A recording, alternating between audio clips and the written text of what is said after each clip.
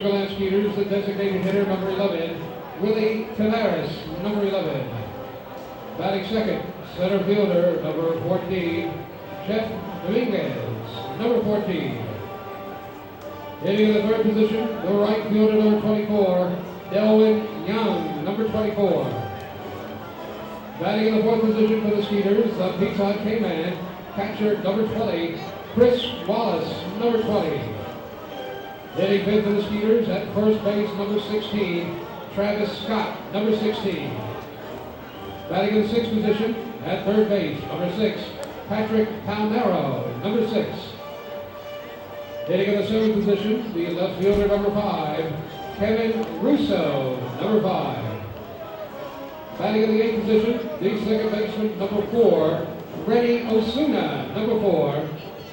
And hitting in the ninth position for the Sugar Land Skeeters, the shortstop, number 9, Amadeo Sessueta, number 9. Pitching tonight for the Sugar Land Skeeters and warming up in the visitors' bullpen at the end of the left field line is left-hander, number 33, Miguel Martinez, number 33.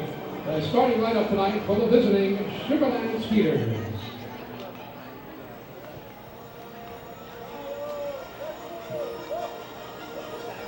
And now, baseball fans, here is the starting lineup tonight on this Friday night for your 2015 Long Island Ducks. Leading off your Long Island Ducks, the right fielder, number 22, Phelan Landini, number 22. Batting second, left fielder, number 5, Delta Cleary Jr., number 5. Hitting in the third position, the foul ball player of tonight's ball game, center fielder, number 20, Lou Ford, number 20. Batting in the cleanup position, the designated hitter, number 50, Randy Ruiz, number 50. Hitting in the fifth position, the first baseman, number 25, Sean Burrows, number 25.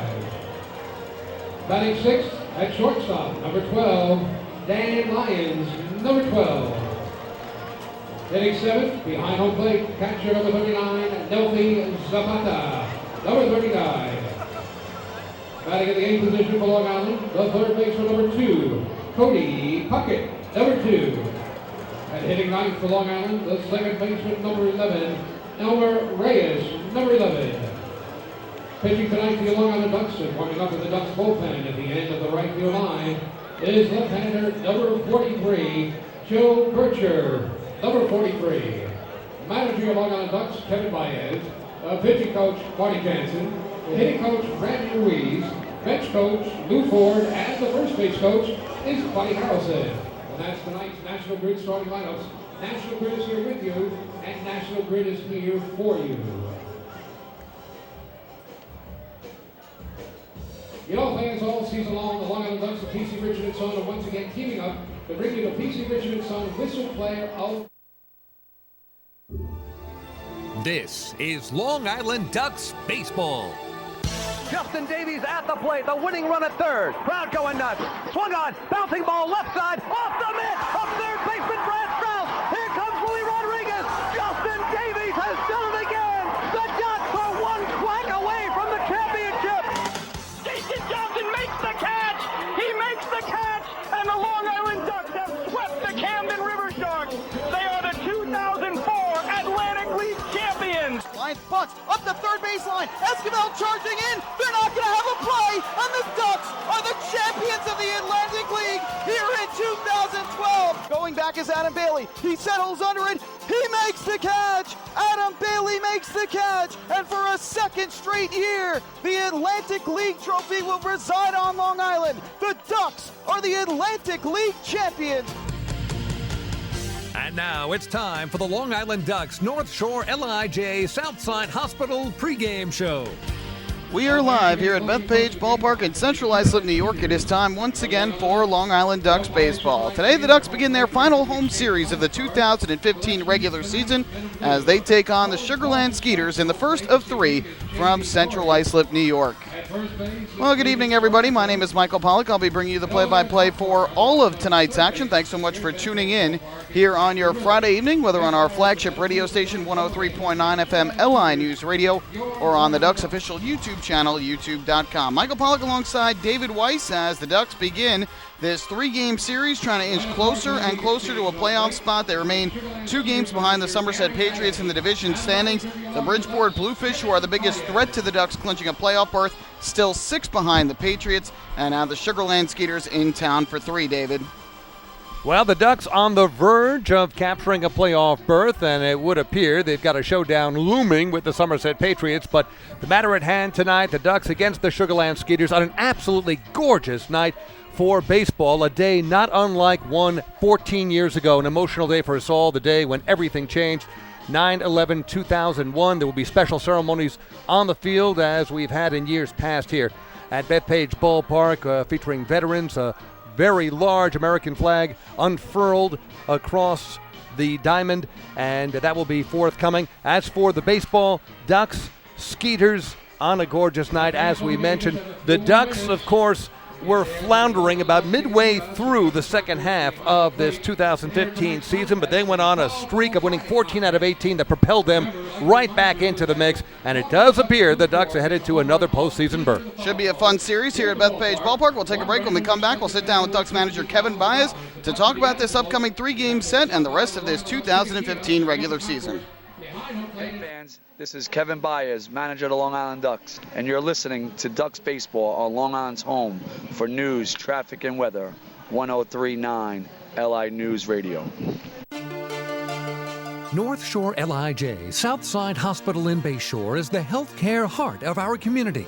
We provide outstanding health care right here at home with centers of excellence in cardiology, orthopedics, neurosciences, women's health services, and much more. Experience counts, and North Shore LIJ Southside Hospital has been around for nearly a century of care. For more information, please call 631-968-3000 or visit us on the web at www.nslij.com.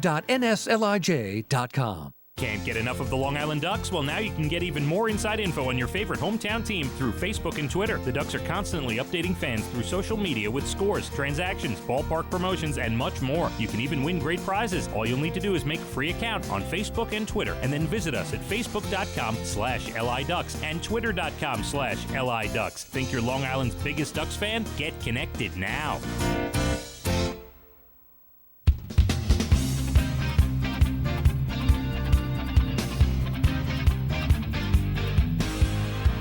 Back here at Bethpage Ballpark, getting set for the Ducks and the Skeeters tonight. First of 3 more games remaining at home during the 2015 regular season. Ducks have played great at home this year, 46-21 on the season. Had the chance to catch up with Ducks manager Kevin Bas before tonight's game.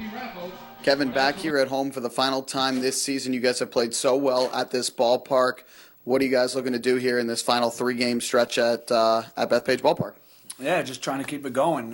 We like playing here in front of our fans. We have good results here, so hopefully we can keep it going. And, we play Sugarland, who's playing well.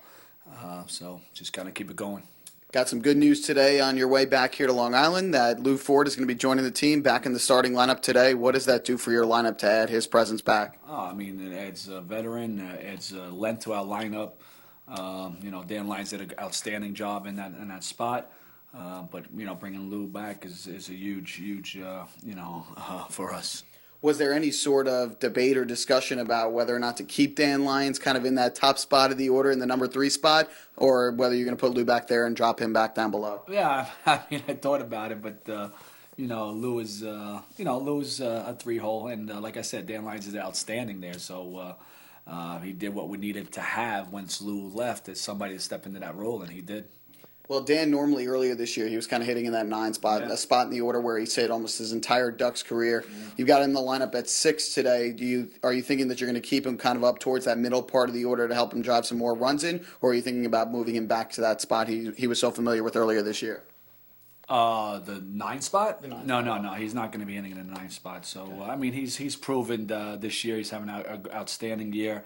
He's hitting homers. He's driving in runs. He's got a good eye, puts the ball in play. So, either he's going to hit in that 6 area or that 2.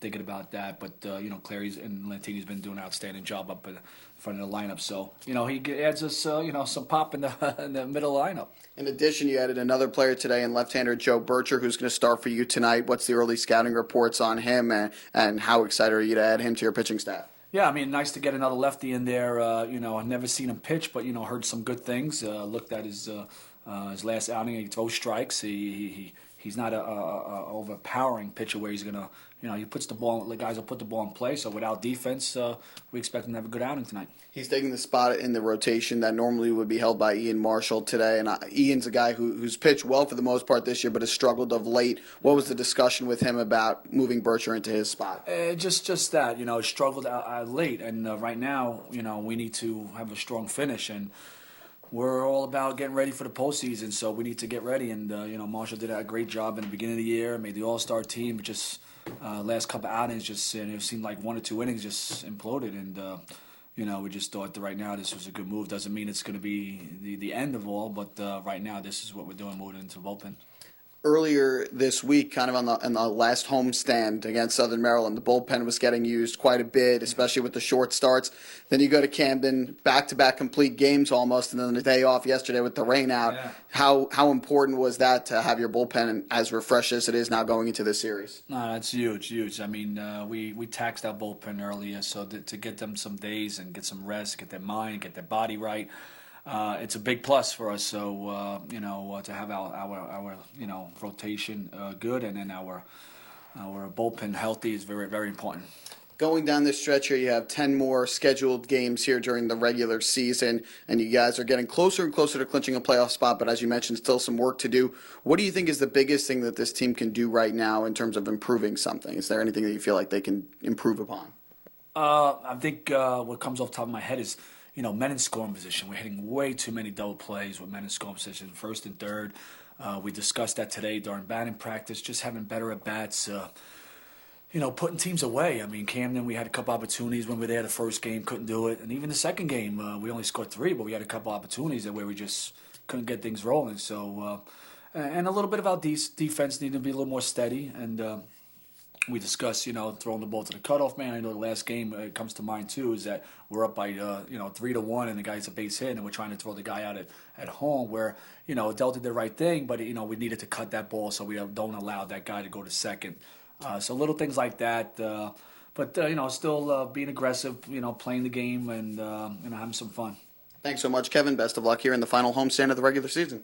Thank you, Mike. That is Ducks manager Kevin Bas talking about what the Ducks need to do to finish out this season on a high note. 3 more home games and then a week on the road to close out the 2015 season. Well, as David Weiss mentioned here in the broadcast booth earlier, 14 years ago today, the world changed forever. September 11th, 2001, the terrible attacks on this country, and the Ducks are remembering those victims from the September 11th attacks here tonight. A giant American flag has been unfurled, behind home plate, and now we'll turn things over to public address announcer Bob O'Tone, who will speak about tonight's pregame activities for the Ducks. Here's Bethpage Ballpark.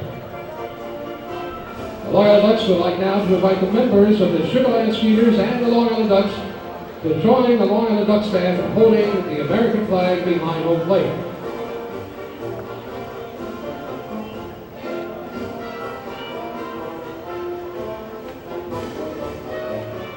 The Long Island Ducks also invite tonight's umpires to hold the giant flag behind home plate as well.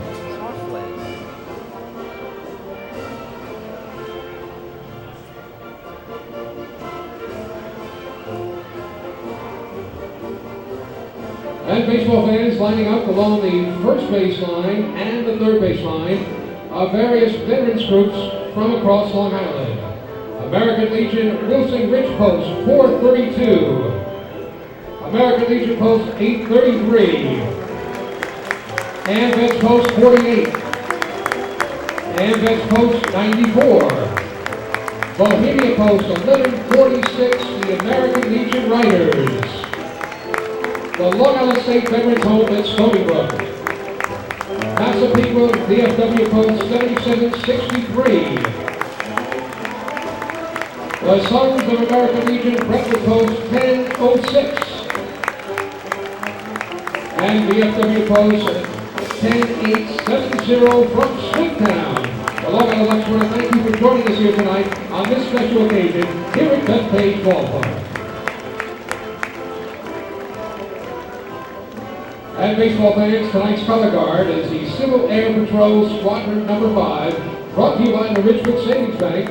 Tonight's color guard is situated behind the pitcher's mound here at Bethpage Ballpark. And fans, the flag behind home plate is a very special one.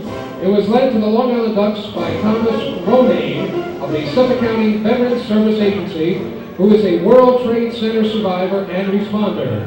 The flag was flown over the World Trade Center from 140 West Street, which is immediately next door to 7 World Trade Center, and directly opposite the World Trade Center North Tower at Vesey and West Streets.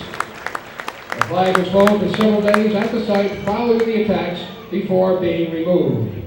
Now, for all Americans, for all time, the phrase 9/11 will evoke a special meaning, a memory of a moment in our history when the world as we knew it changed forever. To join together to honor the memory of the more than 3,000 people who died 14 years ago today, we ask now that you join us in a moment of silence as we remember those that lost their lives, their families, and their loved ones.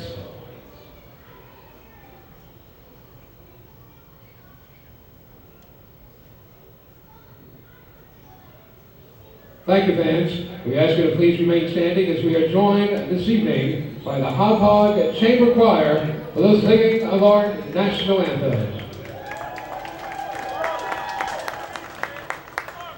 Oh, say, can you see by the dawn's early light what so proudly we hailed at the twilight's last gleaming, whose broad stripes and bright stars through the perilous fight o'er the ramparts we watched were so gallantly streaming, and the rockets heard lift amongst the beacons gave proof through the night that our flag was still there.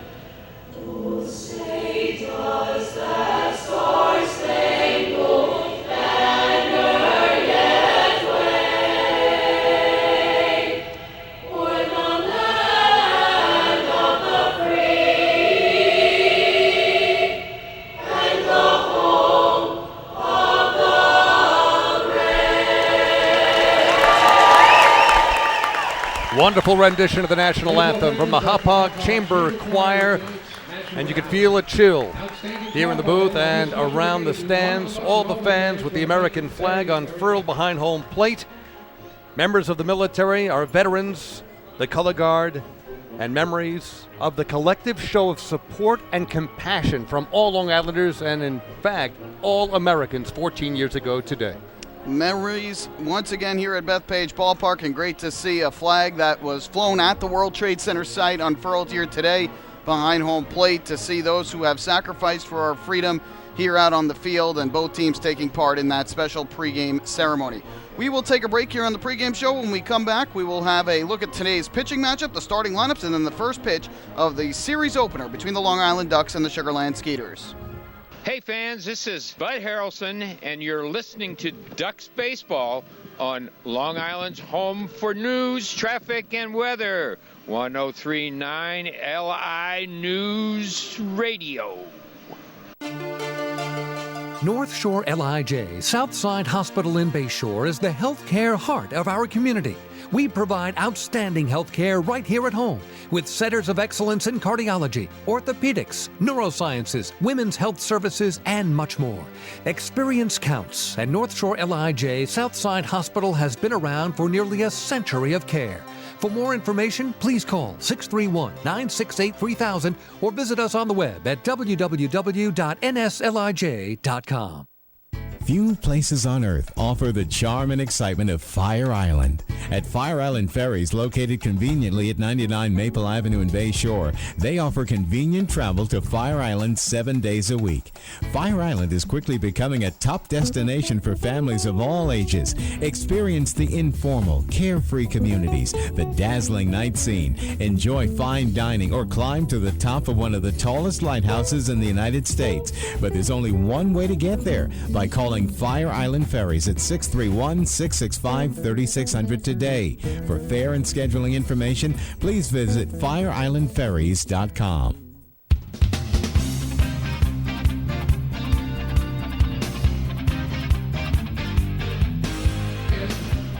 Back here at Bethpage Ballpark as the Long Island Ducks get set to take on the Sugarland Skeeters in the first of 3 from Central Islip, New York, final homestand of the regular season. Pitching matchup for tonight will feature a newcomer for the Ducks. It is left-handed pitcher Joe Bircher, who previously this year was with the Sioux Falls Canaries in the American Association. He was traded to Long Island and signed and activated today. He'll make his Ducks debut tonight, and I'll be opposed by Sugarland Skeeters left-hander Miguel Martinez, a former road warrior in this Atlantic League, along with a member of the Bluefish and the Camden River Sharks. He's made 1 start thus far with the Skeeters and took the loss back on September the 5th. The one thing that was noteworthy about the interview you did with Kevin Bas in our pregame show, you asked Kevin, what about Joe Bircher? He says, well, I've never seen him. He has never seen Joe Bircher pitch, so the first time we see him as he's warming up is the first time that Kevin Bas will see this left-hander as well, who was 4-8 this season with the Canaries of Sioux Falls and had started 18 games, 107 innings pitched, given up 121 hits, struck out 60, walked 37. So we'll see about Joe Bircher. As he said, not overpowering. Location, mixing his pitches is a key. It's going to be the key, and ultimately he's taking the spot tonight that was originally held by Ian Marshall. But Marshall, his last 3 starts, was not able to make it through 5 innings, and so Kevin Bas is hoping that the left-hander can help stabilize the Ducks' rotation. The Ducks hoping to get to Miguel Martinez in their first meeting against him this year. Here's the starting lineup for the Sugarland Skeeters. Willie Taveras will lead off as the DH. Jeff Dominguez in center field bats second. Hitting third is the right fielder Delwyn Young. Chris Wallace does the catching, hits in the cleanup spot. Travis Scott bats fifth and plays first base. The 6th hitter and third baseman is Patrick Palmero. Kevin Russo, the shortstop, hitting 7th. Renny Osuna is at second base, hitting 8th. Rounding out the order is the shortstop, Amadeo Zazueta. And as we get ready to start here tonight, I turn things over to David Weiss here in the broadcast booth. Thank you, Michael Pollack, on what we already mentioned is an absolutely gorgeous night for baseball. We'll get the first pitch temperature from public address announcer extraordinaire Bob Atone in just a couple of moments. First pitch from Joe Bircher is inside for a ball. Tonight's officials, Public Transportation Services, start time of the game, 6:39. 6:39. I'd say it's 69 degrees. We'll get it as the second pitch hits the inside corner, 1-1. 173. Public Transportation Services temperature of the ball game, a very delightful 78 degrees. Wow. 70 what? 78. 70. It doesn't feel like Doesn't 70. feel like No, that at there's all. something wrong there. Feels cooler than that. 1-1 pitch to Tavares is up high. 2 balls and a strike. Willie Tavares on the season at 246, 4 homers, 16 RBIs, 21 steals, has been caught stealing only twice. The key is to keep him off the base paths. 2-1 pitch on the way, misses inside. Now 3 balls and a strike to Willie Tavares, to be followed by Jeff Dominguez and then Delwyn Young. Top third of the order for Sugarland, just underway here at Bethpage Ballpark. Ducks and Skeeters. 3-1 pitch on the way, fouled out of play right side. The count runs full at 3-2. Joe Bircher, age 25, 6'4", listed at 220 pounds. He's a lefty. Born in Omaha, Nebraska, went to high school there, and then on to Bradley University in Peoria, Illinois. Next pitch, swing and a miss. Joe Bircher with a very nice start as a Long Island Duck. Tavares is struck out, swinging one down. That was a good changeup right there over the outside corner. Tavares, a former major leaguer, and put a good swing on it, but just missed. Might have foul tipped it into the glove. But ultimately, a very nice pitch over that outside corner, and after falling behind 3-1, that's what you like to see from Bircher, finding a way to battle back and get the strikeout. Jeff Dominguez at the plate. Takes one right down Carlton Avenue for a strike, 0-1. Dominguez, the center fielder for the Skeeters, at 293, playing in his 42nd game for Sugarland. 5 homers, has knocked in 20. Next pitch, worm burner, ground ball, shortstop. Dan Lyons, no problems at all. Fires over to first baseman Sean Burrows, 2 down very quickly here in the first.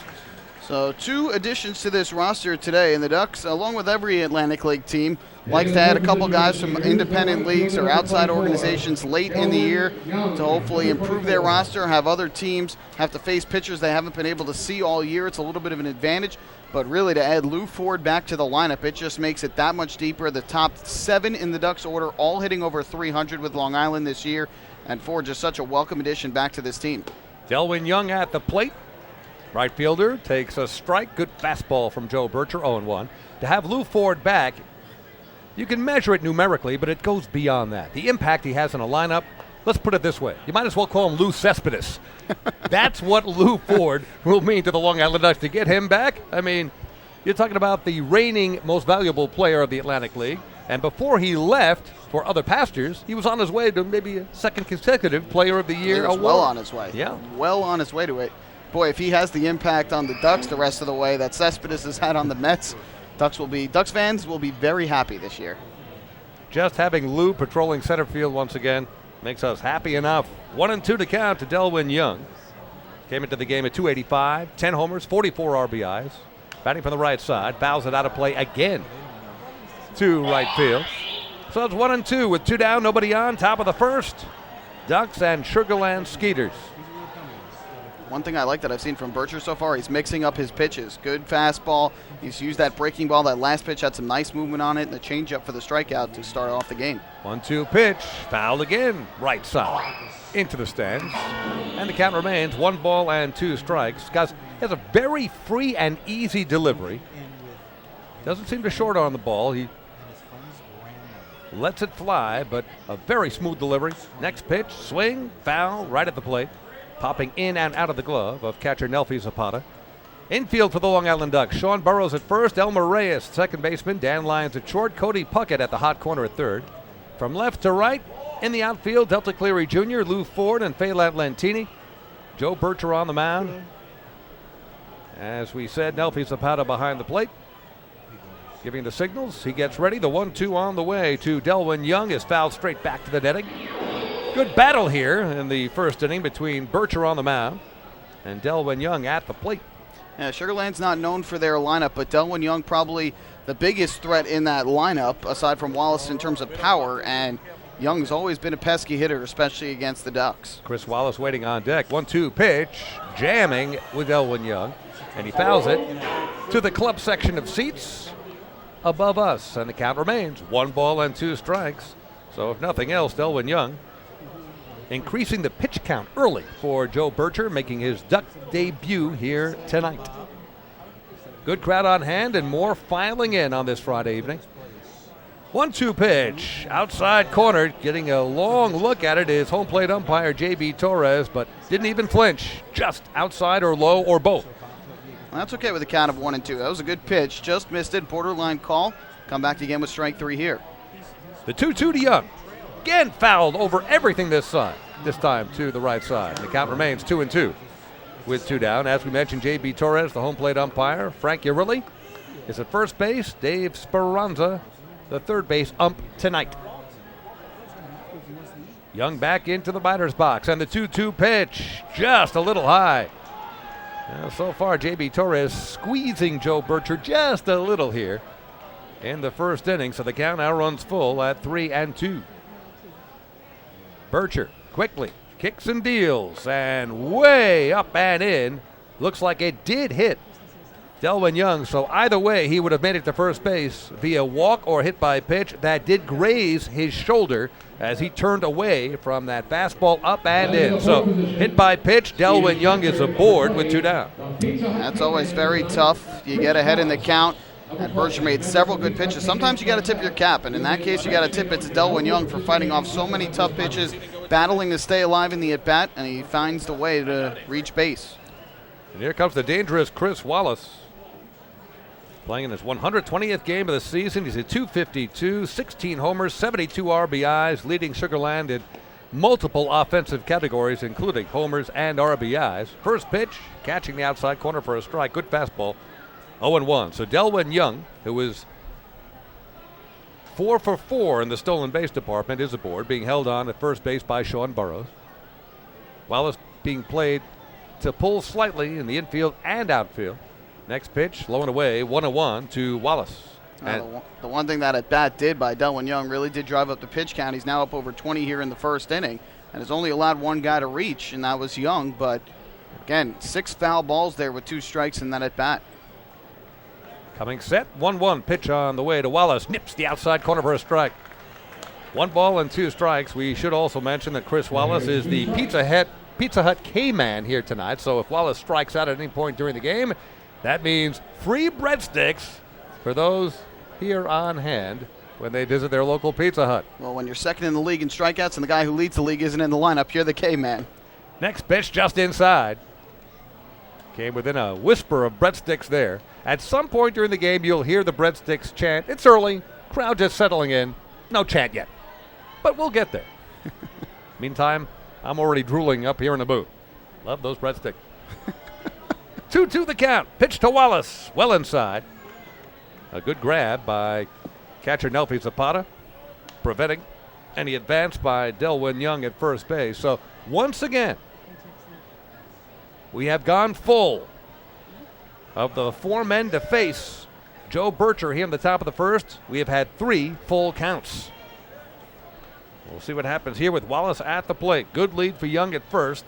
Pitch on the way is fouled out of play right side. Of course, with the full count, Young taking off with the pitch. So we'll do it all over again. 3-2 with 2 down, 1 on. Top of the first, Ducks and Skeeters here in Central Iceland. Here early in the game, not a bad idea to attack this Skeeters roster, especially a guy like Wallace who has a tendency to strike out.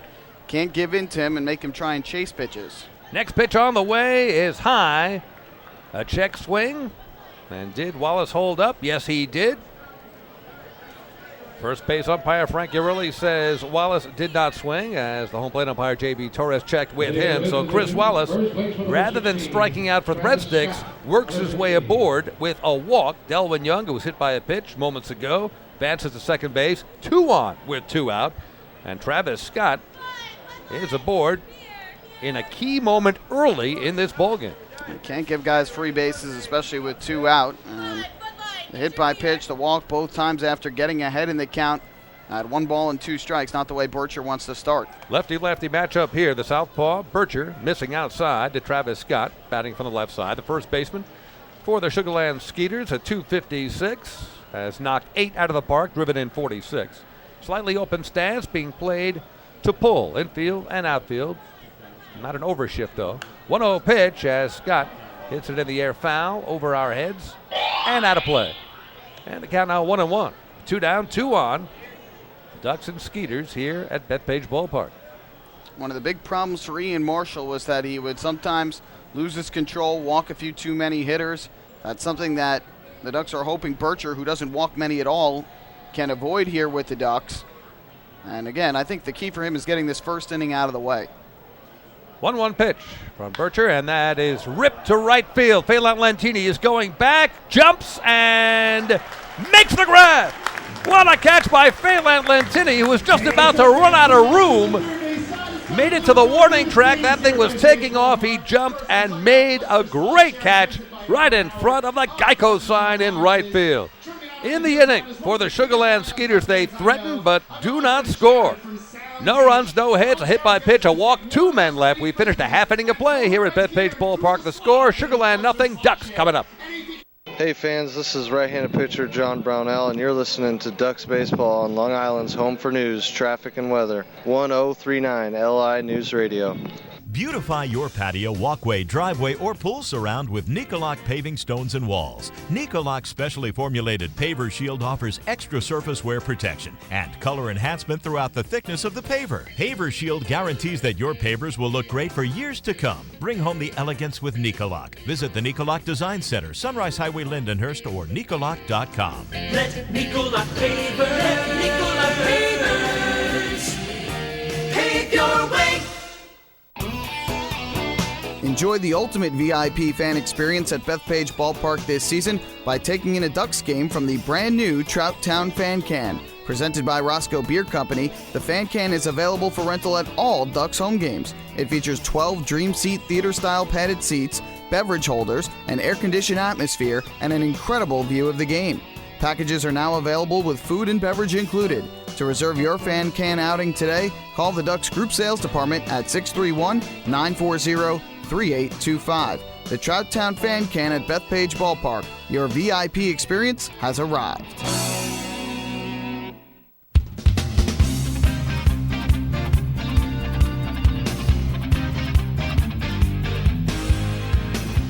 Now the Ducks and Municipal Credit Union have teamed up again this season to present the Walk with a Purpose promotion. Every time a Ducks batter walks, Municipal Credit Union will make a donation to the Quacker Jack Foundation. Municipal Credit Union serving members since 1916. So for the Long Island Ducks, it'll be Phelan Lentini, Delta Cleary Jr., and the return of Lou Ford, batting third in the order here tonight. We'll give you his stats, which froze after he played his 68th game as a Long Island Duck, but were the Ducks happy as clams to have him back in the lineup and patrolling center field once again. Here's Phelan Lentini. Leading off for the Ducks, the right fielder. Lentini at 301 on the season, 3 homers, 19 RBIs. Of course, with his speed, it'll be up to starter Miguel Martinez to keep Phelan off the base paths as he takes a strike on the opening delivery from Martinez. 0-1. Next pitch, ground ball, deep shortstop. Zazueta drops the ball before firing to first base. That's going to have to go down as an E6. Even with Lentini's speed, the fact that he may have beaten it out won't factor in here. Zazueta had to play at first, dropped it E6, Lentini aboard. Yeah, Lentini does have good speed, but ultimately came up with it with plenty of time to throw him out and just flat out drop the ball. So unfortunately for Lentini, it goes down as an E6, doesn't get on by way of the hit. And either way, though, the Ducks have a man on to start this ball game. Lentini 7 for 10 in the stolen base department last season. He was never thrown out. Was it 37 for 37? No, it was, I believe, 46 for 46, if I'm not mistaken. Oh, man. Even better than I thought. I'll have to look that baby up, but we do know that Phelan led the league in stolen bases and was not thrown out last season. Delta Cleary Jr. at the plate. Speaking of speed, he leads the Ducks in stolen bases this year with 33, and he drops one.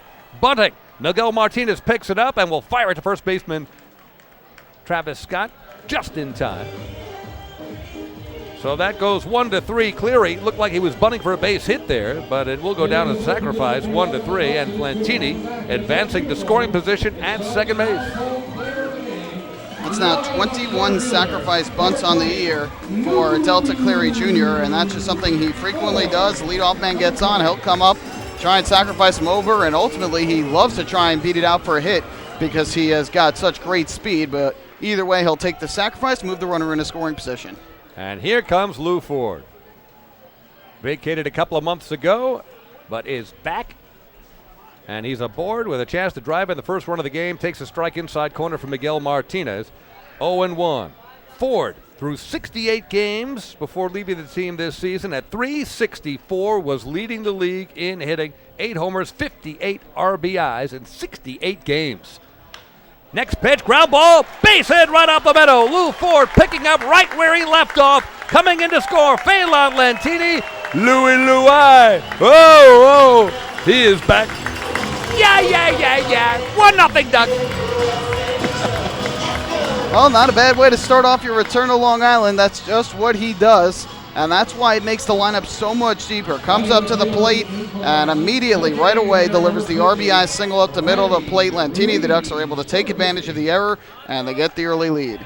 Lou Ford, who we will now name Lou Cespedes because that is his impact here with the Ducks. Randy Ruiz, designated hitter for the Ducks. At the plate now, he takes a big home run cut, fouls it straight back over everything. No balls and a strike to Randy. Ruiz on the season at .349, playing in his 56th game. What a season he's had. Joining the Ducks in progress for 2015. 9 homers, 40 RBIs. Deep in the box from the right side. The lefty Martinez pulls the string. Ruiz way out in front, 0-2.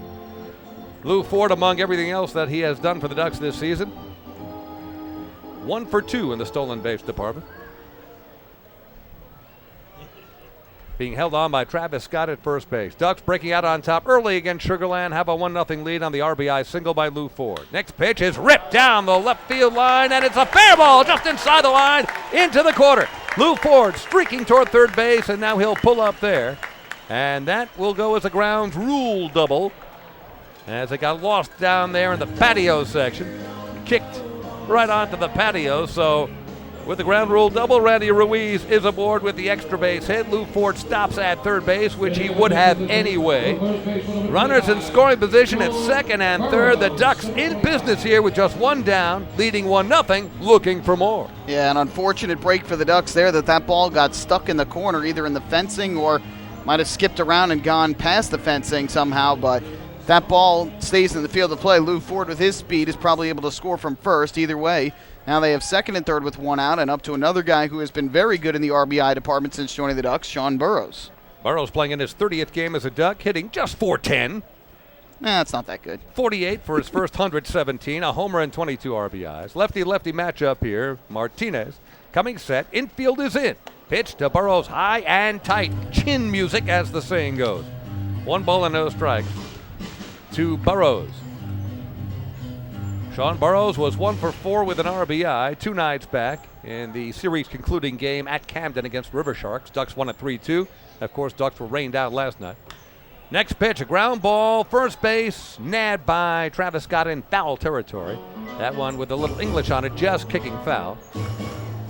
Scott would have had a play at home had Lou Ford tried to score on that one. So the count now even at 1-1. With 1 down, 1 run in, we're in the first inning. The ones are wild. That's important for the Ducks to get the early lead, especially with the way that they hit in the series against Camden. Just 3 runs combined in the 2 games that ended up getting played, and that was all on Wednesday. And they really just didn't get too many hits. They didn't get early leads either. And the 1-1 pitch on the way is well inside, nearly hit Sean Burrows. Had to back away just under his hands. Now 2 balls and a strike. And you heard what Kevin Bas said in the pregame show. One area that he feels his team can improve upon is hitting with runners in scoring position. Big opportunity so far. They got the RBI single with the runner at second, and now 2 in scoring position with 1 out. 2-1 pitch, and that one is ripped toward the gap. Right center field, and it is down for a base hit. Coming in to score is Lou Ford. Randy Ruiz scoring. Ball thrown back to the infield. A 2-run single for Sean B.B. Burrows. And the Ducks have a 3-0 lead. Well, Sean Burrows did what he should have done with that pitch. That was a hanger right over the middle of the plate. He's got such a quick, hard swing and put a good one on it right into the right center field gap. And for a guy like Ruiz, who doesn't have lightning speed, able to easily trot around third and come in to score. 2 more RBIs for Burrows and a big 3-0 lead early for the Ducks. And it brings up the ever-dangerous Dan Lyons. Pitch on the way from Martinez, hits the inside corner against Lyons, 0-1. Dan filling the bill nicely. When Lou Ford left the team, Lyons stepped up and has become this team's MVP as he takes a big cut, fouls it out of play to the right side. 0-2 to Dan. He's at 3-0-1 among the league leaders, 3rd in hitting in the Atlantic League. 11 homers, among the league leaders in RBIs with 72. 18 steals and 20 attempts, and plays that solid shortstop we have come to know. What Dan hasn't done this year is a much shorter list than what he has done. Next pitch on the way, well inside. 1 ball and 2 strikes to Dan, now 6th in the order. Remember, for many years leading up to 2015, 9th in the order. And earlier this year, up until Lou Ford left, he was 9th in the order, and then they had that big vacated spot in the number 3 hole. And that's where he went. Now back down to 6, and it's ripped right to third baseman Patrick Palmeiro. No play at first base, with Sean Burrows getting back quickly. Actually, no time for him to leave the bag at first base. Lions hit it on the button, but right at Palmeiro at third. 2 down. That's the worst feeling if you're a hitter. You come up to the plate, hit the ball right on the button, but hit it right at somebody. But just talk about how deep the lineup is for the Ducks right now. With Lou Ford going back into that 3 hole, Kevin Bas can move a guy like Dan Lyons down to the 6th spot. Now you have Cody Puckett, who has been an important player at times for the Ducks this year. He's hitting 8th, so it really is a much, much deeper Ducks lineup just with the addition of Ford. Zapata, the catcher for the Ducks, hits a squibber back to the mound to the right of Miguel Martinez, and he throws out Zapata for the final out here in the first inning. However, for the Long Island Ducks, they put up a crooked number. 3 runs on 3 hits. No errors. Was a man left at the end of 1 inning here at Bethpage Ballpark. The Ducks off to a solid start, leading the Skeeters 3-0. Hey fans, this is shortstop Dan Lyons, and you're listening to Ducks Baseball on Long Island's home for news, traffic, and weather. 1039 LI News Radio. Thinking about buying or refinancing a home? Start by attending a free MCU home buying seminar. Then speak with one of our loan specialists who will guide you through the loan process. With an affordable mortgage from Municipal Credit Union, Home Sweet Home will be a little sweeter. Call 212-238-3521 or visit nymcu.org to apply for your mortgage today. Municipal Credit Union. Strong, trusted, growing. Municipal Credit Union is an equal housing opportunity lender.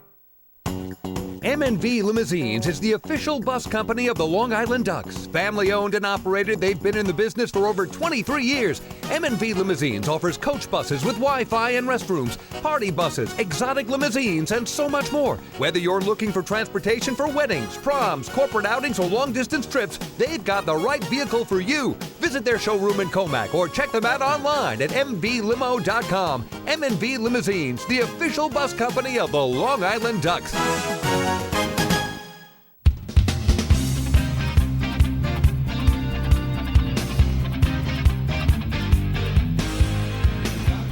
On to the second inning we go. Ducks out to an early 3-0 lead in support of their brand new starter, Joe Bircher. Time for the Ducks Health Report, which is brought to you by Island Shore Physical Therapy, the official therapist of the Long Island Ducks. And the good news is everybody is healthy, available, ready to go. The Ducks pitching staff did a great job on the road trip in the 2 games that they played. Bobby Blevins with 8 2/3 innings on Wednesday night. John Brownell, all 8 innings on Tuesday night. And then yesterday, rain out. So everybody in the bullpen fresh and available, ready to go for the Ducks. And that is good news for Kevin Bas at the start of this homestand. So Joe Bircher back on the mound for the top of the second inning against the Sugarland Skeeters. Number 6, 7, and 8 in the order. Patrick Palmero, the third baseman for the Skeeters, takes a ball inside. 1 ball and no strikes. Palmero playing in his 119th game of the season. 238, 9 homers. Has knocked in 50, scored 36. 1-0 pitch on the way. Inside corner for a strike. Good pitch by Bircher. 1 ball and 1 strike. Palmero, yes, the son of former Major Leaguer Rafael Palmero. Patrick, drafted in the 22nd round by Pittsburgh back in 2008, but attended Alabama Birmingham College instead. 3 seasons with the White Sox organization. Coming off a season in which he hit a career-high 10 homers in 54 games. And as we mentioned, 9 homers this season.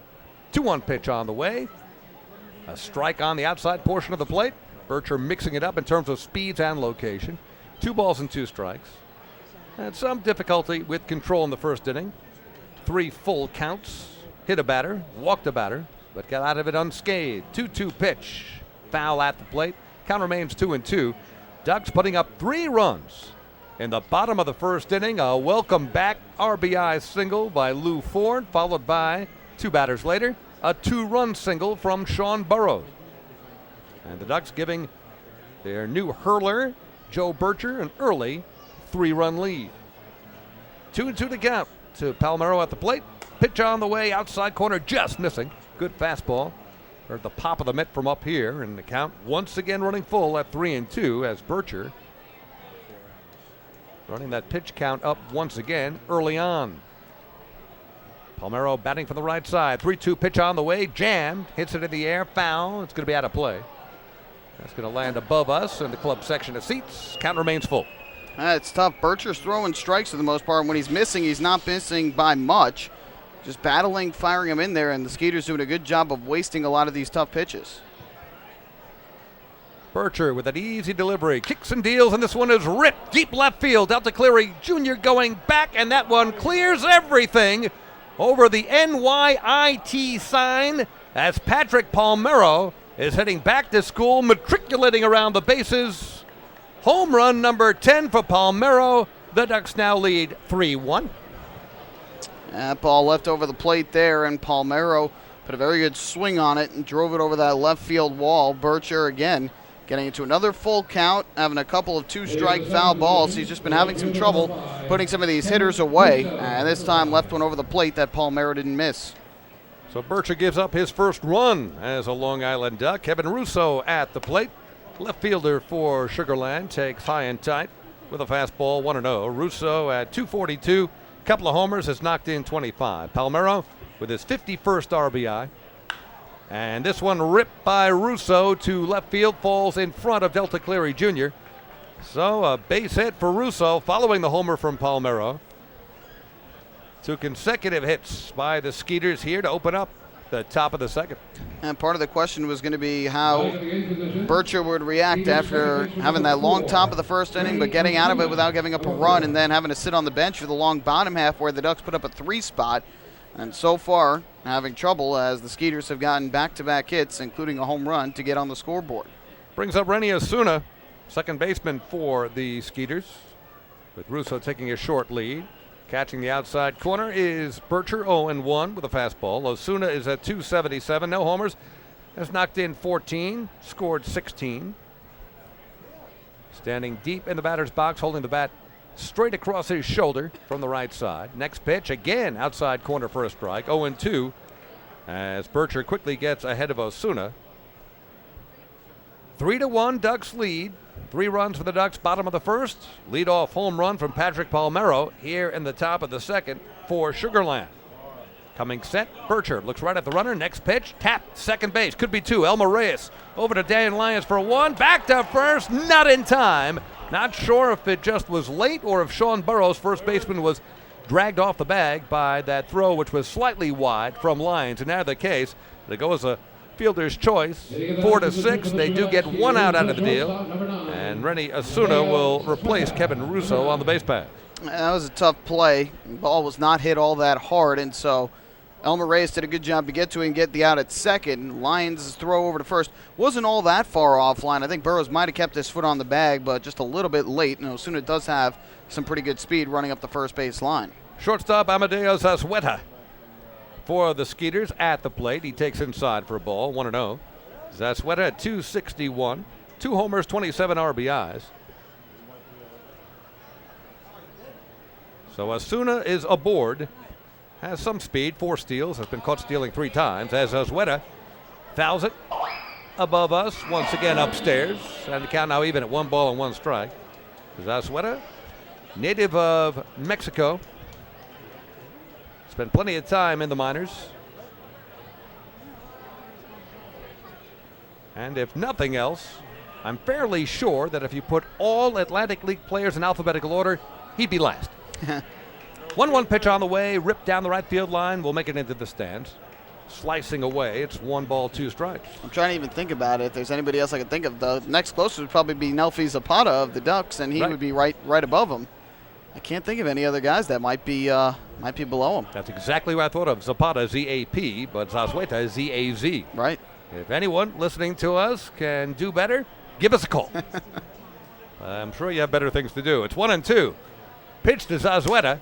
Broken bat, grounder, squibber, Cody Puckett at third. Plenty of time to throw across and get Zazueta for the second out. Puckett making the right decision there, not trying to do too much with it and get the out at second. His momentum dragging him towards home plate and first base. Go to first, get the out there, and hope that left-hander Joe Bircher can get Tavares here and keep the runner at second base. It was basically a swinging bunt from Zazueta, but the Ducks would gladly trade the out. Now 2 down, but Rennie Osuna is in scoring position. Willie Tavares back to the top of the order, who struck out his first time up.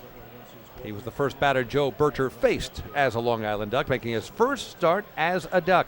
Coming aboard from the American Association and the Sioux Falls Canaries. Ground ball hit to Dan Lyons at short.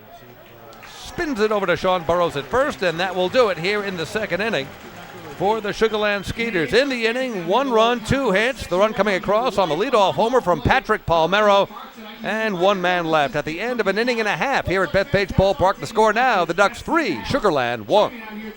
Hey fans, this is closing pitcher Ryan Cushmall, and you're listening to Ducks Baseball on Long Island's home for news, traffic and weather, 103.9 LI News Radio. The results are in. Thousands of PSEG Long Island customers participated in our energy efficiency programs, saving nearly $35 million. Being energy efficient helps our environment, too. Together, we've eliminated 21,000 cars worth of emissions in 2014. Thank you, Long Island. We're all making a difference. Discover how we're improving every day to bring you better service at www.pseglyny.com/efficiency. Have your birthday at the ballpark this season and celebrate with the flock. Kona Ice birthday party packages with the Long Island Ducks are now available.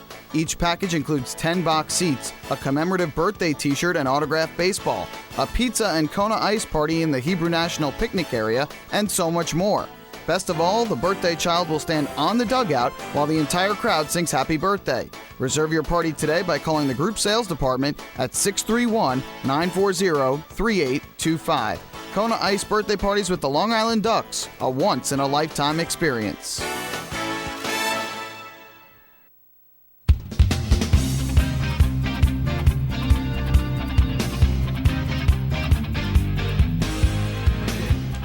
Ducks playoff tickets are on sale now. You can get your tickets for 4 potential playoff games here at Bethpage Ballpark, which would be on Wednesday, September 23rd, Thursday, September 24th. If the Ducks qualify, they take on Somerset in the Liberty Division Championship Series. If they advance to the Atlantic League Championship Series, they would be on Wednesday, September 30th, Thursday, October 1st. Get your tickets now by visiting liducks.com, calling 631-940-TIXX, or visiting the Bethpage Ballpark box office. First pitch to Cody Puckett of the Ducks from starter Miguel Martinez of the Skeeters is inside. 1 ball and no strikes. Ducks lead 3-1, bottom of the second inning here at Bethpage Ballpark. Next pitch to Cody is in there for a strike on the inside corner. 1 ball and 1 strike to Cody Puckett, the Ducks' third baseman. At .276 this season, 8 homers, 49 RBIs, and he hits a long one to left field. Going back is Kevin Russo. He's in the corner and makes the catch on the warning track. I don't think Cody got the sweet part of the bat on that, just a little inside on the bat. Had plenty on it, just not quite enough. 1 down. Good swing there by Puckett. Hit the ball hard, just got under it a little bit. Might have hit it a little bit off the end of the bat, as you mentioned, David, and so instead it results in the long flyout, but a good swing from Puckett. And the Ducks have been getting many good swings here early on against Miguel Martinez. Elmer Reyes, second baseman for the Ducks, takes a strike right down the pike. 0-1 to Reyes, playing in his 10th game as a Long Island Duck, and he fouls one back to the netting quickly in a 0-2 hole. Reyes, as mentioned, .278, couple of homers, 4 RBIs, has scored 6 runs, all in his first 9 games as a Duck. Dan Lyons-like at the bottom of the order. Of course, Lyons hitting in the 6th spot after hitting in the 9th spot for much of his Ducks career, and doing a great job of that. Next pitch just inside. 1 ball and 2 strikes. Miguel Martinez on the mound really wanted that. J.B. Torres, kind of a smaller strike zone so far, and the pitcher's now getting accustomed to it. And that one is ripped to center field off the bat of Reyes, and he is aboard with a 1-out single to center. I was going to say, it's not that easy to go ahead and get good swings against Martinez simply because he's got that little bit of a hitch. If you notice, when he delivers that pitch, kicks that leg up and kind of has the little hesitation as he separates his arms. We saw that when he was members of the Bluefish and the River Sharks, and then before that with the Road Warriors back in 2006 and in 2011. But he still's got it here with the Skeeters, and the Ducks so far 4 hits in the first inning and a third of tonight's ballgame. Brings up Phelan Lantini, who reached on an error his first time up and would score a couple of batters later on a base hit to center from Lou Ford. As Lantini hits it in the air to right field, swinging at the first pitch. Delwyn Young has time, makes the grab for the 2nd out here in the 2nd inning for the Ducks. Now Lantini aggressive. Kevin Bas said that he preaches a lot of aggressiveness to his team. That's why their walk totals in some recent games have been fairly low. He wants them to be aggressive. Not a bad idea, and they've had some good swings here, but Lantini there, first pitch swinging, pops out to right. By the way, Chris King, who's tuning in, listen, gave us a guy who would be lower than Zazueta. Patriots starting pitcher Matt Zielinski, ZIE. That figures. Figures Kinger would top me. He's not even in the booth. Thanks, Chris. Always tuning in. And always with the information at his mental fingertips. Delta Cleary Jr. is at the plate. He sacrificed his first time up, which allowed Lou Ford to drive in the game's first run. Lantini flying out to right. Cody Puckett earlier flied out to left. Elmer Reyes with a base hit to center his first time up just moments ago, so he is aboard with 2 down now. Reyes has not attempted a steal in his young Ducks career thus far, but has speed. First pitch is a fastball up high to Delta Cleary Jr. 1 ball and no strikes to Delta. Entering with a 24-game on-base streak is Delta Cleary Jr. It's now 5 shy of Lou Ford's, whose on-base streak continues today at 29. Next pitch, foul straight back. Delta just getting a piece. And the count now even at 1 ball and 1 strike. Delta coming into the game second in hitting in the Atlantic League at .310, a homer, and 39 RBIs. Batting for the right side, slightly open stance, stands up on the plate. The lefty, Miguel Martinez, takes a long look at Elmer Reyes at first base. And the pitch on the way is stroked, and that is going to be down for a base hit to right field in front of Delwyn Young. Streaking to third base, it's Elmer Reyes, and he will make it with a hit for a slide. A long single for Delta Cleary Jr., and with 2 down, the Ducks have runners on the corners looking to expand on their 2-run lead. Well, make it a 25-game on-base streak for Delta Cleary Jr., and boy, how big is it for him to get that hit with the man looming on deck, Lou Ford. That's why it's so key to have a guy like Cleary Jr. ahead of Lou Ford. Cleary Jr. able to get many key hits, as you mentioned, second in the league in batting, and if he hits, you know the inning will continue. And then when you've got Lou Ford coming up, we saw what he did in the first inning with a runner in scoring position. We'll see if he can do it again here in the second. No one on the opposition on any team wants to see Lou Ford at the plate with anybody on base. Pitch to Lou, and he takes a strike on a curveball, lands on the inside portion of the plate, 0-1. So Lou with the single to center. Many months between his RBIs. Now 59 ribbies on the season. Returning to the Long Island Ducks as of today. 0-1 pitch on the way, and it's a nice block by Chris Wallace as that one was down in the dirt from the lefty Miguel Martinez. Lou Ford went to Tijuana in the Mexican League. He said today that he enjoyed his time there, was playing in some great playoff series there, ultimately lost out to Monclova in Game 7 of their series this past Sunday. And boy, you just wish he was here all year to see what kind of numbers he was going to put up this season. The Ducks are just glad to have him back. 1-1 pitch on the way. He takes inside and low. 2 balls and a strike to Ford, Miguel Martinez. For Sugarland being careful here with Lou, wasted no time, smacking a single to center in that first inning, giving the Ducks a 1-0 lead. He would score later. Ducks lead it 3-1 here, bottom of the second. Pitch to Lou, on the way. Big swing, foul ball, left side. Just eluding the fence that guards the Sugarland dugout, and the count now even. 2 balls and 2 strikes with 2 down. We're in the second inning. Lou is number 20, and the Ducks have a 2-run lead. So the deuces are fairly wild here. It's very, very true. Sugarland has only 2 hits. Just adding to it. Delta Cleary Jr. leading off first. Elmer Reyes off third. Ford at the plate. 2-2 pitch hits him. And Lou goes down. Not sure where. Looked like around the left rib cage area. Lou flips the bat. Will not rub. Lou's as tough as they come. Bases are loaded. Lou, hit by pitch, is aboard. That is absolutely the last thing the Ducks and any Ducks fan wants to see, is to see Lou Ford in his first game back after getting an RBI single his first time up, get hit by a pitch in the second. But you mentioned his toughness. He'll take it and go down to first base. And now it's up to Randy Ruiz to really make Martinez pay for hitting Ford there in the ribcage. Randy with home run pop. Doubled his first time up. Down the left field line into the quarter, a ground rule double. Bases loaded, 2 down. Ruiz at the plate. Miguel Martinez, the lefty, comes set. Pitch on the way is hit a mile high, playable. It'll stay in the park, center field. Jeff Dominguez waiting for it to come down. It finally does in his mitt, and that will do it. And Ruiz, disgusted with himself, he had a nice, fat, juicy, hanging curveball. He was all over it, but just got under it. So Ruiz flying out to end the second inning for the Long Island Ducks. No runs, couple of hits, a hit by pitch. The Ducks left the bases loaded. We have finished 2 here in CI, and the score, the Ducks 3, Sugarland 1. Hey fans, this is first baseman John Griffin, and you're listening to Ducks Baseball on Long Island's home for news, traffic, and weather. 1039 LI News Radio. James Simmons is going back. He is looking up, and on in the park night, that one is gone and reaches a kennel in Central Islip. That was another home run for the Ducks. And Duck fans, what's more fun than a home run that helps the Ducks win a game? How about a homer that helps the community win? Chappie's Funeral Home and the Long Island Ducks have once again teamed up for the Chappie's Home Run Challenge. If the Ducks hit 100 homers this season, Chappie's Funeral Home will donate $5,000 to the Quackerjack Foundation. So every time a Ducks hitter goes deep this season, watch for the Chappie's Challenge home run count on the scoreboard. And if we reach 100, we're all a winner. Chappie's Funeral Home, where caring for others is a family tradition.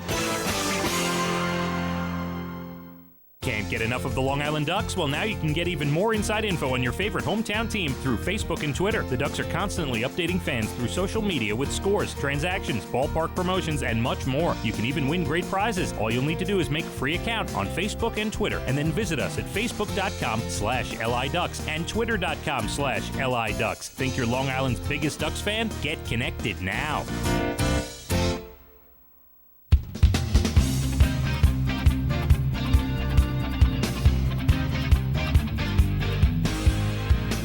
Ducks fans discover the difference at Huntington Honda and find Long Island's all-star lineup of over 1,200 new Hondas. Huntington Honda steps up to the plate to treat every customer with no pressure, respect, and Grand Slam service after the sale.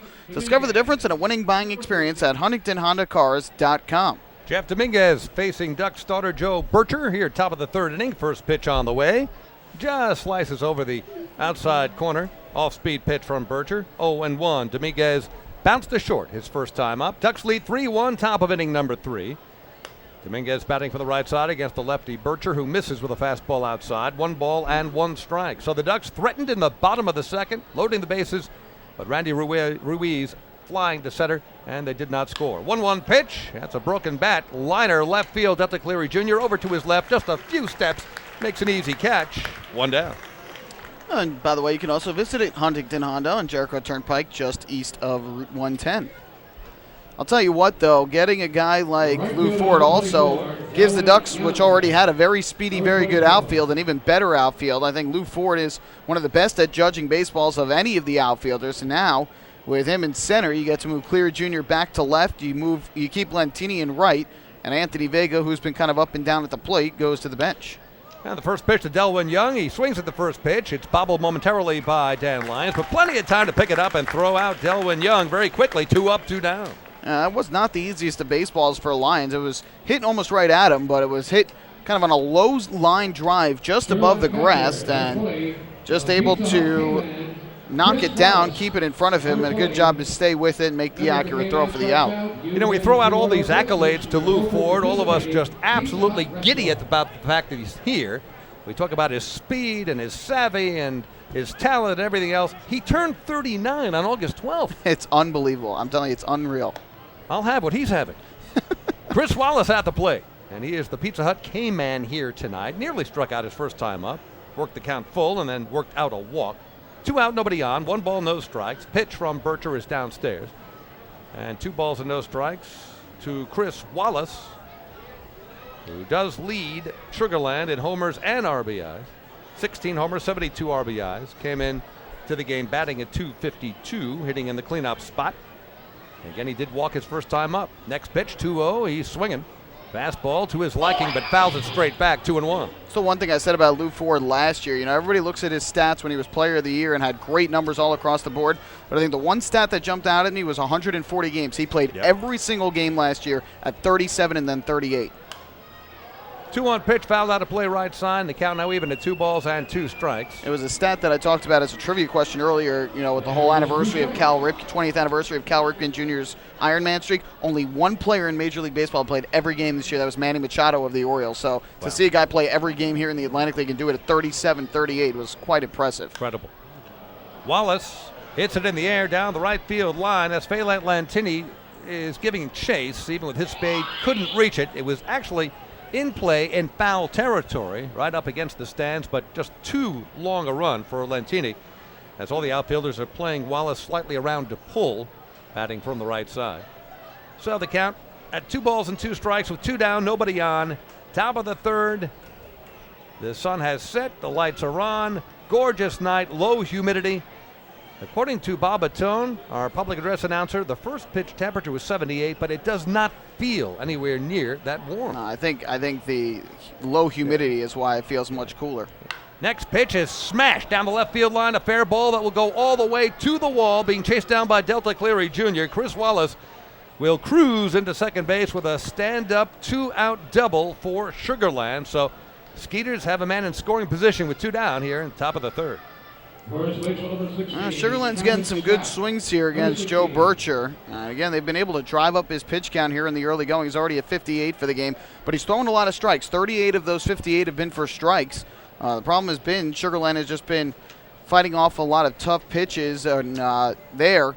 A good hard swing by Wallace again that came from falling behind in the count. He was able to battle back and get it even, but didn't want to throw another bad pitch and have the count go full. Left one over the plate, and Wallace hit it hard. Travis Scott here in a lefty-lefty matchup. Deep in the box, slightly open stance. Now he steps out momentarily.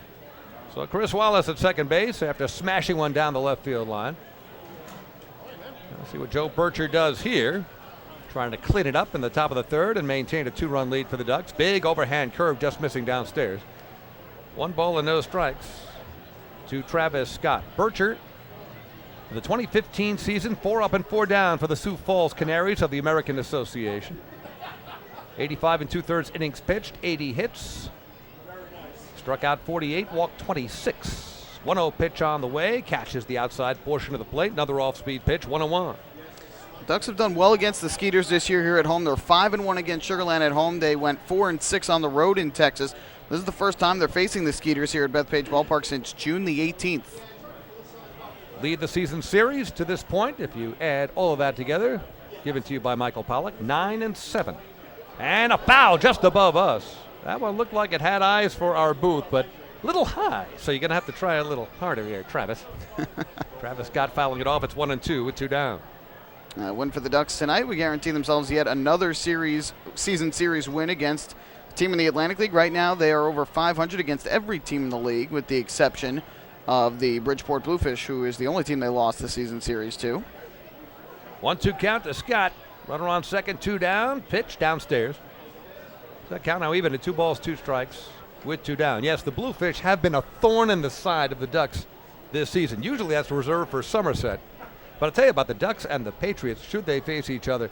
Every game this season has had playoff intensity. What a rivalry that dates back, obviously, to the inception of the Ducks, the year 2000. Somerset, charter member of the Atlantic League, came in when the league was created in 1998.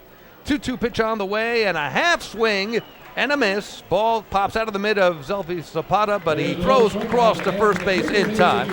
So that goes as a strikeout. And then a 2-3 put out. And the side is retired. Second strikeout for Joe Bircher. So you had the 2-out double from Chris Wallace, but he's left stranded there. No damage done. Nothing across otherwise. At the end of 2.5 here at Bethpage Ballpark, score remains Ducks 3, Sugar Land 1. Hey fan, this is outfielder Delta Clear Jr. You're listening to Ducks Baseball on Long Island's home for news, traffic, and weather, 1039 LI News Radio. Spring into a new Honda at Huntington Honda and pay $59 a month for a new 2015 Honda Civic LX sedan. $59. So spring into Huntington Honda on Jericho Turnpike just east of Route 110 or HuntingtonHondaCars.com. Huntington Honda, discover the difference. Auto 24-month lease, total due at inception. Civic $31.90 includes bank fee, first month's payment, no security deposit. Taxes, DMV, title fees extra with excellent credit through HFS. Baseball fans, the Long Island Ducks mobile app has officially arrived. Powered by Clear Vision Apps, it's your one-stop shop for all things Ducks baseball. Buy tickets straight from your mobile device. Receive game status updates with push notifications. Check out up-to-the-minute news and scores and interact with the Ducks on social media. Best of all, it's free. Download the Ducks mobile app today by visiting the App Store on your Apple-powered device or Google Play on your Android-powered device. The Long Island Ducks mobile app, with you wherever you flock to.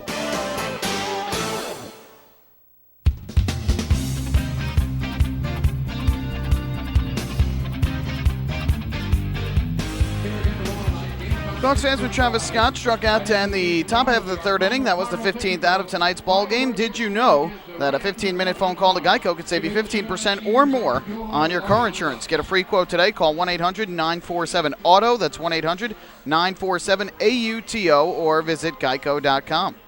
Of course, during the game, we'll update you on what's happening elsewhere on the sports scene. It'll be the Yankees and Blue Jays tonight. Double header tomorrow because of the rain out yesterday. And then another one on Sunday, 4-game series. Mets are in Atlanta against the Braves, who absolutely stink. And the Mets, of course, just a juggernaut. And well, you do not even put it lightly. No. U.S. Open tennis, shocker today. Roberta Vinci of Italy. Unseeded, unheralded, unheard of. She hasn't even heard of herself. Beat Serena Williams. No calendar year Grand Slam for Serena, who was monosyllabic at best in the post-match news conference, and can you blame her? What a shocker. in Flushing today. More about all of that later. Matter at hand, Sean Burroughs, 2-run single, his first time up. Taking a 1-0 lead and making it a 3-0 lead in the bottom of the first for the Ducks. He swings and misses against Miguel Martinez, the lefty, for the Sugar Land Skeeters. Bottom of the third, Ducks leading 3-1. Lefty-lefty matchup. Next pitch, a ground ball foul just wide of the first base bag. No balls and 2 strikes to Sean Burroughs. That single to right center field just absolutely crushed. They're bringing in Lou Ford and Randy Ruiz to make it a 3-0 lead. Since then, a Patrick Palmeiro home run by Sugar Land over the left field wall. And that's where we stand at 3-1. 0-2 pitch on the way to Burroughs. Just gets a piece, fouls it straight back to stay alive. 0-2. Burroughs was 1 for 4 in Wednesday's 3-2 win in Camden, New Jersey against the River Sharks. Finished the series 2 for 7 with an RBI and a walk. Kicking and dealing is Miguel Martinez. The 0-2 pitch. Good swing by Burroughs. Fouls it off to our left and makes it to the second section of seats. No balls and 2 strikes. And a very good crowd on hand here on this September 11th, 2015. Emotional day for so many. Everyone remembering what happened 14 years ago. Nice pregame ceremony as that one is fouled down the left field line and out of play. Military veterans joined by the Ducks and several others unveiling and unfurling a large American flag behind home plate. And also recalling that the Ducks, who got back into action over a week later after the attacks of 9/11, helping the community heal, bringing many people back to the ballpark and a return to what was seemingly normal. A ground ball that eludes and bobbled by Renny Osuna. His throw to first base is bobbled by Travis Scott. We'll see how that scored. Overall, though, Sean Burroughs makes it to first base on that bounding ball to second. That was booted a number of times. So Burroughs is aboard, leading off the third for the Ducks. And it's going to be an error there on second baseman Renny Osuna. The ball just kind of ate him up, could not come up with it cleanly. By the time he was able to recover and try and get the out, just had no chance at it. So Sean Burroughs is safe at first. Second error of the ball game for Sugar Land. The Ducks with the leadoff man on. The last time that they led off the inning with an error, they scored 3 runs. So Burroughs aboard, as you mentioned. Sean Burroughs is 1 for 1 in the stolen base department. Not a huge threat to steal. Being held on by Travis Scott at first. Dan Lyons at the plate. And a ground ball to short. Sazueta takes it over to second for 1, and that's all they'll get with Lyons' speed. No way they were going to double him up, and the ball not hit nearly hard enough to begin with. So Dan Lyons hits into a 6-4 fielder's choice, replacing Burroughs on the base path. Lyons aboard now with 1 down. The Ducks have been very aggressive at points in this game. And a lot of those times they really haven't been able to get much going. In the first inning, Zapata swung first pitch, grounded out. In the second inning, Lentini flew out to right and Ruiz flew out to center on the first pitch that they saw. And now Lyons, the 6-4 fielder's choice. So the Ducks 0 for 4 when swinging at the first pitch. I'd like to see them maybe be a little bit more patient at the plate, work the count against Martinez. Well, Nelfi Zapata does not swing at the first pitch this time, and he takes a strike outside corner 0-1. Zapata bouncing right back to the mound, swinging at the first pitch, back in the first inning. He's 0 for 1. Dan Lyons takes a good lead at first. And the pitch on the way is smacked to center field. Jeff Dominguez going back, way back. It's over his head and up against the wall. Dan Lyons streaking around third, and he will come in to score. No throw, an RBI double for Nelfi Zapata. And the Ducks now have a 4-1 lead. Whoa, did Zapata get a hold of that? Dominguez thought he had it, took a step in, then back, went over his head. That ball carried 1 hop against the center field wall. That was a rocket off the bat of Zapata. It looked like Dominguez misjudged it, though. The sky is almost in that area where it's not quite light, it's not quite darkness yet. It's still in between, and Dominguez off the bat kind of hesitated a little bit, then tried to race back and get it, and by that point it was over his head. Not sure he would have gotten it anyway. But either way, by that point, after that initial hesitation, no chance to catch up to it. And it brings Cody Puckett to the plate, batting from the right side. Big overhand curveball just missing inside. 1 ball and no strikes to Cody, who flied to deep left field his first time up, driving left fielder Kevin Russo back to the warning track before he snagged it. So Nelfi Zapata at second base. Ducks looking for more here. Just 1 down, runner on scoring position, and a home run cut from Cody. And missing, swinging right through a fastball. 1 ball and 1 strike to Cody Puckett. Puckett actually got a day off on Wednesday as Kevin Bas put both Steve McQuail and Carlos Hughes, who have been playing sparingly of late, into the lineup. And McQuail had a home run. Hughes drove in a run. The Ducks came out with the 3-2 win. Next pitch to Puckett is slam. Home run distance, but well foul. Over the bounce house, over everything. That probably landed on my car, and I'll need to replace a windshield. Cody Puckett well out in front of a fastball. He guessed fastball, he got it, he was just out in front. Just turn it into a convertible. That's fine with me. Always thinking, Michael, that's why I love it. You listen, you got to try and stay on your toes here.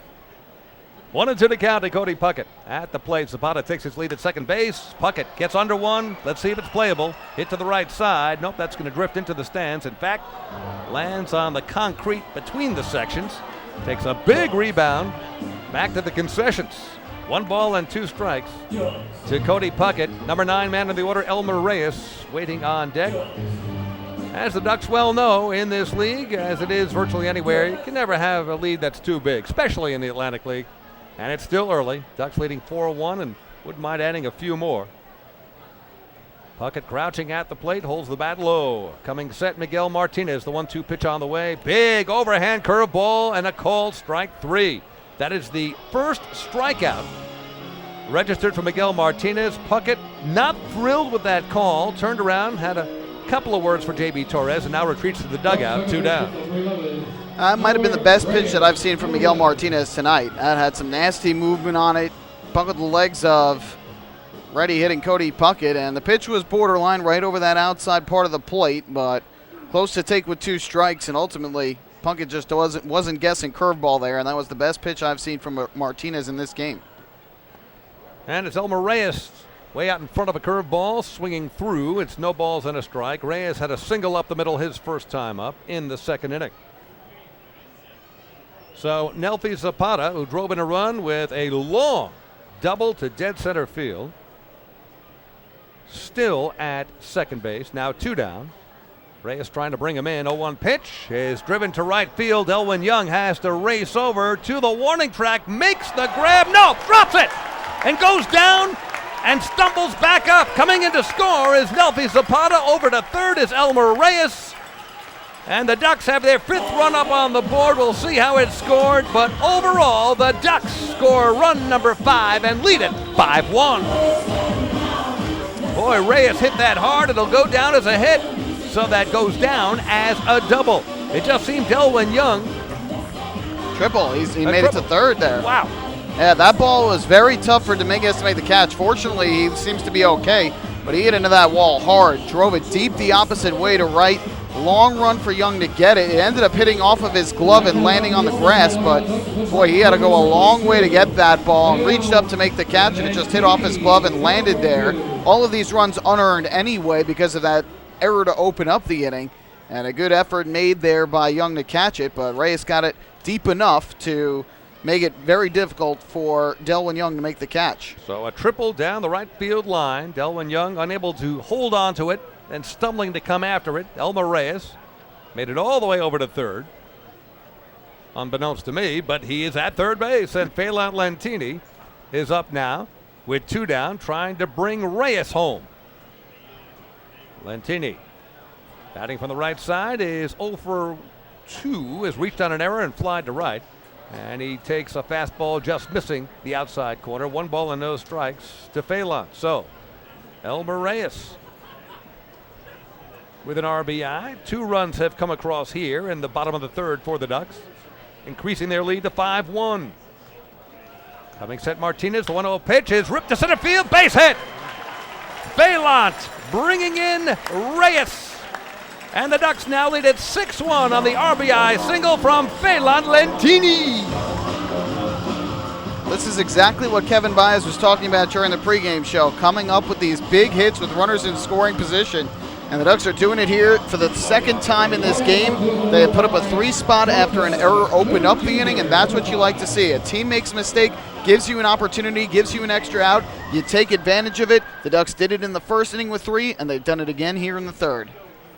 Delta Cleary Jr., the 7th man to bat in this inning. The Ducks have 3 in this inning, following the 3 they scored in the 1st inning. 6-1 lead right now. And for the first time in this game for either pitcher, a throw to first base. Phelan Lantini, of course, was not caught stealing. 47 steals, I believe, last season. 47 for 47, leading the Atlantic League. And this season, Lantini has actually been caught 3 times, but has 7 steals. As Cleary Jr. fouls one behind home plate. And that'll land at least one section into the crowd. So no balls and a strike to Delta Cleary Jr., who is 1 for 1 with a sacrifice bunt back in the first inning, setting up the run-scoring single from Lou Ford for the Ducks' first run of the game. He also singled to right in the second inning. So for the third consecutive inning, Delta Cleary Jr. gets an at-bat on his way to 9 at-bats in this game. Coming set Martinez, 0-1 pitch on the way, jammed. There's a little swinging bunt to third base, taken by Patrick Palmeiro, and he gets it over quickly to get the speedy Delta Cleary Jr. at first base. However, in this third inning for the Long Island Ducks, 3 runs, 3 hits. There was an error, and there was a man left at the end of 3 innings of play at Bethpage Ballpark. The Ducks with a healthy 6-1 lead on the Skeeters. Hey fans, this is relief pitcher Bruce Kern, and you're listening to Ducks Baseball on Long Island's home for news, traffic, and weather. 1039 LI News Radio.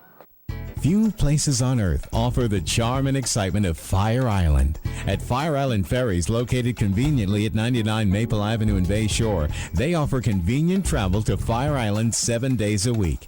Fire Island is quickly becoming a top destination for families of all ages. Experience the informal, carefree communities, the dazzling night scene, enjoy fine dining, or climb to the top of one of the tallest lighthouses in the United States. But there's only one way to get there, by calling Fire Island Ferries at 631-665-3600 today. For fare and scheduling information, please visit fireislandferries.com.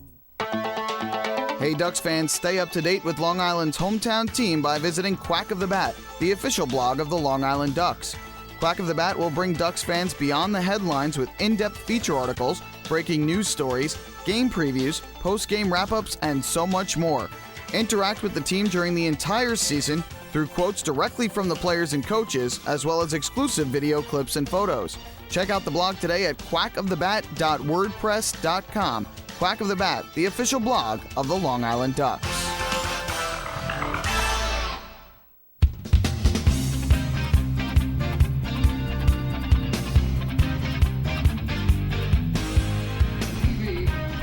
Back at Bethpage Ballpark, David Weiss, Michael Pollock, the Ducks leading 6-1 going to the top of inning number 4 against the Sugarland Skeeters.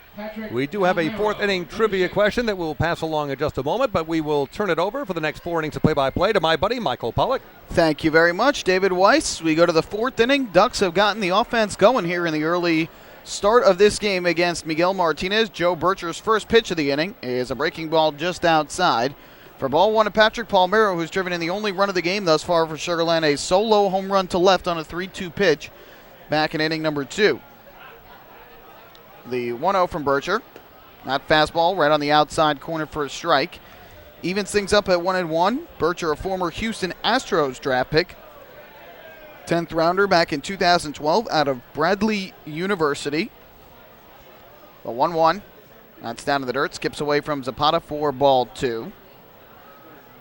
Spent 2 seasons in the Astros organization and then each of the last 2 years with the Sioux Falls Canaries in the American Association.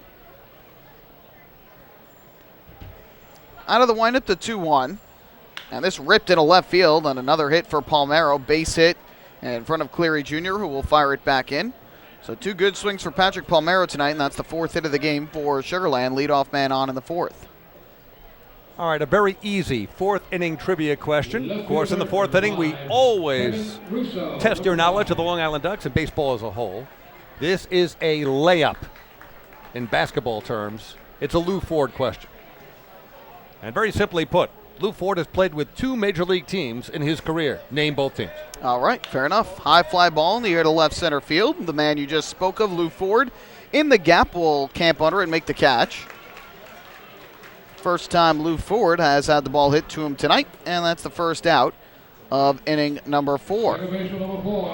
Let's not neglect to mention that Lou Ford has managerial talent. We see it, of course, every time we talk to him. His knowledge of the game, talk about hitting, you'll talk about strategy and everything else. Hitting coach for the Ducks last year, bench coach this year, and returns to that role as he returns to the starting lineup as well. Absolutely right. Here's the second baseman, Rennie Osuna from the right side. First pitch misses low for ball one. Last year was his first year as a player coach as he's starting to move closer and closer into the role of eventually a full-time coach in professional baseball. This year started off as the hitting coach, then with Randy Ruiz signed mid-season, became the bench coach. Another good fastball here, just missing below the knees. Again, Bircher hasn't missed by much in this game, but that one just a little bit low.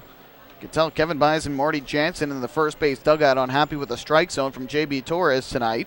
We said it's been pretty small from the outset. 2-0 pitch. This one is slashed foul, first base side up into the sweets. That'll run the count to 2-1 on Osuna, who grounded into a 4-6 fielder's choice back in the second inning. Ducks out hitting the Skeeters, 8-4 in this game. They lead by 5. And Bircher with a 2-1 count. Palmero leads at first. Left-hander kicks and fires, and Osuna lines one into right field, a base hit. Lantini will field and fire it back in. So Rennie Osuna's got his first hit of the day.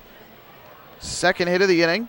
And now runners at first and second with one out. And the Skeeters threatening to cut the deficit. And up to the plate will step Amadeus Azueta. It's a key juncture in the game, Michael, because Bircher is now facing players who have seen him twice, maybe even a third time. So going through the order multiple times, we'll see if they're timing him. They're getting maybe more of a handle on what he's throwing, that easy delivery, where he fooled them the first time, maybe not so much the second or third time. First pitch, breaking ball, nicely thrown over the inside corner for strike one. Azueta grounded out to third base his first time out. That came back in the second inning. Bircher would love to get a ground ball here to try and turn two. We'll see if he gets it. The 0-1. Azueta swings, hits it back up the middle off of Bircher. He recovers on the first base side, shovels to first in time for the out. So I was able to get the second out. Kevin Bas on the top step of the dugout. And he's going to come out along with Ducks trainer Dottie Pitcher to make sure that Bircher is okay. Now, he took a bullet right back through the middle, and it looked like it hit down near his leg, but seems to be all right. Of course, Bircher did look just fine as he raced after that ball and then made the underhand toss to Sean Burrows, but you're working on adrenaline at that point. It's all reaction. I mean, we've seen players break bones and still are able to finish a play before they collapse. In this case, fortunately, no collapse, and Joe Bircher looks perfectly all right. He might want to throw a pitch or two, or maybe not even that. I think he'll do that. I did see just, though, Kevin Bas and Dottie Pitchford laughing out on the field, so can't be too serious of an issue if they're out there laughing, but they want to make sure that he can throw a pitch, feel fine, and he throws what seems to be a perfect strike and thinks that he's all right, gives the head nod. And so Kevin Bas and Dottie Pitchford can breathe a sigh of relief, and it seems like Bircher will stay in the game here, second and third with 2 down for Willie Taveras.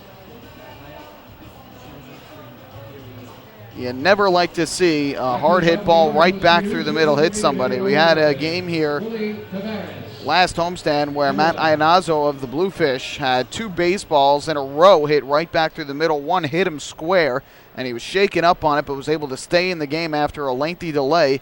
And then the next one zipped right past his head, nearly hitting it, and went into center field. So I'm sure his heart skipped a few beats in that game.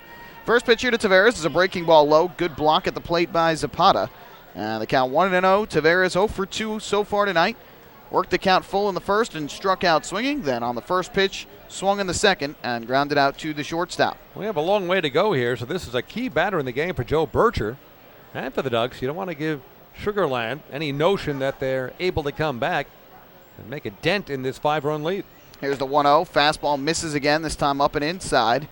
It's 2-0 on Taveras. Skeeters just played up in Bridgeport earlier this week and won the only 2 games that they played against them. That was after losing 6 of 7 at home to the Somerset Patriots. Or check that, they lost 5 of 7. As this fastball misses low, and now Bircher behind at 3-0 on Taveras. Another out of the zone would walk him. First base is open here. And you got Jeff Dominguez waiting on deck. Yeah, Sugar Land finished 2 games over 500 in the first half at 36 and 34, but it's been a disappointing second half, 7 games under 500. 3-0 pitch, and that misses the outside corner, ball 4. So Bircher's second walk of the game, first since the opening inning. It's a 4-pitch walk, And that will load up the bases for Sugar Land with 2 out. And up to the plate will step Jeff Dominguez. You talked about Sugar Land really struggling here in the second half at 26-33. And one reason for their struggles this year, 12 games under 500 on the road. They're 27-39. They played well at home, 35-28, but really have struggled away from Constellation Field this season. So here is Jeff Dominguez to bat from the right side. Bases loaded with Skeeters and 2 down here in the top of the 4th. First pitch, and Dominguez rockets one into right center field. Long run back for Lou Ford. He won't get it, and it's going to be over his head and to the wall. In to score is Palmero. In to score is Osuna, and rounding third and coming home to score is Willie Taveras. It's a bases clearing 2 out, 3-run double for Jeff Dominguez, and the Skeeters are right back in this game. It's a 6-4 score. Well, we mentioned just how important this inning was, your so-called shutdown inning. The Ducks just scored 3 runs in the bottom of the 3rd to take a 6-1 lead, and you want to shut down the opposition in the frame that follows. Not the case here. So with the bases loaded, Jeff Dominguez getting some overspin on that rocket to right center field. If Lou Ford can't catch it, nobody can. Got it off the wall, and suddenly a 2-run game at 6-4, and Dominguez in scoring position. Inning not yet over. It's been a problem at points this year. Ducks pitchers allowing 3 base runners with 2 outs, and here after getting that hard comebacker hit off of him, throws 4 straight out of the zone to Willie Taveras, and then has to fire one down the middle to Dominguez. And Dominguez crushes one into the right center field gap, so all of a sudden it's back to a 2-run game. And now the tying run at the plate in Delwyn Young. Bircher looks in for the sign from Zapata and comes set. His first pitch to Young is a breaking ball low and inside, ball 1. Again, we talked about the Skeeters working up the pitch count of Bircher. He's already up to 80 pitches in this game, 49 for strikes. Sugar Land really doing a good job getting his pitch count up, fighting off a lot of tough pitches, and here in this inning they have hit several baseballs hard, 3 hits in the inning. Yeah, I think Kevin Bas, for Bircher's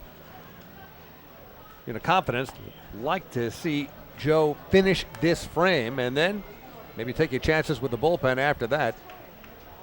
But, a 5-run lead, now suddenly just a 2-run lead. 1-0 breaking ball on the outside corner for a strike to even up the count. Dominguez leads at second, the 1-1. Ground ball at the third base line. That is a fair ball. Stays inside the bag and down the line. Around third in to score is Dominguez. Young will go to second, and he will slide in safely with a double. Back-to-back 2-out doubles for Sugar Land, and it's a 1-run game at 6-5. What were we saying just a few minutes ago? You could never have enough runs or too big a lead in this league. A 6-1 lead, seemingly 30 seconds ago, is now 6-5. That's where 2-out walks are so killer. And with Willie Taveras at the plate, a .246 hitter this season, and a guy who was 0 for 2 already in the game, he is able to work out a 4-pitch walk, and the floodgates have opened since, and now it looks like Delwyn Young may be hurt here. Gary Gaetti going out to check on him by second base, and Dave McDaniel is out there as well. A trainer for the Skeeters, Max Mahaffey, going out to make sure that Young is okay, but seems like he got hurt there on that double down the third base line.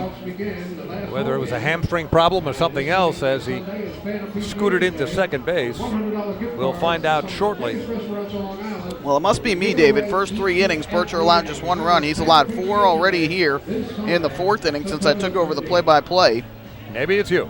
Might be me. But as we said, the second or third time around in the order, when the opposition may be able to time you, take a look at things, they compare notes in the dugout, and that's what's happened in a very messy 4th inning for Joe Bircher and the Long Island Ducks. We will say this, Delwyn Young's double down the right field corner, not hit especially hard. It was just inside the bag. Yep. Went all the way down the line. So here's the cleanup hitter, Chris Wallace, who's been on base twice. First pitch from Bircher, and that's swung on and foul tipped at home plate. They count 0-1, and all of a sudden, after entering the inning with a 5-run lead, the tying run is in scoring position with 2 out in Delwyn Young. And Chris Wallace, who drew a walk in the first and doubled to left in the third, at the plate for Sugar Land. Sugar Land erasing a 5-run lead, now trailing just by just 1. Who do these Skeeters think they are, the Mets? The 0-1 from Bircher is down in the dirt for another ball. That'll even things up at 1-1. Again, Sugar Land, we talked about them struggling on the road at 27-39. But this is a road trip for them to Bridgeport and to Long Island, two teams battling for playoff position. The Skeeters already eliminated. And Sugar Land thus far has won 3 in a row on this road trip, or 2 in a row, I should say, on the road trip, but 3 in a row overall. And here Wallace grounds a single back up the middle. Young will round third. He will come home to score. And the 6-1 lead for the Ducks is gone by the wayside. We are tied up at 6 apiece. 1, 2, 3, 4, 5 hits in this inning, including 2 extra base hits. You work in a walk. And the last 3 hits have come with 2 down. That's going to be all for Bircher. Kevin Bas has come out of the dugout. Again, Kevin Bas today putting Joe Bircher in the rotation for Ian Marshall, who had been struggling of late, had not been able to make it past 5 innings and 3 starts in a row. And here Joe Bircher in his Ducks debut is not able to do the same. He goes just 3 2/3 innings.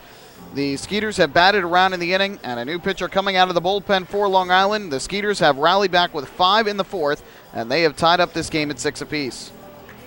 Hey fans, this is right-handed pitcher Frank DiGiulio, and you're listening to Ducks Baseball on Long Island's home for news, traffic, and weather, 1039 LI News Radio. Hey, Ducks fans, the official hotel of the Long Island Ducks is the Upsky Long Island Hotel in Hauppauge. It's centrally located on the north shore of Long Island and offers a home away from home for both business and leisure guests. The Upsky Long Island Hotel features an indoor pool, 24-hour business center, a fitness center, and complimentary Wi-Fi in all guest rooms. Enjoy the contemporary American cuisine at the Fountain Grill restaurant or grab a quick bite to eat at Cafe Pronto. Best of all, it's only minutes from Bethpage Ballpark. The Upsky Long Island Hotel, the official hotel of the Long Island Ducks. Call 231-1100 today. That's 631-231-1100.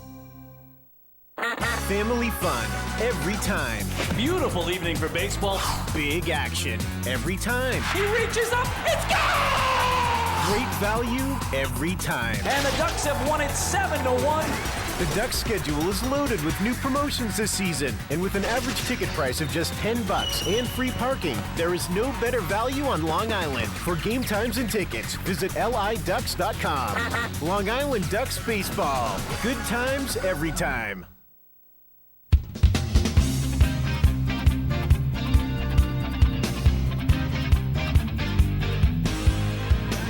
Back at Bethpage Ballpark, David Weiss, Michael Pollock. Pitching change, Long Island Ducks. Joe Bircher, who has surrendered 5 runs here in the top of the 4th, turning a 6-1 Ducks lead into a 6-6 tie. Bircher removed by skipper Kevin Bas, and entering the game, the man who would have started last night's game for the Long Island Ducks in Camden had the game not been rained out, Bruce Kern. The big 6'1" righty from Yaphank, right in Suffolk County.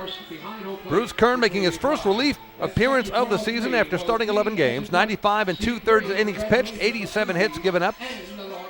He has struck out 87, walked 26, an ERA of 3.39. Bruce Kern with his first relief appearance, a long relief appearance, entering here in the 4th inning with 2 down and a runner on first and 5 runs in. And now Travis Scott to the plate to try and keep this inning going. The go-ahead run at first base for the Skeeters. And Kern's first pitch is a fastball off the outside corner for ball 1. And so it has to be disappointing for Ducks manager Kevin Bas. You had Joe Bircher coming in to take over Ian Marshall's spot in the rotation with Marshall's struggles of late. And Bircher got to 2 outs here in the inning. Got hit with that comebacker and seemed to come undone after that line drive that hit off of what looked like his left leg. This fastball, Kern just misses again off the outside corner. And now Bruce Kern out of the bullpen has thrown 2 straight out of the zone. It's 2-0. And after that hard comebacker, the 4-pitch walk to Taveras, a 3-run double, an RBI double, and an RBI single have tied up this game at 6 apiece. Both teams now with 6 runs, 8 hits. Who would have thought that just a few minutes ago? 2-0 is fouled back to the screen behind home plate. Run things to 2-1, and give credit where credit is due. The Skeeters took advantage. The Ducks had taken advantage of 2 defensive miscues early in this game by the Skeeters. Well, the miscue there with 2 outs in the inning, a 4-pitch walk to Willie Taveras, who's been struggling at the plate, and all of a sudden the floodgates opening for the Skeeters.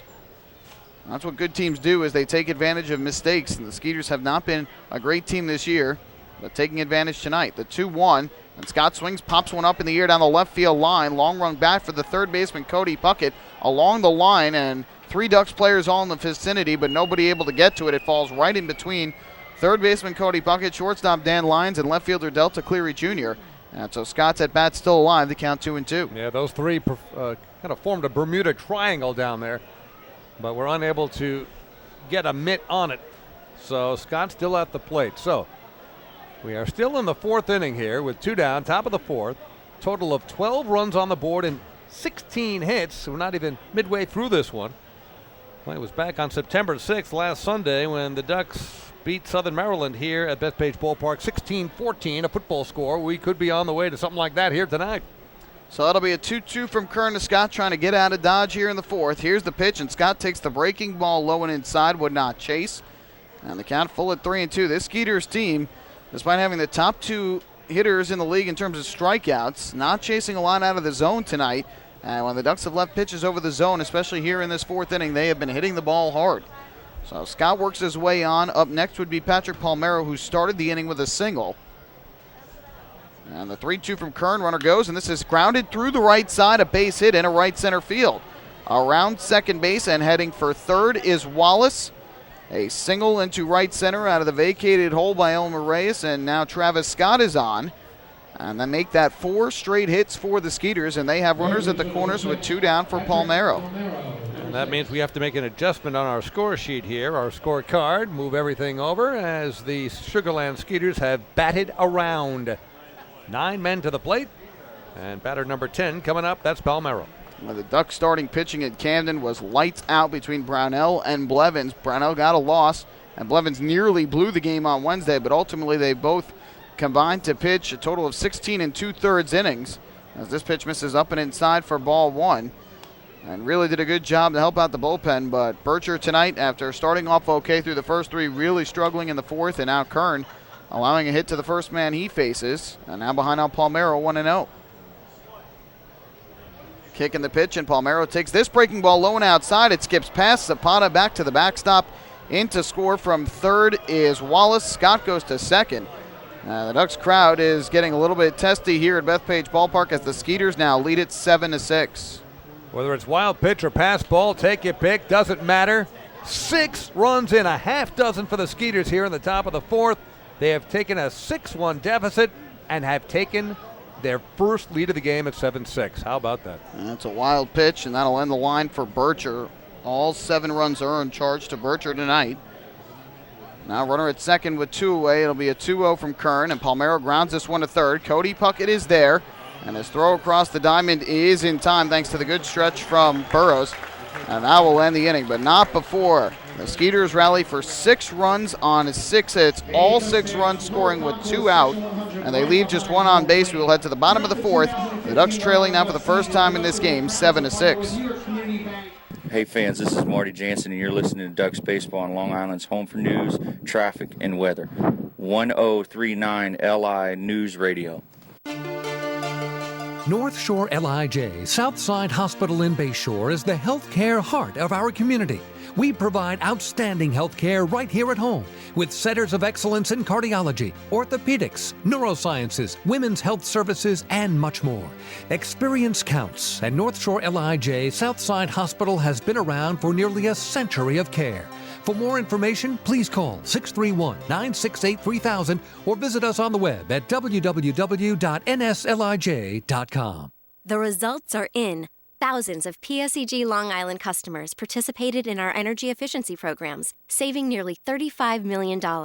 Being energy efficient helps our environment, too. Together, we've eliminated 21,000 cars worth of emissions in 2014. Thank you, Long Island. We're all making a difference. Discover how we're improving every day to bring you better service at www.pseglyny.com/efficiency.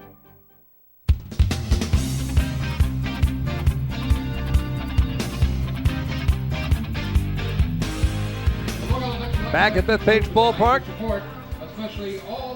David Weiss along with Michael Pollack, and we have a pitching change for the Sugarland Skeeters.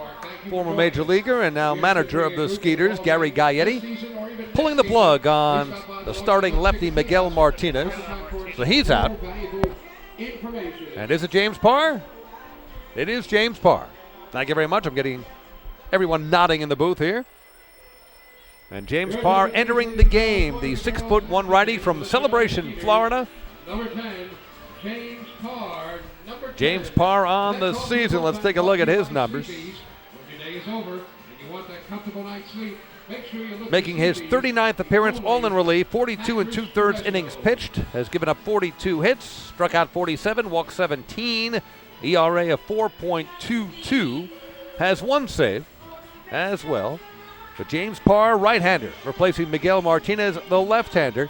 As we go to the bottom of the fourth, Long Island Ducks at one point had a 6-1 lead after 3 innings of play, but it all came apart for the Ducks. Sugar Land taking advantage of many things on the top of the fourth and scoring a half dozen. A 6th spot to take a 7-6 lead going to the bottom of inning number 4. Michael Pollock, I will eat my Ducks cap if the final score of this game is 7-6. Well, I don't think your body would enjoy that if you ate your cap, but I've got a feeling with the way these two teams play and the way that they've been hitting tonight that it will not end with that score.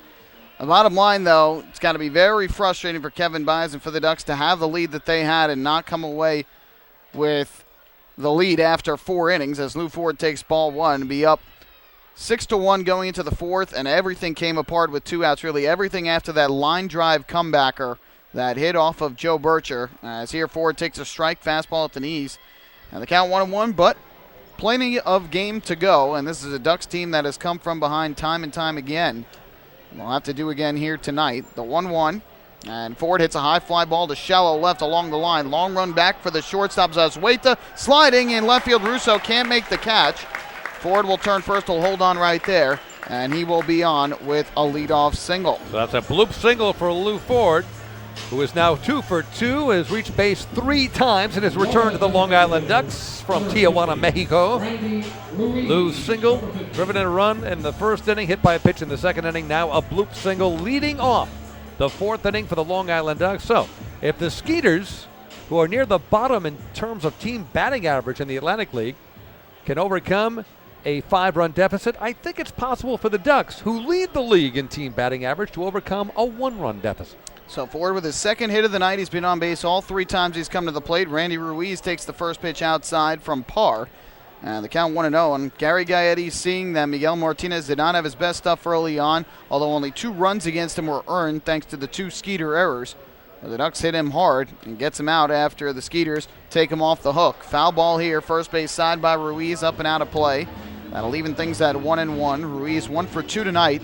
Hit a ground rule double to left in the first inning and eventually scored. And then in the second, flew out to center field on the first pitch that he saw to end the inning. From the stretch, the 1-1, a throw over to first, back safely. Some people can say, well, go back to the second inning when the Ducks had the bases loaded, 2 out, and Randy Ruiz at the plate, and he flew out to center on the first pitch. Yeah, and he had a pitch he liked, too. It was a hanging curveball, just got under it. Ultimately, though, the Ducks ended up building a 6-1 lead, and that's a lead you can't blow, especially here at home. 1-1, taken low and inside for a ball. That'll run things to 2-1. One of those games with offensive fireworks. As we said, 7-6 will very likely not be the final in this game. So the offenses doing a lot of damage so far, and probably more to come. Parr comes set. Ford leads at first. The 2-1, and Ruiz swings and fouls this one again to the first base side, backing out of play. So Parr has worked the count full on Randy Ruiz. Worked the count to 2-2, on Ruiz. Each team with 9 hits in the ball game. You know, we've made that comparison between Lou Ford and Yoenis Cespedes and the impact he has in returning to the club, but Ruiz really looks like Cespedes at the plate. He never gets cheated with cuts, always swings hard. Be a 2-2 here. Parr kicks and fires. Ruiz takes the fastball low and inside. Good eye from Ruiz, who's working the count well here in the 4th. Works it to 3-2. I have to think Ford will probably be off on the pitch with the count full and nobody out. Sean Burrows waiting in the on-deck circle. Parr from the stretch gets the sign. Ford takes his lead. There he goes, and the 3-2 is swung and ripped up the third base line, just foul. Ooh, wow.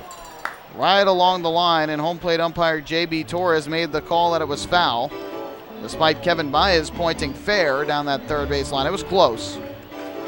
Well, any third base coach or manager who works the third base coaching box will point fair of course when a ball is that close, and it was close. Took one hop, just missed crossing over the corner of the third base bag. Randy Ruiz came that close. He swings so hard, he could probably hit it out with a check swing. Randy Ruiz does not get cheated. So we'll have another 3-2 here from Parr. Runner goes, and the pitch is swung on and missed, strike three. The throw down to second base, and that is in time. A strike him out, throw him out double play, and a tough break there for the Ducks. Ruiz just missing a double that probably would have scored Ford, and then he strikes out on the high fastball. Ford is caught stealing, and just like that, 2 away. Well, you got to take that chance with a full count. Ruiz swings hard, can't strike out. They'll go after even bad pitches, and that one was a high fastball. So the Ducks will have to start from scratch here with 2 outs, nobody on. So 2 down, base is empty, and up to the plate will step Sean Burrows. He hits from the left side, first pitch, swung on and grounded foul up the first base line. And that's a key for the Skeeters here. After they score a run, keeping the Ducks off the scoreboard. Well, in this game, the Ducks scored 3 in the first, gave 1 back in the second, scored 3 in the third, gave 6 back in the fourth. Skeeters, though, after they scored a run in the second, did not give up anything in the bottom of the inning, and trying to do the same here in the fourth. The 0-1, and Burrows lines one into left field. On the run, the left fielder Russo, and he makes the running grab. And so facing the 3, 4, and 5 part of the order, Ford, Ruiz, and Burrows, the Ducks come up with nothing against James Parr. We will head to inning number 5 at Bethpage Ballpark, Sugarland 7 and Long Island 6. Hey fans, this is pitcher Patrick Kreider, and you're listening to Ducks Baseball on Long Island's home for news, traffic, and weather, 1039 LI News Radio. Beautify your patio, walkway, driveway, or pool surround with Nicoloc paving stones and walls. Nicoloc's specially formulated paver shield offers extra surface wear protection and color enhancement throughout the thickness of the paver. Paver shield guarantees that your pavers will look great for years to come. Bring home the elegance with Nicoloc. Visit the Nicoloc Design Center, Sunrise Highway, Lindenhurst, or Nicoloc.com. Let Nicoloc paver, let Nicoloc pavers pave your way. Enjoy the ultimate VIP fan experience at Bethpage Ballpark this season by taking in a Ducks game from the brand new Trout Town Fan Can. Presented by Roscoe Beer Company, the Fan Can is available for rental at all Ducks home games. It features 12 Dream Seat theater-style padded seats, beverage holders, an air-conditioned atmosphere, and an incredible view of the game. Packages are now available with food and beverage included. To reserve your Fan Can outing today, call the Ducks Group Sales Department at 631-940-3825. The Trout Town Fan Can at Bethpage Ballpark. Your VIP experience has arrived.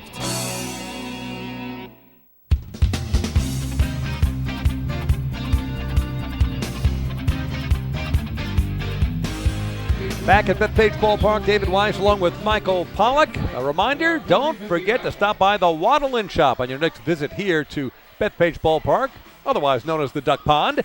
We have exclusive hard-to-find Ducks memorabilia on sale. Proceeds benefit the Quackerjack Foundation, the charitable arm of the Long Island Ducks. And no, we did not forget about fourth inning trivia. We got so distracted with everything that happened in the fourth inning, so we'll take care of that fourth inning trivia question here in the fifth inning, where we test your knowledge of the Long Island Ducks and baseball as a whole, as we all collectively embrace Lou Ford and give him a big hug, saying welcome back to the Long Island Ducks after 68 games here, then off to Tijuana, Mexico, and now back with the Ducks, and he's already had an impact here tonight.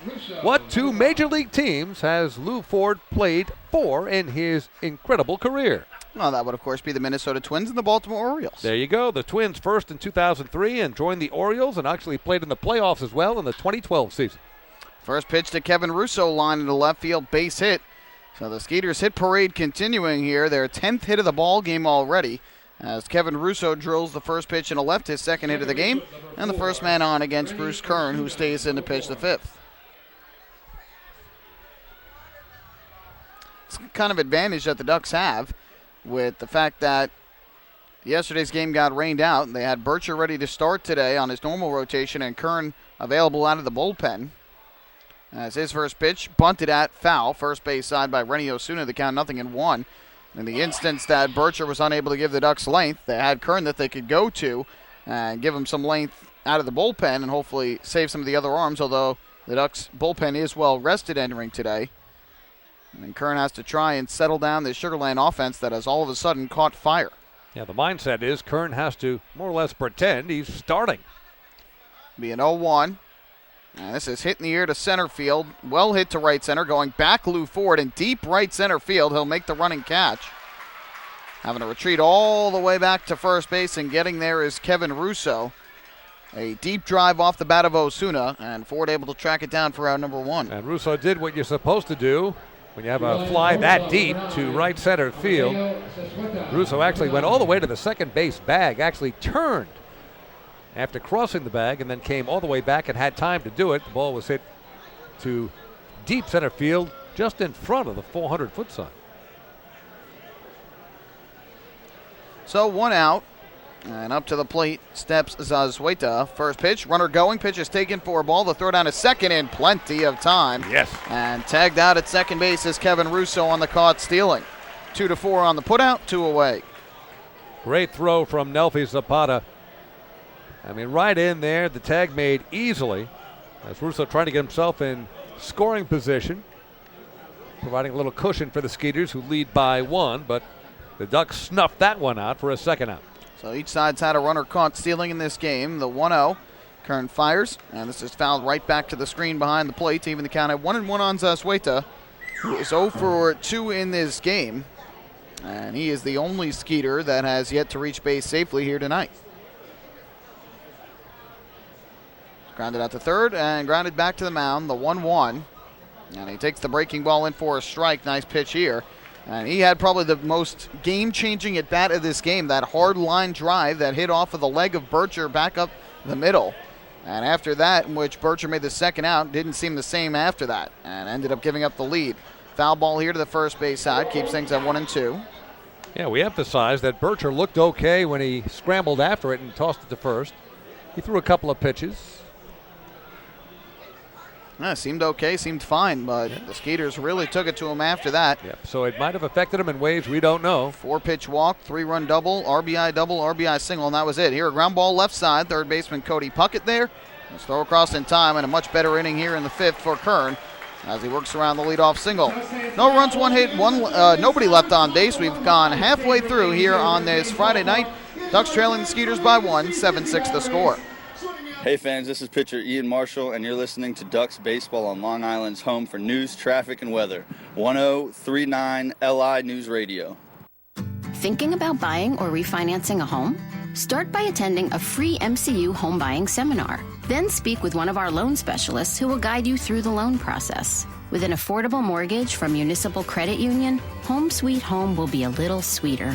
Call 212-238-3521 or visit nymcu.org to apply for your mortgage today. Municipal Credit Union. Strong, trusted, growing. Municipal Credit Union is an equal housing opportunity lender.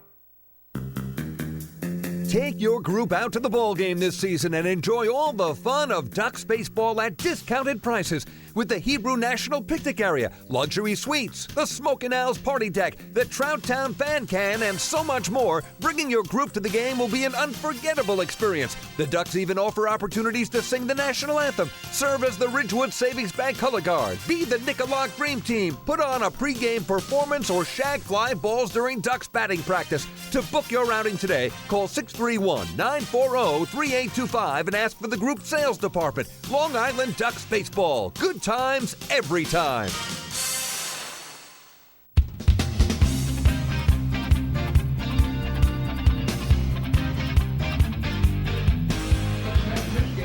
We head to the bottom of the 5th inning. Ducks trailing by a run. The score is 7-6 in favor of the Sugarland Skeeters. Game 1 of a 3-game series between these two teams. The final home series of the season for the Long Island Ducks. They will head out on the road afterwards for a week to close out the regular season. 3 in York, 4 in Lancaster, a week in Pennsylvania.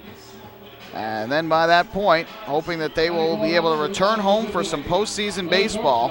Number 12, Dan Lyons, number 12. And Ducks getting a little bit of help on the scoreboard here so far. We'll give you that in the top of the 6th inning, but right now Bridgeport losing, Somerset also losing. In a way, they want Somerset to win, but not if the Ducks want to win the division. First pitch to Dan Lyons here is a breaking ball strike over the outside corner from James Parr. And the count 0-1. Lions sitting in the 6th hole tonight as lined out to third and grounded into a fielder's choice in his 2 trips to the plate. The 0-1 and takes down to the dirt. 4 ball to even things up at 1-1. Ducks with 9 hits, the Skeeters with 10. And it's Sugar Land who also leads in the run column by 1. Now it's 7-6. Parr gets the sign from Wallace, comes set. Is 1-1. Big curveball, just missed the outside corner. 2 balls and 1 strike on Lyons, who was 1 for 2 with a double, a run scored, and 2 walks on Wednesday against the River Sharks in Camden. 2-1 pitch, popped up, foul, back upstairs behind the plate. Lions finished the series 2 of 6 with a pair of doubles, a run scored, and 2 walks. Tough series offensively for the Ducks, who managed just 3 runs in 2 games. Were shut out in the opener. And here tonight, the offense erupting early, but gave the runs right back. Here's the 2-2. Lions takes the fastball up and away. Good eye from the Duck shortstop. Count full at 3-2 on the leadoff hitter for Long Island here in inning number 5. Lions' career dates back to 2011. He has gone double-digit in homers for the first time this season with 11. Payoff, and Lions pops one up in the air to right center field shallow. Going out the second baseman Osuna, coming in the right fielder Young, and it is going to drop in, and Lions will go to second, and he'll land in there safely. I don't know if that is going to be scored a hit or not. That was just totally screwed up between Osuna and Young, a lack of communication. Osuna trying to make an over-the-shoulder catch when, in fact, Delwyn Young had the better angle coming in rather than Osuna going out. For a moment, it looked like Osuna bobbled it and Young caught it before it hit the ground, but clearly not the case. In any case, Lions is in scoring position leading off here in the 5th. So another break for the Ducks as that ball hit in the air to right center field. They were unable to make the catch.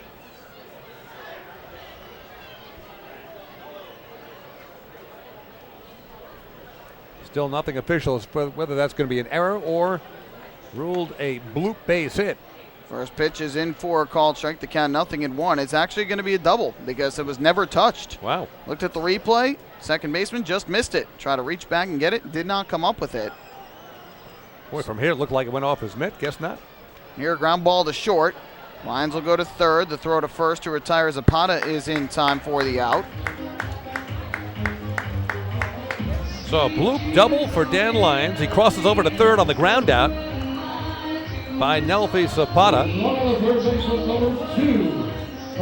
So Lions now just 90 feet away from tying this game. Cody Puckett at the plate and skipper Gary Gaetti of the Skeeters bringing his infield in to try to preserve his 1-run lead. So with 1 out and the runner at third, the infield drawn in for the Skeeters. Lions the tying run at third base, and the first pitch misses low and outside for ball 1 to Puckett, who was 0 for 2 on the night. Nearly hit a home run his first time up, but ended up flying out to left, and then struck out looking on a nice breaking ball by Miguel Martinez in inning number 3. Swing and a miss by Puckett here. Good fastball, and Puckett took a big hack, cut through it. That'll even things up at 1-1. Of course, any batter gains about 50 points on average when the infield is brought in, and the ball is carrying well tonight, so Puckett gets it up into the air. He could drive it in that way. The 1-1, fouled over the screen, back behind the plate. Puckett behind here, 1-2. Ducks just looking for at least a fly ball here. With Lions' speed at third, a fly ball should be deep enough to get him in. Yeah, I mentioned ball carrying tonight, but there's no breeze at all. I mean, the flags are doing nothing. Now the 1-2, and Puckett takes a breaking ball low, backhanded at the plate by Wallace. So that evens things up at 2 balls and 2 strikes. Puckett with 3 sacrifice flies on the season, and 1 RBI away from reaching 50 for the year. 1 out, bottom of the 5th inning. The Ducks trailing by a run, 7-6. Lions leads from third. The 2-2. Good eye on the fastball low and away. That runs the count full at 3-2. Elmer Reyes, who has a pair of hits in this game, waiting in the on-deck circle. Infield in all the way around for Sugar Land. A ground ball to try and cut off the runner at the plate. The 3-2, and Puckett takes low, ball 4. Great block, though, at home plate by Wallace to keep the ball in front of him. So a walk there for Cody Puckett, and that is the first walk by a Ducks batter in this game, our first Municipal Credit Union walk with a purpose. Every time a Ducks batter walks, the Quacker Jack Foundation wins. So now runners at the corners with one away, and Elmer Reyes will step up to home plate. As you mentioned, Elmer 2 for 2 in this game, a single up the middle in the second inning, and in the third inning drove one to deep right field into the corner. Delwyn Young, right fielder, unable to come up with it, went down as a triple, and he drove in a run to boot and scored later. So runners at first and third, one out. Here's Elmer Reyes, and the first pitch swung on and popped foul upstairs back behind the plate. Reyes behind 0-1, as you mentioned, the single and the RBI triple in his 2 at-bats. Martinez goes 3 innings, gives up 8 hits and 6 runs, but only 2 of them earned because of the error by shortstop Amadeo Zazueta in the first, and by second baseman Renny Osuna in the third. The runners lead the 0-1, and Reyes takes the fastball up and inside, near the hands, backs out of the way. That evens things up at 1-1. Boy, I tell you, in his young Duck career thus far, Elmer's looked like a younger Jose Reyes, as he has had an impact as well. In his 10th game, he has done some damage. And the day off on Wednesday was 1 for 4 on Tuesday. Throw over to first, back safely there is Puckett. Lions took a few further steps off third, just in case the ball got away from Scott. Puckett not much of a stolen base threat, just 1 of 2 on the year. From the stretch, the 1-1. Kicking the pitch, and Reyes swings and crushes one to deep left center field. Going back is Russo to the warning track, at the wall, and this ball is over the fence. You can forget it. A 3-run home run over the left center field wall for Elmer Reyes. His 3rd with the Ducks. And Long Island retakes the lead. They go in front 9-7 here in the bottom half of the 5th inning.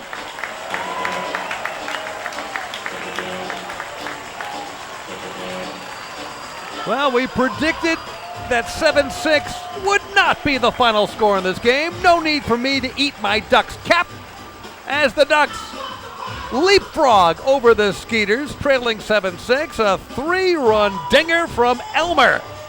As we said, looking like a younger Jose Reyes with that kind of pop. 3 for 3 tonight in his 10th game as a Duck. Boy, what an impact he has had. And how about this? He's just a double shy of the cycle. He's got a single, a triple, and a homer. So he is just a double away from the cycle in the bottom of the 5th inning. And he will definitely get at least one more opportunity at the plate in this game to try and get it. Back to the top of the order, Ducks will begin their 4th trip through the lineup. Here's Phelan Lentini. The first pitch from Parr as a fastball strike on the outside corner. And so that 3-run home run takes Joe Bircher off the hook. It's the Ducks' 85th home run of the season. If they reach 100, just 15 away, they will meet the Chappie's Home Run Challenge, and Chappie's Funeral Homes will donate $5,000 to the Quacker Jack Foundation. Foul ball over the screen, upstairs and off to our right. Ball comes back down below. So a foul ball there by Lentini.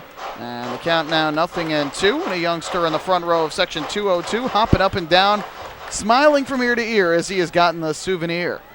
No matter where you sit at Bethpage Ballpark, you're always in play for a foul ball. You got to keep your eye on the ball. I don't think I've seen a kid happier for a foul ball than that kid right there. Yep, he loves it.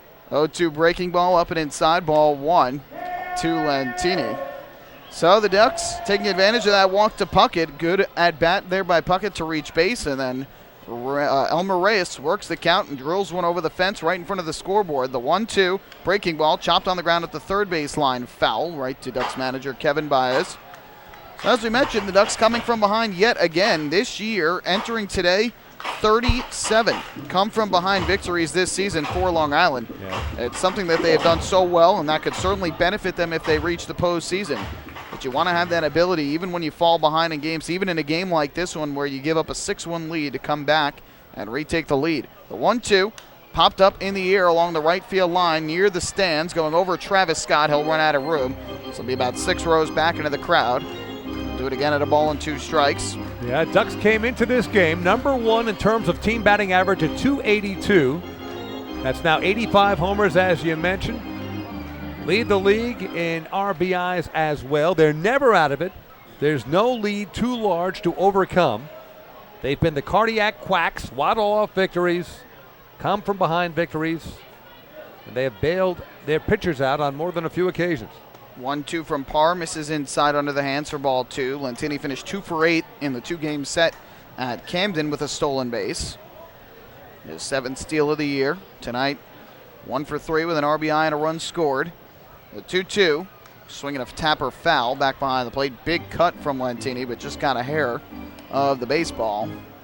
And in terms of the broadcaster aspect of this, I handed you a 6-1 lead. You blew that, but now you got us back in front. So not all me. I'll take that. You got to take a little piece of the credit here, but just trying to hang on to this lead, will you? I'll try. No promises. 2-2. This is the 8th pitch of the at-bat, and Lentini swings and grounds 1-2 second. It's gobbled up there by Osuna, and his throw to first in time for the out. That is out number 2 of the inning.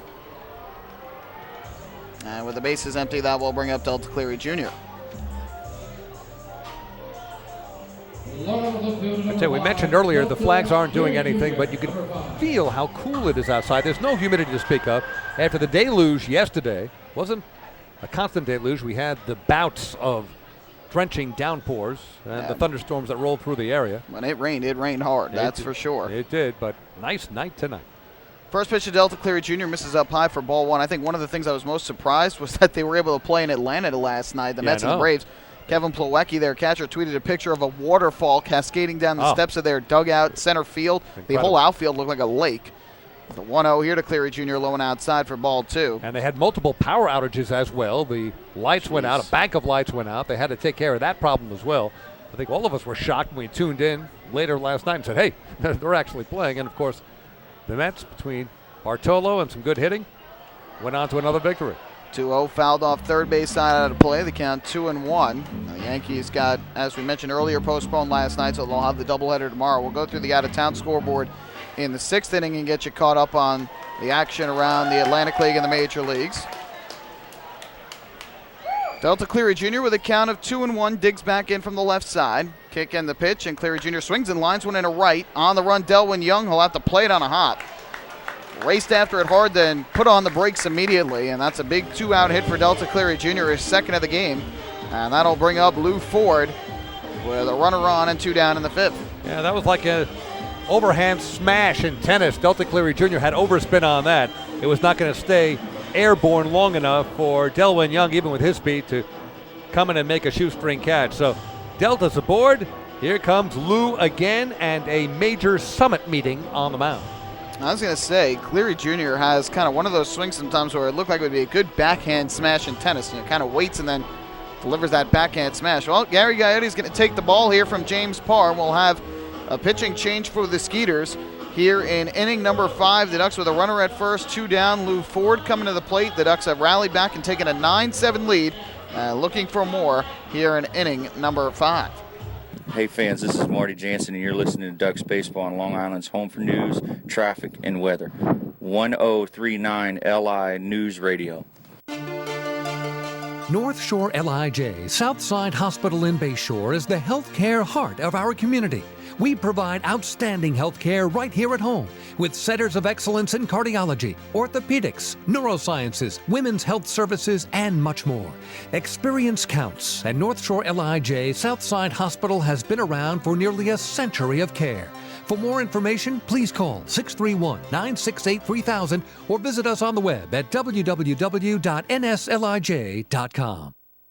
Family fun every time. Beautiful evening for baseball. Big action every time. He reaches up, it's gone! Great value every time. And the Ducks have won it 7-1. The Ducks schedule is loaded with new promotions this season, and with an average ticket price of just $10 and free parking, there is no better value on Long Island. For game times and tickets, visit liducks.com. Long Island Ducks baseball. Good times every time.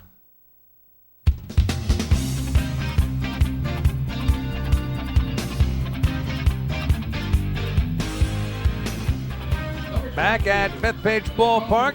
Pitching change for the Sugarland Skeeters. Here in the bottom of the 5th inning, the Ducks already have 3 runs in, a man aboard. There are 2 down. They've turned a 7-6 deficit into a 9-7 lead. And for the Sugarland Skeeters, the big right-hander, 6'5" out of High Ridge, Missouri, Andrew Johnston, is the 3rd pitcher for Sugarland here tonight, making his 55th appearance overall, all in relief. 49 innings pitched, high hit total of 57, 31 strikeouts, has walked 18, an ERA, though, of under 3 at 2.94.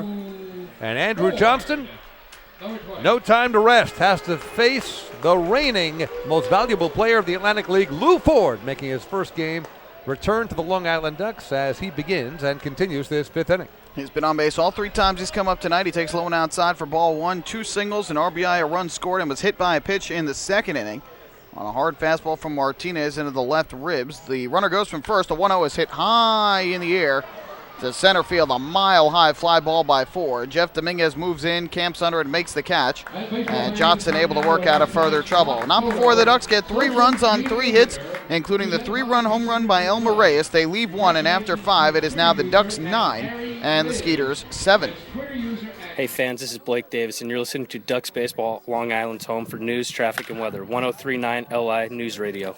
The results are in. PSEG Long Island is delivering 99.9% reliability. We got there by strengthening equipment and clearing trees along power lines across our area. And our new outage management system will continue to ensure improved communications and faster restoration. 99.9% reliable. It's one more way we're serving you better. Discover how we're improving every day to bring you better service at www.psegliny.com/reliability. M&V Limousines is the official bus company of the Long Island Ducks. Family owned and operated, they've been in the business for over 23 years. M&V Limousines offers coach buses with Wi-Fi and restrooms, party buses, exotic limousines, and so much more. Whether you're looking for transportation for weddings, proms, corporate outings, or long-distance trips, they've got the right vehicle for you. Visit their showroom in Comac or check them out online at mvlimo.com. M&V Limousines, the official bus company of the Long Island Ducks.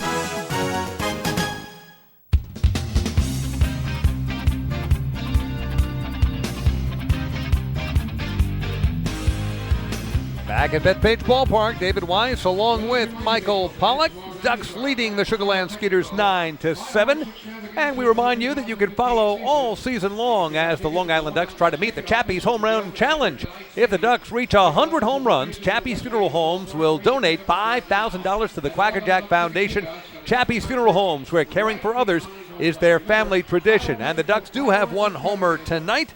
Off the bat of number 9 man in the order, Elmer Reyes, who is just a double away from the cycle tonight. We'll have more about that the next time he comes up. But a big 3-run homer in the bottom of inning number 5 for the Long Island Ducks, which turned a 7-6 deficit into a 9-7 lead. So the Ducks overall have 85 homers on the season, just 15 dingers short of reaching that 100 for the Chappie's Home Run Challenge. So the Ducks have given Bruce Kern the lead here at 9-7, and we'll go to the 6th inning. It'll be the top 3 in the order due up for Sugarland. Willie Taveras, Jeff Dominguez, Delwyn Young. Taveras will dig in from the right side. Kern looks in from the mound.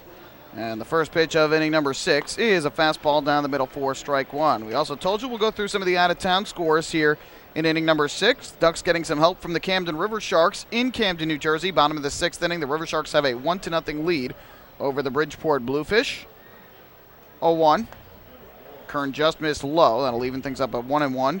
Corey Reardon, the starter for the Bluefish. Daniel Herrera, the former Duck, starting for Camden. And Patty Matera has driven in the only run of the game thus far. And that came in the 5th inning. 1-1. Breaking ball hit on the ground to the left side. Cody Puckett to his left fields and throws across in time for the out. So 1 away as retired on the ground out Willie Taveras. He's now 0 for 3 with a walk and a run scored. Again, the Bluefish entering play today, 6 games back in the Liberty Division standings of Somerset, 4 behind the Ducks, and they have lost 8 in a row entering today. Really have been hurting their chances at a postseason berth. Yeah, Ducks certainly like that. At one point, the Bluefish were tough to beat in the second half, but they have really cracked up. Jeff Dominguez takes a breaking ball in for a called strike to count 0-1. Dominguez 1 for 3 in the game. The one hit was a big one, a bases clearing 3-run double with 2 outs in the 4th on the first pitch from Bircher. The 0-1 from Kern. He swings and misses way out in front. Switch hitter now batting from the left side. The count 0-2. Ducks also getting help in Somerset tonight, where the Barnstormers are beating up on the Patriots 6-0 as they play in the bottom of the 4th inning at TD Bank Ballpark. The 0-2 is low and outside for ball one. It helps them and it hurts the Ducks. It helps the Ducks because it gives them a chance to inch closer and closer to the division lead. If the Ducks win, Somerset loses, they'd be only one back. But it hurts them because a Somerset win and a Bridgeport loss would mean 2 games off of the magic number. Swung on and fouled off at home plate by Dominguez. The count 1-2. It can get a little confusing, but yes, the Ducks have 2 ways to make the playoffs, and they're in good shape in terms of that wild card, certainly, if Somerset repeats. But the Ducks still have a chance to catch up to Somerset and pass them to win the Liberty Division second half title outright. Here comes the 1-2. Fastball on the outside corner, strike 3 called. Good pitch there from Kern as he paints the outside corner. That is his first strikeout. Second out of the 6th inning, and a good start for Kern in the 6th. A ground out and a strikeout with 2 away. That'll bring up Delwyn Young. No matter how you slice it, it looks inevitable. We seem destined for a Ducks Somerset Patriots first round playoff series. Well, in that game in Somerset, Chad Beck, the starter for Lancaster, is not allowed a hit through the first 3 2/3 innings. Roy Merritt, starting for Somerset, lasted just 3 innings, the former Skeeter. And now Gus Schlosser in the game. Ground ball right side, backhanded by Sean Burrows, flips to Kern, covering in time for the out. And a very efficient inning for Bruce Kern. He needs just 9 pitches to get through it. Retires the Skeeters in order. Good shutdown inning. We go to the bottom of the 6th. Ducks 9, Skeeters 7. Hey fans, this is shortstop Dan Lyons, and you're listening to Ducks Baseball on Long Island's home for news, traffic, and weather. 1039 LI News Radio. James Simmons is going back. He is looking up, and on the park night, that one is gone and reaches a kennel in Central Islip. That was another home run for the Ducks. And Duck fans, what's more fun than a home run that helps the Ducks win a game? How about a homer that helps the community win? Chappie's Funeral Home and the Long Island Ducks have once again teamed up for the Chappie's Home Run Challenge. If the Ducks hit 100 homers this season, Chappie's Funeral Home will donate $5,000 to the Quackerjack Foundation. So every time a Ducks hitter goes deep this season, watch for the Chappie's Challenge home run count on the scoreboard. And if we reach 100, we're all a winner. Chappie's Funeral Home, where caring for others is a family tradition. Can't get enough of the Long Island Ducks? Well, now you can get even more inside info on your favorite hometown team through Facebook and Twitter. The Ducks are constantly updating fans through social media with scores, transactions, ballpark promotions, and much more. You can even win great prizes. All you'll need to do is make a free account on Facebook and Twitter, and then visit us at facebook.com/LIDucks and twitter.com/LIDucks. Think you're Long Island's biggest Ducks fan? Get connected now.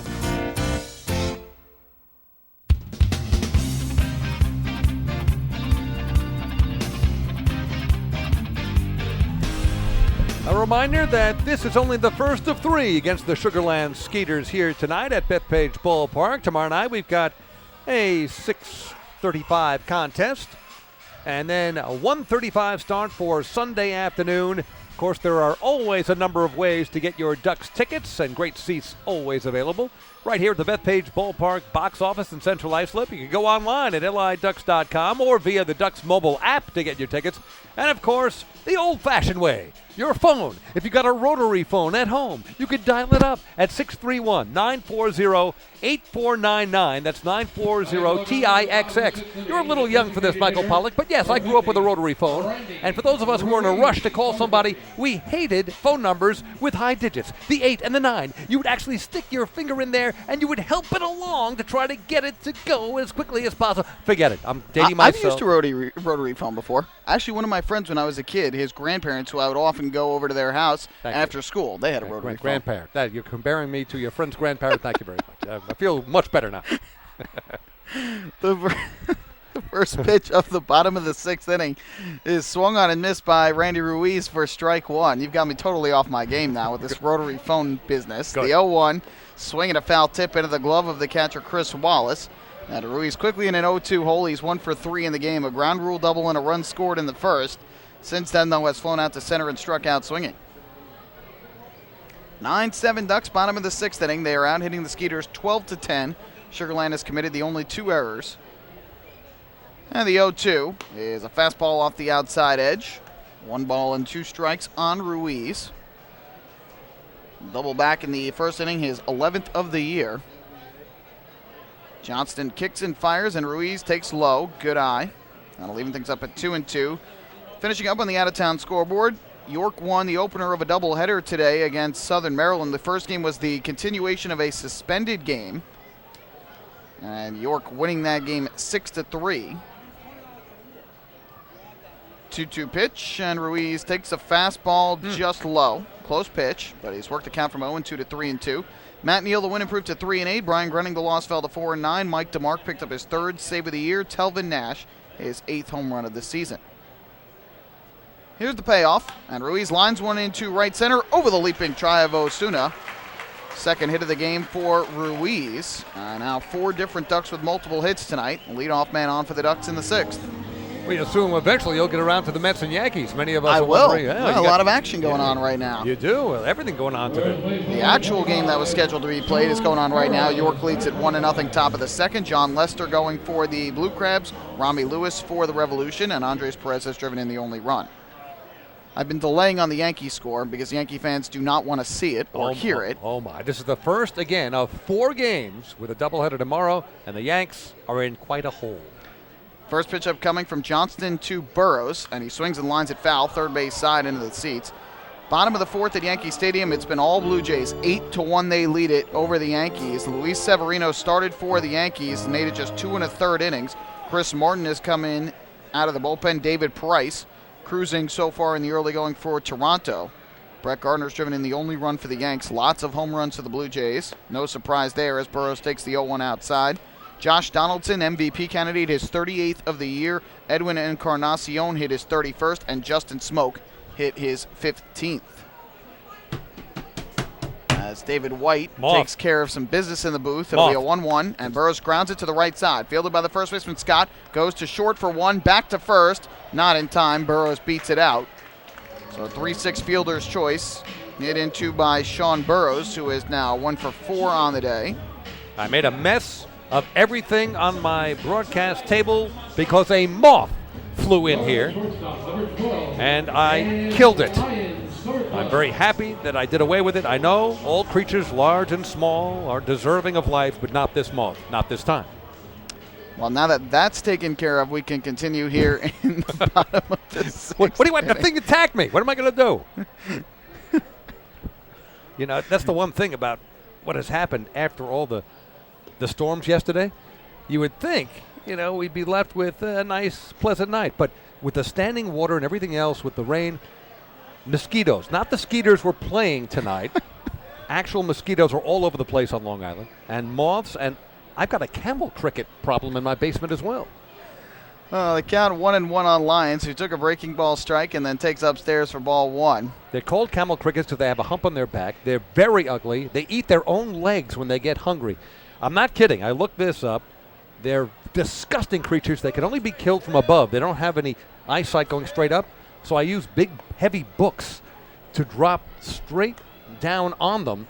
I knew years later that the Encyclopedia Britannica would come in handy. These things can be just killed from above, and it's fun to kill them, but they are disgusting to clean up after. Back to you. 1-2, and Lyons grounds it right back to the middle. Johnston thought about second, but his only play is going to be to first since Burrows was going on the pitch. So it goes down as a 1-3 put out. Burrows will go to second. Good job by Kevin Bas to put Burrows in motion there and gets him to second base safely. So 2 outs as we are back to the ball game after the David Weiss comedy hour here in the broadcast booth. It was just entomology 101. Just want to pass this along because I'm not the only one with a cricket problem in my basement. Very true. You are not the only one. I'm not the only one. But as you said, back to the Skeeters that we can handle here tonight.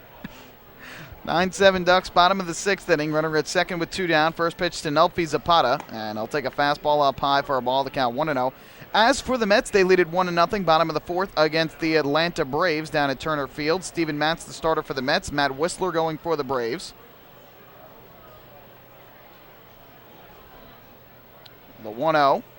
Johnston deals, and the fastball that is in at the belt for a strike, 1-1. Yoenis Cespedes with the only RBI of the ball game thus far. No surprise there. Nope.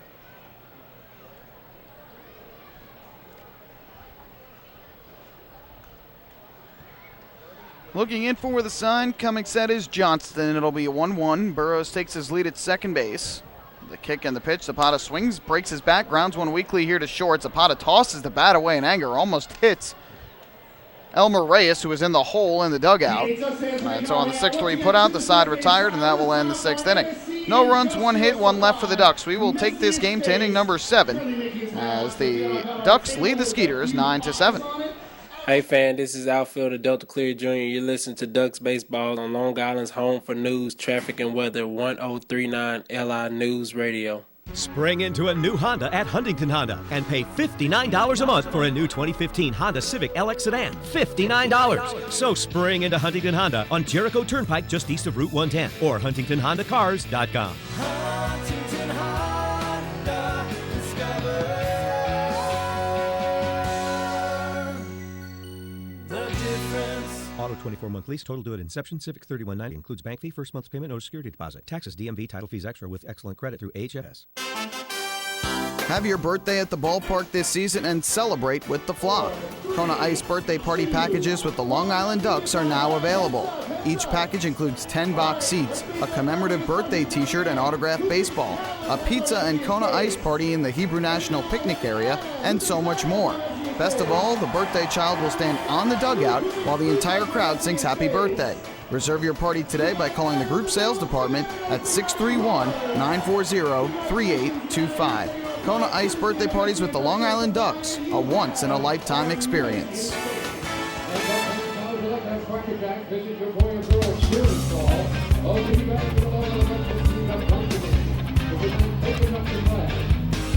Hey, Duck fans, you can chill out with a cold cup of Hampton Coffee Company Gourmet Iced Coffee, available at the concession stands here at Bethpage Ballpark. Hampton Coffee is the preferred coffee of the Long Island Ducks. You can visit them online, HamptonCoffeeCompany.com, or visit their cafes out in the beautiful Hamptons. And now that we are post-Labor Day, the traffic along 27 to get out to the Hamptons, not nearly as treacherous. A little bit much more of a friendly commute out there if you want to make your way out to the Hamptons.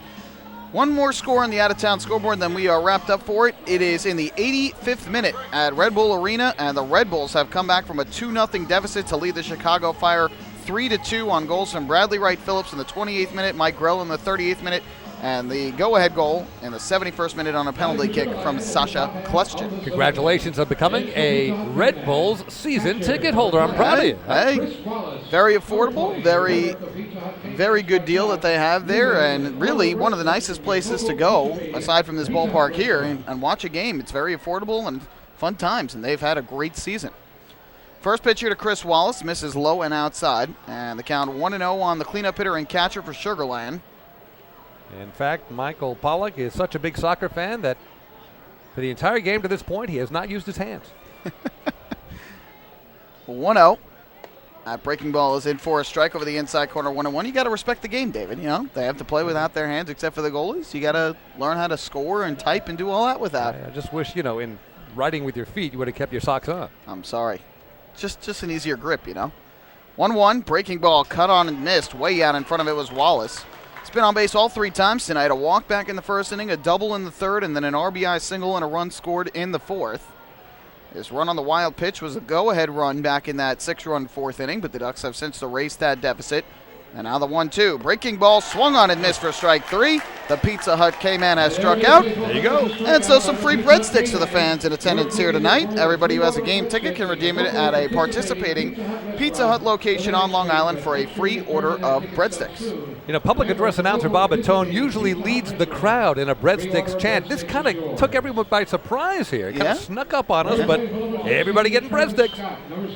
Sometimes can get a little repetitive, but you want to get the crowd into it, and ultimately a nice big cheer after Wallace swung and missed. Second strikeout for Kern, who is in his 3rd full inning of relief after taking over in that 4th inning for Joe Bircher. First pitch to Travis Scott, swung on and hit high in the air to right center, well hit. Going back is Lou Ford to the warning track at the wall. He looks up, and you can forget it.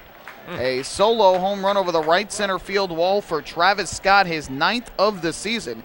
And that brings the Skeeters to within 1. It's a 9-8 game in the bottom, the top of the 7th inning. Lou Ford gave it a courtesy jog back toward the PC Richard and Son sign, but that thing was absolutely crushed right off the bat of Travis Scott. And no doubt about it, 400-plus foot home run, and we have a one-run ball game. Second home run of the game for the Skeeters. Patrick Palmero had the first back in the second inning. This pitch, it misses for a ball. Here is Palmero to the plate. Sugarland now with 86 home runs on the year. The 1-0. And Palmero takes a nice breaking ball from Kern over the inside corner for a strike. That'll even things up at 1-1. Since the homer, Palmero singled and scored in the fourth inning, and then later that inning grounded out to third to end the inning. So he started and ended that 6-run fourth inning. From the line, the 1-1. He takes the fastball inside for ball 2. And Kern behind in the count on the Skeeter third baseman. Teams have combined for 17 runs and 24 hits tonight. The 2-1. Breaking ball nicely thrown by Kern in for a strike. And leaving things up at 2-2. Usually about this point of the game, I'll turn to Chris King and say, you know, this game is zipping right along, putting the David Weiss whammy on it, after which Chris starts choking me here in the booth. But this game has not zipped along. We've had a lot of action, and it has taken some time. Check swing on the breaking ball here, low and outside. And not going was Palmero. He had walked out of the batter circle. They appealed to first when the ball skipped away from Zapata. But Frank Urilli said he did not go around, so the count 3-2. Don't want to walk Palmero here. That would put the tying run on with Kevin Russo waiting on deck. That was 5 days ago. The Ducks defeated the Southern Maryland Blue Crabs right here at Bethpage Ballpark, 16-14. We may be on our way to that kind of a final. 3-2 breaking ball misses up high, so that is ball 4. First walk issued by Bruce Kern. So with one out in the seventh, he gives up the long home run to Travis Scott, walks Patrick Palmero. And now the tying run on first with one away, and that'll bring Kevin Russo to the plate. Yeah, Kern was more or less just breezing right along. Had only given up since the fifth inning anyway, just a single. But things are getting a little dicey here. Fastball here is in for a strike in the count 0-1. He had his first 2 1/3 innings of relief, had given up just 2 singles, and that was it. Did throw the wild pitch, though, that brought in a run, though that run was charged to Bircher. But here in the seventh, again, the home run and the walk. 0-1 to Russo, who is 2 for 3 on the night with a pair of singles. Kern comes set, kicks and fires, and Russo takes a fastball again over the outside corner for a strike, and it's 0-2. Yeah, Russo not thrilled with that call by home plate umpire J.B. Torres, who, in Russo's defense, just looked at a pitch that throughout the game was not called as a strike. He's had a tight strike zone. J.B. Torres behind the plate. Has been a little inconsistent at points. Runner leads at first with 1 out. 0-2 from Kern to Russo upcoming. Kicks and fires, and Russo takes low and outside. Good backhanded block by Zapata at the plate. Kern has been a little bit erratic at points in tonight's appearance, coming out of the bullpen after having his start washed away yesterday. And again, this is something Kern has not done this season. His first relief appearance of the year. He had actually started the year, David, as a reliever. He was primarily a reliever and then wait a minute, you're right. Moved into the rotation. I'm taking a look at this. You're right. He has started 11 games with 37 appearances. Just forget I said that. 1-2 is fouled back behind the plate. He basically took over full time in the rotation at the end of July. Had been pitching extremely well out of the bullpen, and then Kevin Bas inserting him into the rotation due to the struggles of some others. And has for the most part pitched very well since taking over. He had a couple of tough starts in there, but for the most part has pitched well. Gets the sign, comes set, trying to retire Russo here in the seventh. The 1-2. Breaking ball swung on and missed, strike 3. Excellent curveball from Kern. And Russo way out in front, strikeout number 3 for the right-hander, and a big second out here in the seventh inning. Yeah, Russo way out in front. He was guessing fastball and just swung right over and through that big overhand curve. So 2 down, the runner still at first. That is Patrick Palmero, and here is Rennie Osuna, who is 1 for 3 with a run scored on the night. Kern dangles the right arm as he looks in for the sign. Comes set, deals to the plate. And that fastball is over the outside corner for a called strike. The count 0-1. Osuna's only hit was in the fourth, a single. And later scored on that 3-run double by Jeff Dominguez. Grounded into a fielder's choice in the second, flew out to center in the fifth. Kearns 0-1. And Osuna swings, lifts this one in the air to shallow right. Racing in is Lentini. He won't get it. Drops in along the line, a base hit. Reyes will field and fire it back in. It's a little bloop single down the right field line for Rennie Osuna. Keeps this 7th inning alive. Going from first to third on the play is Palmero. And now runners at the corners with 2 away. And that'll bring up Amadeo Zazueta. How many bloop hits have we seen in this game? Plenty of them. With infielders and outfielders converging, sometimes mistakes in communication. In that case, it was just perfectly placed. But we have seen it several times here tonight in a game that has been filled with hits of all kind. Now a total of 25 combined for the Ducks and Skeeters. Skeeters with 12, Ducks with 13. Now we're going to get a pinch hitter here for Amadeo Zazueta with a righty due up and the righty on the mound.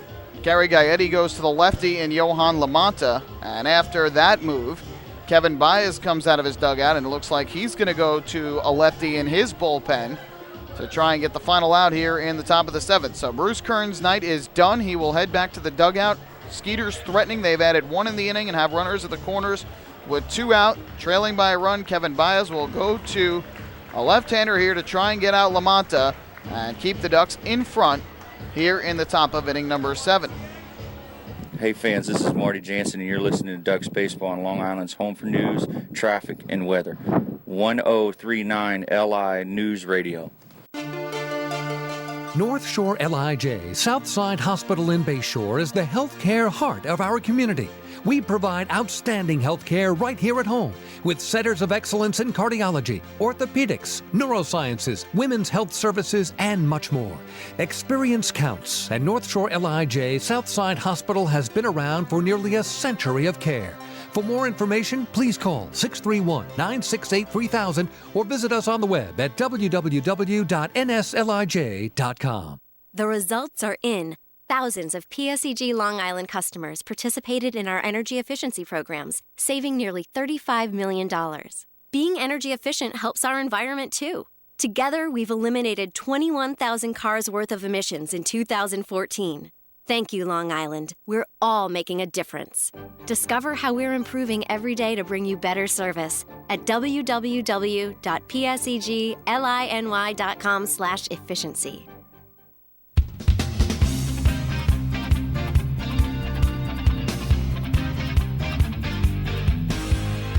So here in the top of the 7th inning, skipper Kevin Bas takes Bruce Kern out of the game, working long relief for Joe Bircher, the starter for the Ducks here tonight.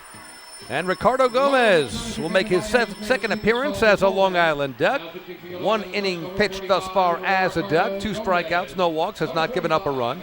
Ricardo Gomez, 6'2" righty from New York City, into the game here and right into the fire with the Ducks leading 9-8. 1 run already in here in the 7th inning with 2 outs. He comes in with runners on the corners. Only appearance was last Sunday. 1 inning of work in that crazy 16-14 game. And retired the side in order, struck out 2, and he was the only pitcher in that game that really looked dominant out of either pitching staff. Both sides really were getting roughed up throughout the course, but Gomez was the one guy who looked good. So with Lamanta, the lefty, at the plate, Kevin Bas doesn't go to a lefty. He goes to the hard-throwing right-hander Ricardo Gomez. And his first pitch on the way to Johan Lamanta is swung and grounded foul up the first base line. That looked like a breaking ball. And the count is 0-1. So Amadeo Zazueta, who was the shortstop and 9-hitter, went 0 for 3 with 3 groundouts. Lamanta combined between the Revolution and the Skeeters 240 on the year, 7 homers and 40 runs batted in. 9-8, the Ducks in front. Gomez trying to get the final out here in the 7th. There's 0-1 pitch. Lamanta takes this down to the dirt. Great block there at home plate by Zapata, who's having to do yeoman's work behind home plate with some of these wild pitches from Ducks relievers. The count even up at 1-1. Gomez does not throw the ball 100 miles an hour, but he gets a lot of action on it. Kind of a sidearm type delivery. Not easy to pick up at the plate, but batting from the left side, Lamanta getting a good look at it. Here comes the 1-1. Breaking ball again. That misses outside. 2 balls and 1 strike on the lefty swinging Lamanta. Boy, what a roller coaster affair we have had tonight. The Ducks at one point led 6-1, then trailed 7-6. Back out in front 9-7. Now with a run in for the Skeeters, they've narrowed the lead to 9-8. Palmero leads at third. Osuna at first. The 2-1 fastball way inside. Gomez looked down at his hand after throwing that, so he comes in. He's behind 3-1 on LaMonta. And another out of the zone would load up the bases for Willie Taveras. 2 out walks are killer. We saw how big it was in the 4th inning. A 2 out walk by Bircher loaded the bases. The Skeeters went on to score 6 runs. So it'll be a 3-1 here from Gomez. Here's the pitch, and that's outside ball 4.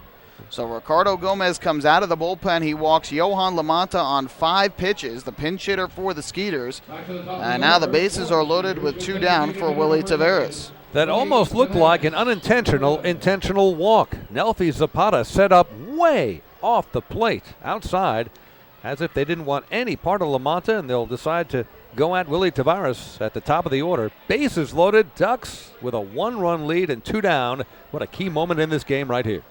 So up to the plate steps Taveras, 0 for 3 with a walk in the game, and the first pitch is low and outside. It's been all breaking balls for the most part from Gomez. He's having trouble locating here. The count 1-0. You can't walk Taveras here. That would force home the tying run. But not missing anywhere close with these pitches. They are way out of the zone. And now it'll be a 1-0, and now time called by the catcher, Nelfi Zapata. You get a sense here the Skeeters are just going to be patient and wait for Gomez to throw strikes. Here comes the 1-0 from the right-hander. And this is swung on and missed, so as I say, they're going to be patient. Taveras goes chasing the breaking ball down in the dirt, and the count 1-1. Well, it was a good breaking ball, though. Looked like a fat fastball, I'm sure, to Taveras when it was coming in, and then the bottom just dropped out of it. Bases loaded with 2 down. The Ducks trying to protect the 9-8 lead. It'll be a 1-1 from Gomez. Looks in for the sign, gets the pitch he likes. 1-1 on the way, and Taveras takes this low and outside.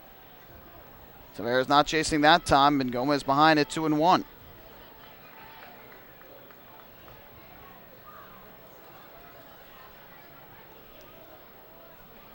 Bases loaded with Skeeters.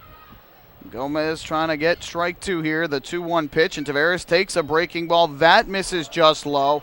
The Ducks dugout cannot believe that was not a strike. Both Marty Jansen and Kevin Bas throwing their arms in the air after that pitch. But now Gomez behind 3-1 on Taveras, and another out of the zone would force home the tying run. He's got to come in here, no choice. So it'll be a 3-ball, 1-strike pitch from Gomez to Taveras. Righty-righty matchup. Here it comes, and the 3-1 is swung on and missed. There's that good fastball. We haven't seen that since he's come into the bullpen. That looked like a pretty good fastball to me. So that's gotten the count full at 3-2 with 2 down and the bases loaded. The runners will go on the pitch. And a big pitch in the ball game here. 1-run game, the Ducks in front. Bases loaded, 2 down in the 7th. And the 3-2 from Gomez to Taveras is swung on and missed. Strike 3. Went back to the breaking ball, got Taveras to chase, and Gomez wiggles out of trouble in the 7th. For the Skeeters, they get 1 run on 2 hits. No errors, 3 left on base. We've hit the 7th inning stretch here at Bethpage Ballpark. And the fans rising at Bethpage Ballpark for God Bless America.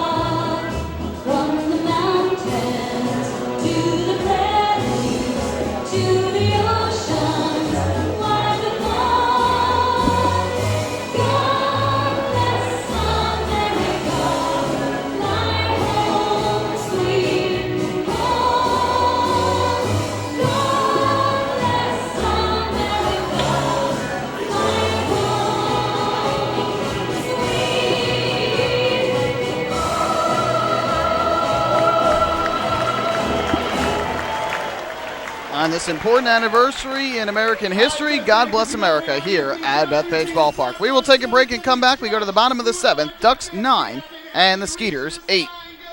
Hey fans, this is right-handed pitcher John Brownell, and you're listening to Ducks Baseball on Long Island's home for news, traffic, and weather, 1039 LI News Radio. Hey, Ducks fans, the official hotel of the Long Island Ducks is the Up Sky Long Island Hotel in Hauppauge. It's centrally located on the north shore of Long Island and offers a home away from home for both business and leisure guests. The Up Sky Long Island Hotel features an indoor pool, 24-hour business center, a fitness center, and complimentary Wi-Fi in all guest rooms. Enjoy the contemporary American cuisine at the Fountain Grill restaurant or grab a quick bite to eat at Cafe Pronto. Best of all, it's only minutes from Bethpage Ballpark. The Up Sky Long Island Hotel, the official hotel of the Long Island Ducks. Call 231-1100 today. That's 631-231-1100. Family fun every time. Beautiful evening for baseball. Big action every time. He reaches up, it's gone! Great value every time. And the Ducks have won it 7-1. The Ducks schedule is loaded with new promotions this season. And with an average ticket price of just $10 and free parking, there is no better value on Long Island. For game times and tickets, visit liducks.com. Long Island Ducks Baseball. Good times every time.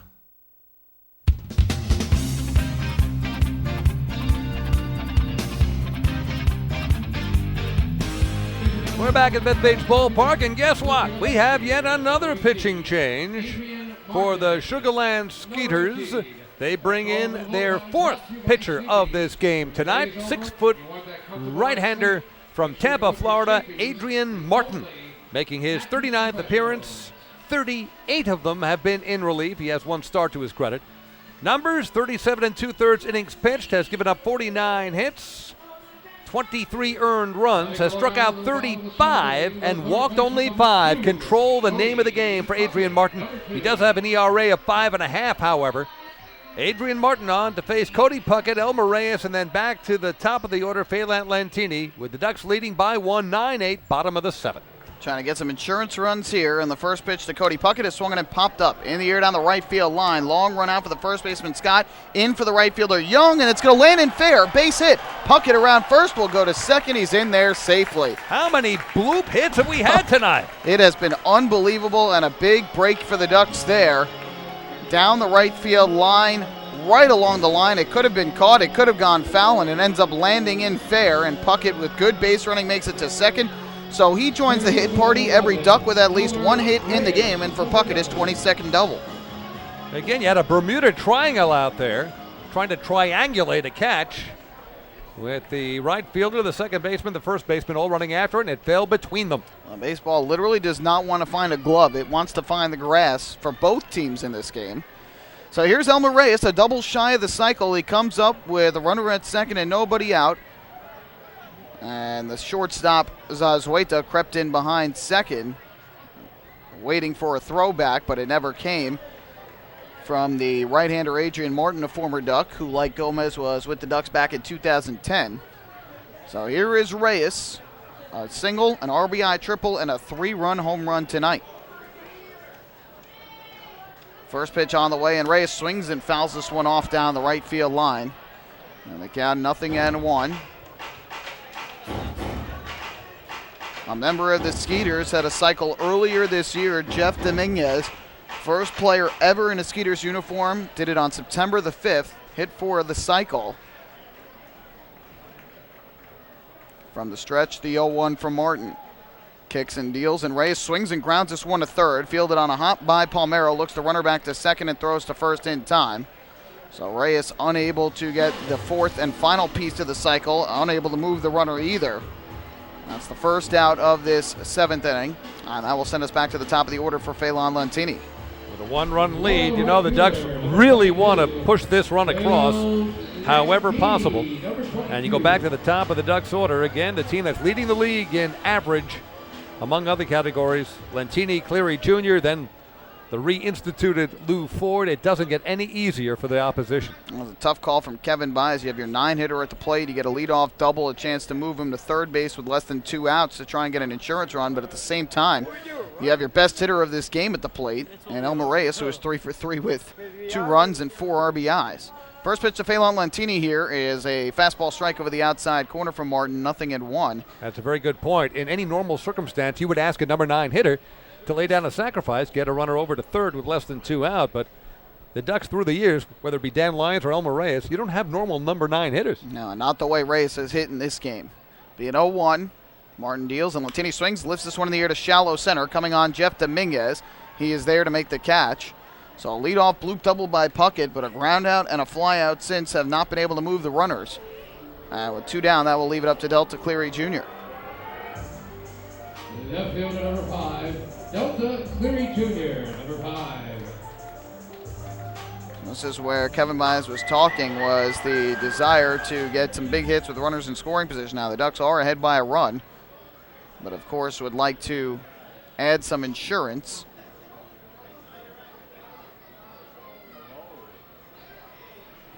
Looking in for the sign is righty Adrian Martin. Comes set. And his first pitch to Cleary Jr. is swung on and missed. Out in front of that one, the count 0-1. Cleary Jr. 2 for 3 on the night.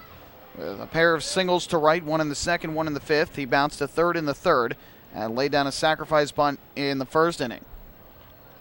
9-8 lead for the Ducks, bottom of the seventh. Runner at second with 2 down. Here comes the 0-1. Martin deals, and this one grounded right back to the mound. Martin will field, he'll underhand toss to first, and the side retired in the 7th inning. So the leadoff bloop double by the Ducks goes to waste, and we will head to the 8th here at Bethpage Ballpark. Ducks 9 and the Skeeters 8. Hey fans, this is first baseman John Griffin, and you're listening to Ducks Baseball on Long Island's home for news, traffic, and weather. 1039 LI News Radio. Few places on earth offer the charm and excitement of Fire Island. At Fire Island Ferries, located conveniently at 99 Maple Avenue in Bay Shore, they offer convenient travel to Fire Island 7 days a week. Fire Island is quickly becoming a top destination for families of all ages. Experience the informal, carefree communities, the dazzling night scene, enjoy fine dining, or climb to the top of one of the tallest lighthouses in the United States. But there's only one way to get there, by calling Fire Island Ferries at 631-665-3600 today. For fare and scheduling information, please visit fireislandferries.com. Hey Ducks fans, stay up to date with Long Island's hometown team by visiting Quack of the Bat, the official blog of the Long Island Ducks. Quack of the Bat will bring Ducks fans beyond the headlines with in-depth feature articles, breaking news stories, game previews, post-game wrap-ups, and so much more. Interact with the team during the entire season through quotes directly from the players and coaches, as well as exclusive video clips and photos. Check out the blog today at quackofthebat.wordpress.com. Quack of the Bat, the official blog of the Long Island Ducks.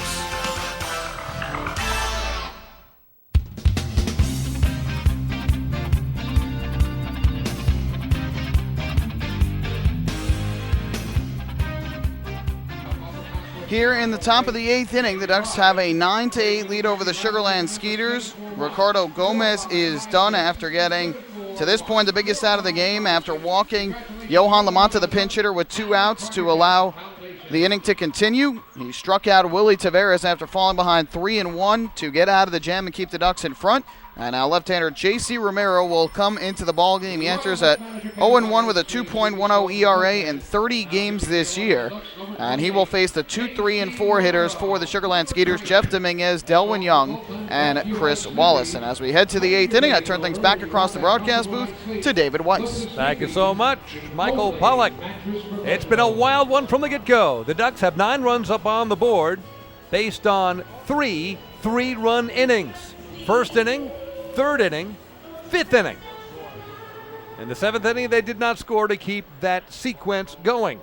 As for the Sugarland Skeeters, one gigantic inning, the 6th-run inning in the 4th inning. They also have single runs in the 2nd and in the 7th. When you add it all up, put it in a blender and pour it out, you got a 9-8 lead here for the Long Island Ducks. With J.C. Romero, the tough left-hander for the Ducks, who has done so well out of the bullpen this season. On the mound, pitching from the stretch, as so many relievers do, facing Jeff Dominguez right here. First pitch on the way, inside corner for a strike, 0-1. Dominguez has bounced out, flied out. A big 3-run double in that 6-run 4th inning, and has also struck out, so he is 1 for 4 with 3 RBIs and a run scored. Romero coming set, and the 0-1. A swing and a miss on an off-speed pitch, pulling the chain, and Dominguez way out in front, 0-2. By the way, there was at least one defensive change last inning. I didn't get what it was, but obviously with Lamonta pinch hitting for the shortstop, Zazueta, there had to be some move. I just didn't see exactly what it was. We'll get to that when the Sugar Land Skeeters retake the field in the bottom of this frame. Fastball, you heard the pop of the mitt from catcher Nelfi Zapata up here, but it was high. 1 ball and 2 strikes to Dominguez, to be followed by Delwyn Young and then Chris Wallace. Ducks lead 9-8, top of the 8th.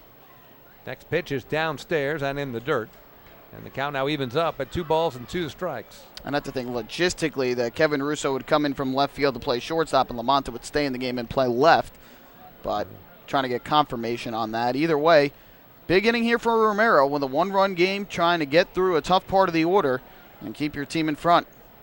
2-2 pitch on the way, a broken bat smash into the crowd, pinballs around a while, now a scramble for the ball down the right side, and Jeff Dominguez will have to get some new lumber as he retreats to the dugout.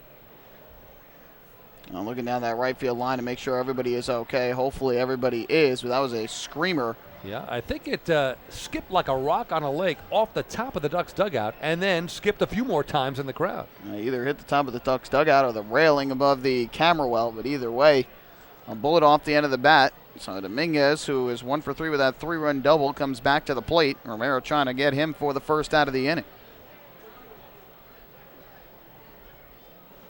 So right back to it. J.C. Romero kicks and deals, the 2-2 on the way. Ooh, just high. Home plate umpire J.B. Torres gave it a long look. By that one just missing up high, and the count now full at 3-2. Marty Jansen's beside himself in the dugout. Just threw his arms in the air. He doesn't know what to do anymore. That looked like a pretty good breaking ball to me. Having conniptions down there in the dugout. And there's a ground ball toward the middle, taken by Dan Lyons, swallows it up over to Sean Burrows for the first out. And that is a big first out, as J.C. Romero and the Ducks did not want to deliver a leadoff walk, not with a 1-run lead in the top of the 8th. So Dominguez retired, 1 down. 2 big league plays there for Romero. 1, not letting the borderline call that did not go his way affect him and giving in and walking Dominguez. And 2, on that ground ball, letting it go by him. It was close to him. Could have tried to reach out and snare it, but if it goes off his glove, probably no chance to get the runner. Let it go by him and let Dan Lyons make the play. Outside corner for a strike from J.C. Romero to Delwyn Young, who has been hit by a pitch. He bounced to short. An RBI double in the 4th, also came around to score and bounced out again. So he is officially 1 for 3 with an RBI and run scored, and has been on base twice, as the next pitch from Romero is inside. 1 ball and 1 strike. 1 out, nobody on, top of the 8th. And a wild affair here at Bethpage Ballpark. Ducks leading 9-8. Next pitch on the way, swung on, lifted in the air, down the right field line. That's going to make it into the seats.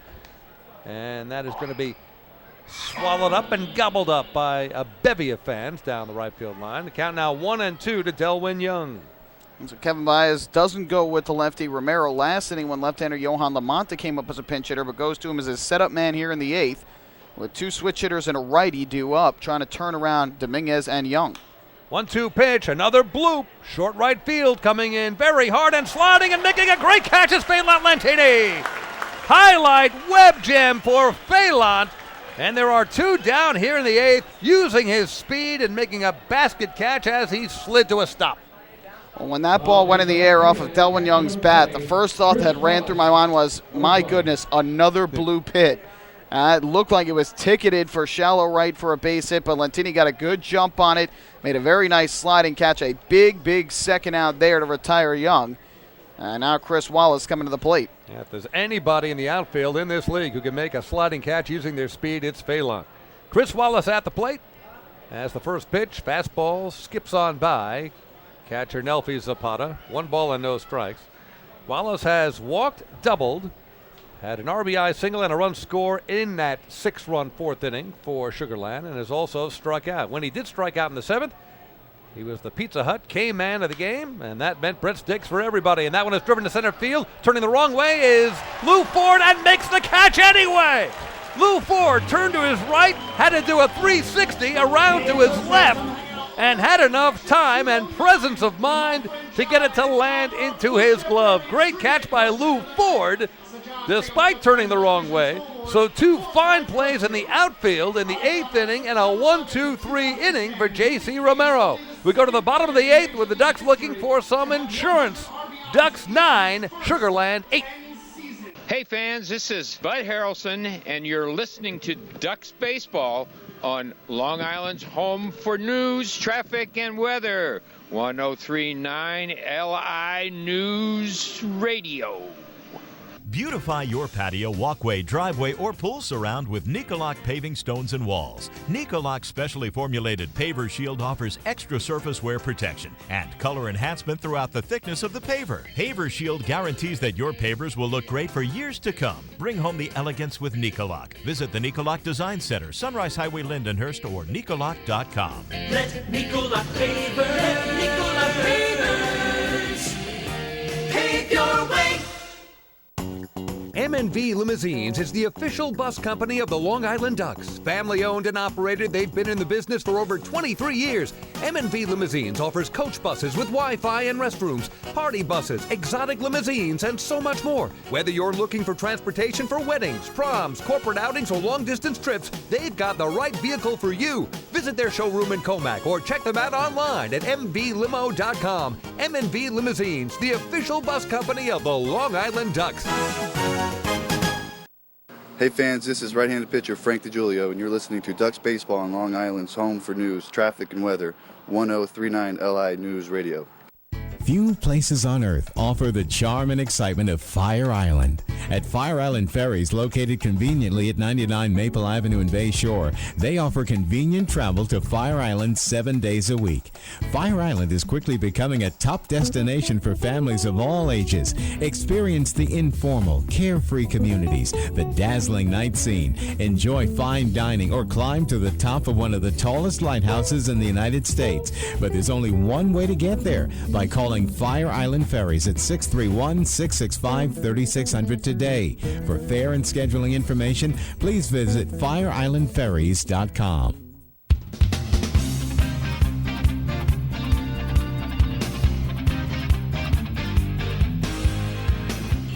Well, a bevy of changes for the Skeeters. Robbie Weinhardt has come into the game here in the 8th inning, taking over for Adrian Martin after throwing a scoreless inning, giving up just 1 hit and nothing further. And the defensive changes back from the bottom of the 7th inning after Johan Lamonta had pinch hit for Amadeo Zazueta. Lamonta stays in the game. He goes out and plays left field. Kevin Russo moves from left field to center. Jeff Dominguez moves from center to second. And Osuna moves from second to short. I lost you after the national anthem. All right, I got it all. Basically a Macarena out there defensively for Sugarland. Everybody's in a different position. And Lou Ford is at the plate for the Long Island Ducks, who lead 9-8, looking for at least one insurance run here in the bottom of the 8th. Robbie Weinhardt on the mound. Next pitch to Lou is a fastball, splitting the plate in half for a strike, 1-1. Lou, an RBI single, and his welcome back party here tonight for the Long Island Ducks. Also hit by a pitch, singled in the 4th, flied out. So he's officially 2 for 3, has reached base 3 times. And high and tight to Lou, a check swing. He did go around. Even if the ball hits you, if you go around, it is a strike. Lou did go around. 1 ball and 2 strikes. Randy Ruiz to follow, and then Sean Burrows here in the bottom of the 8th for the Ducks, who have a 1-run lead here in a crazy game at Bethpage Ballpark over the Skeeters. 1-2 pitch. Lou just gets a piece, fouls it out of play right side to stay alive. It's 1-2. Now, these are the guys you want at the plate trying to get some insurance. I have to think Amalio Diaz probably warming up in the bullpen down the right field line now, in case they need to go to him in the 9th inning if it is a safe situation. And Ford in the middle of the order trying to add some insurance here in inning number 8. So Ford, who has hit the ball hard here tonight. 1-2 pitch, high and tight once again. A check swing by Lou, kind of kneels out of the way. That's 2 high, tight fastballs in this sequence from the right-hander Robbie Weinhardt. It is now 2 balls and 2 strikes to Lou, leading off bottom of the 8th for the Ducks, who have a 1-run lead. 2-2 pitch on the way. And he nubs one, little flare right side. It is taken by the first baseman Travis Scott. grabs it for the first out. Lou retired. Those high fastballs, very tantalizing to Lou Ford. He did a good job to hold up on it to make it a 2-2 count. But there, had a decent pitch to hit, just missed it, and pops it up to first. So that's the first out of the inning. And Ford now 2 for 4 in the game, and up to the plate will step Randy Ruiz. Ruiz tonight has doubled and scored, flied out, struck out, and a single. He is 2 for 4 with that 1 run scored. Righty-righty matchup, broken bat, little flare, taken on 2 hops by the shortstop Rennie Osuna, and the throw across the stretch made by Travis Scott. And quickly, 2 down, Randy Ruiz breaking a bat there, swinging at the first pitch as he often does, and he's retired, 2 out. 2 times he got hits. One time he was 0-2, the other time worked it to 3-2. 2 of his 3 putouts in this game were first pitch swings. Breaks his bat there, and with Ruiz's speed, an easy play for Osuna at short. So good job by Weinhardt so far. He's gotten the first 2 of this big 3 out, and now it'll leave it up to Sean Burroughs. Again, every Duck starter has a hit tonight, and 7 of the 9 have scored at least 1 run. Burroughs, who tonight is 1 for 3, as he takes a strike on the inside corner. A 2-run single in the 3-run first inning for the Long Island Ducks, making a 1-0 lead, a 3-0 lead at the time. He's reached on an error, lined out, hit into a fielder's choice. As we said, 1 for 3 with 2 RBIs, and he is hit. And he's hurt. Sean Burroughs goes down. He is holding his left knee, and he gets up quickly, though, and trots awkwardly to first base. We don't mean to laugh. I laugh because it reminds me of like one of those soccer injuries. You see a guy get tripped up or something in soccer, goes down, looks like he just blew out his knee, and then the next thing you know, he gets up and he's completely fine. And that's what it looked like for Sean Burroughs. Got hit there. He's got a smile on his face at first base now. Fell down, was grabbing and rolling around at his knee, and then as Dottie Pitchford gets out to the field, gets up and makes his way down to first. And he looks like he's just fine. Stretching out just a bit. He was trotting somewhat awkwardly a little at bit. first base. He kind of trots that way anyway, but he does. Dan Lyons at the plate now. Dan has a double in this game as he takes a strike, fastball outside corner. And you're right, I don't mean to laugh at a player getting hit by a pitch. You never want to see that, especially a guy like Burroughs. And earlier in the game, it was Lou Ford. It was just the way that he reacted that was so similar to a soccer injury, or non-injury, I guess. And Lyons takes up high, 1 ball and 1 strike. Dan has lined out hard to third base. Hit it to a fielder's choice, but came around to score. That was in the 3-run third inning. A bloop double to right. And he's bounced back to the box. So he is officially 1 for 4 with 2 runs scored. Runner on first, 2 down. 1-1 pitch to Lyons.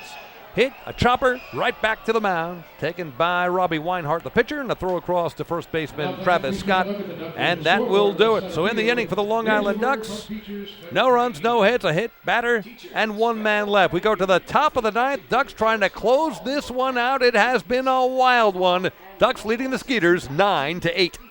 Hey fans, this is relief pitcher Bruce Kern, and you're listening to Ducks Baseball on Long Island's home for news, traffic, and weather. 1039 LI News Radio. Thinking about buying or refinancing a home? Start by attending a free MCU home buying seminar. Then speak with one of our loan specialists who will guide you through the loan process. With an affordable mortgage from Municipal Credit Union, Home Sweet Home will be a little sweeter. Call 212-238-3521 or visit nymcu.org to apply for your mortgage today. Municipal Credit Union. Strong, trusted, growing. Municipal Credit Union is an equal housing opportunity lender. Enjoy the ultimate VIP fan experience at Bethpage Ballpark this season by taking in a Ducks game from the brand new Trout Town Fan Can. Presented by Roscoe Beer Company, the Fan Can is available for rental at all Ducks home games. It features 12 Dream Seat theater-style padded seats, beverage holders, an air-conditioned atmosphere, and an incredible view of the game. Packages are now available with food and beverage included.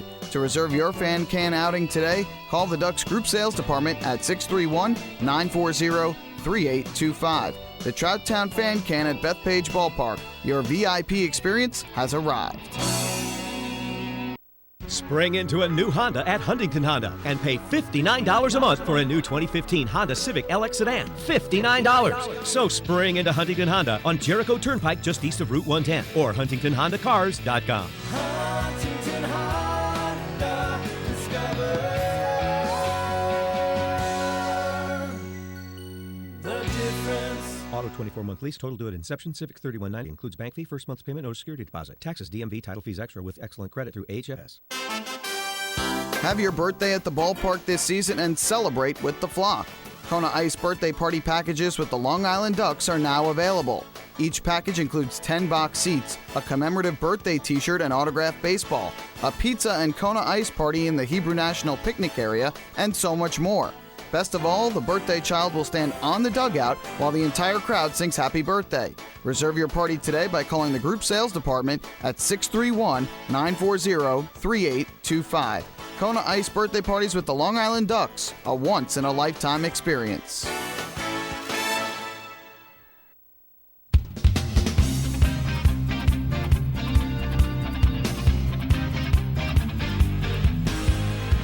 Amalio Diaz into the game for the Ducks in the ninth, with Long Island leading at 9-8 over the Sugarland Skeeters in the opener of this three-game series. Diaz looking for his 13th save of the year. This is his 57th appearance, and he's got a minuscule 1.62 ERA on the season. He'll come in and face the 5, 6, and 7 hitters for the Skeeters: Travis Scott, Patrick Palmero, and Kevin Russo. The Ducks 3 outs away from taking the opening game of this series and earning their second straight win. So we'll see what happens here. 3 outs away. Total of 17 runs and 26 hits, along with a combined 10 pitchers used in this game, which has now gone about 4 hours. 3. Can't add. Lost track of everything. That's right. The game started at 6:39. It is now almost 3 hours. And the first pitch is outside. 1 ball, no strikes. Travis Scott is 2 for 4 tonight, including a long home run to right center field back in the 7th inning, which made it 9-8. Coming set, Diaz. 1-0 pitch is on the way and just misses the outside corner. 2 balls and no strikes.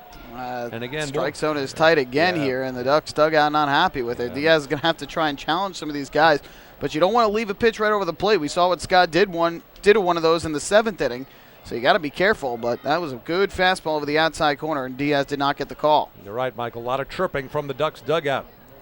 The 2-0 pitch on the way to Scott is well outside. That one nowhere near the plate. It is now 3 balls and no strikes, and that's the last thing the Ducks and Amalio Diaz want to do, is to walk the leadoff man in a 1-run game in the top of the 9th. Patrick Palmero waiting on deck, and he has a home run in this game. Batting for the left side, Travis Scott against the righty Diaz. 3-0 pitch is on the way. He's taken all the way, and it is right down Carlton Avenue for a strike, 3-1. Big pitch there for Diaz. Didn't want to give in and walk Scott, but now a dangerous hitters count here at 3-1. So again, you want to make your pitch, you want to get a strike, but you don't want to leave things out over the plate. Got to hit the corners. Amalio coming set. And the big 3-1 pitch is on the way to Scott. Swing and a miss. Big cut in on his hands. Good fastball. Fouled it straight back to the netting. And Diaz has worked his way back into this at-bat at 3-2. Big pitch back-to-back there after falling behind. And Diaz challenging Scott. He knows how good of a hitter Scott can be. He's been up and down this year in terms of average, but definitely has the ability to put a good swing on the baseball. Coming set, Amalio Diaz. The payoff pitch on the way to Travis Scott. Swing and a miss! Pulling the chain. Off-speed pitch. Scott way out in front. 1 down. Big strikeout for Amalio. 7th strikeout of the game for Ducks pitching, and that was a big one there.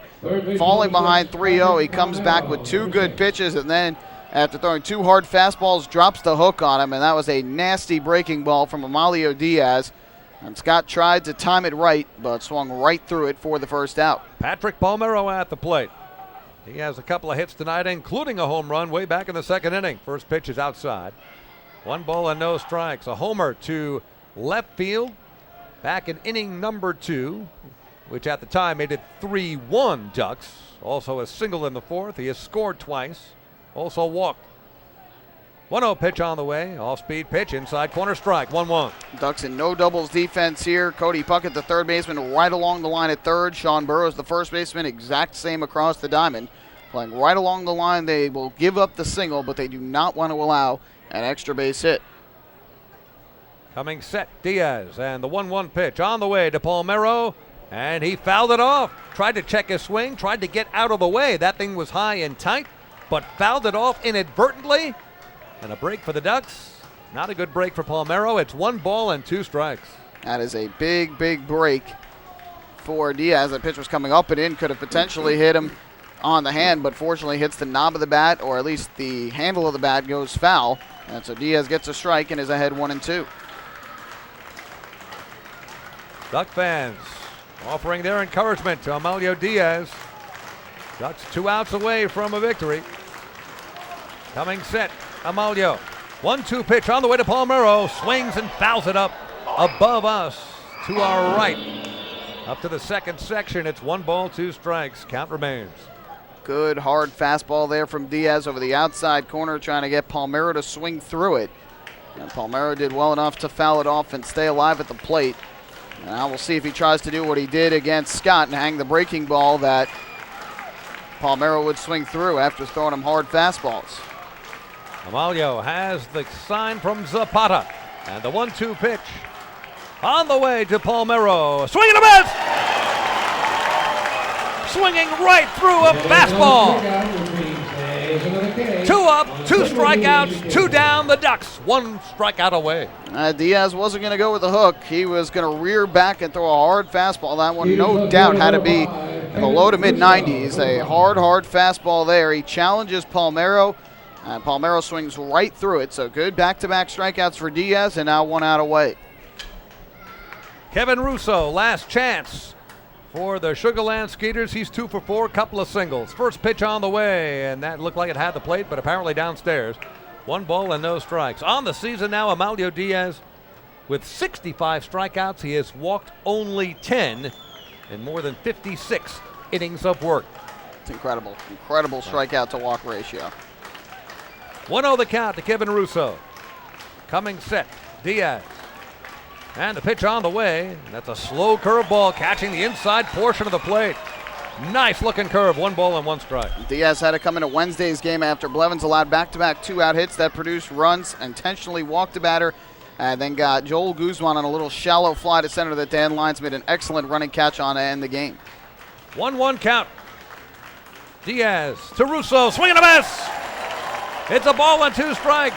And Amalio is 1 strike away from finishing off the Skeeters. Ducks lead it 9-8. 2 outs, nobody on. Top of the 9th. Amalio Diaz looking for save number 13. He's also already struck out the first 2 batters he's faced in the 9th. He comes set.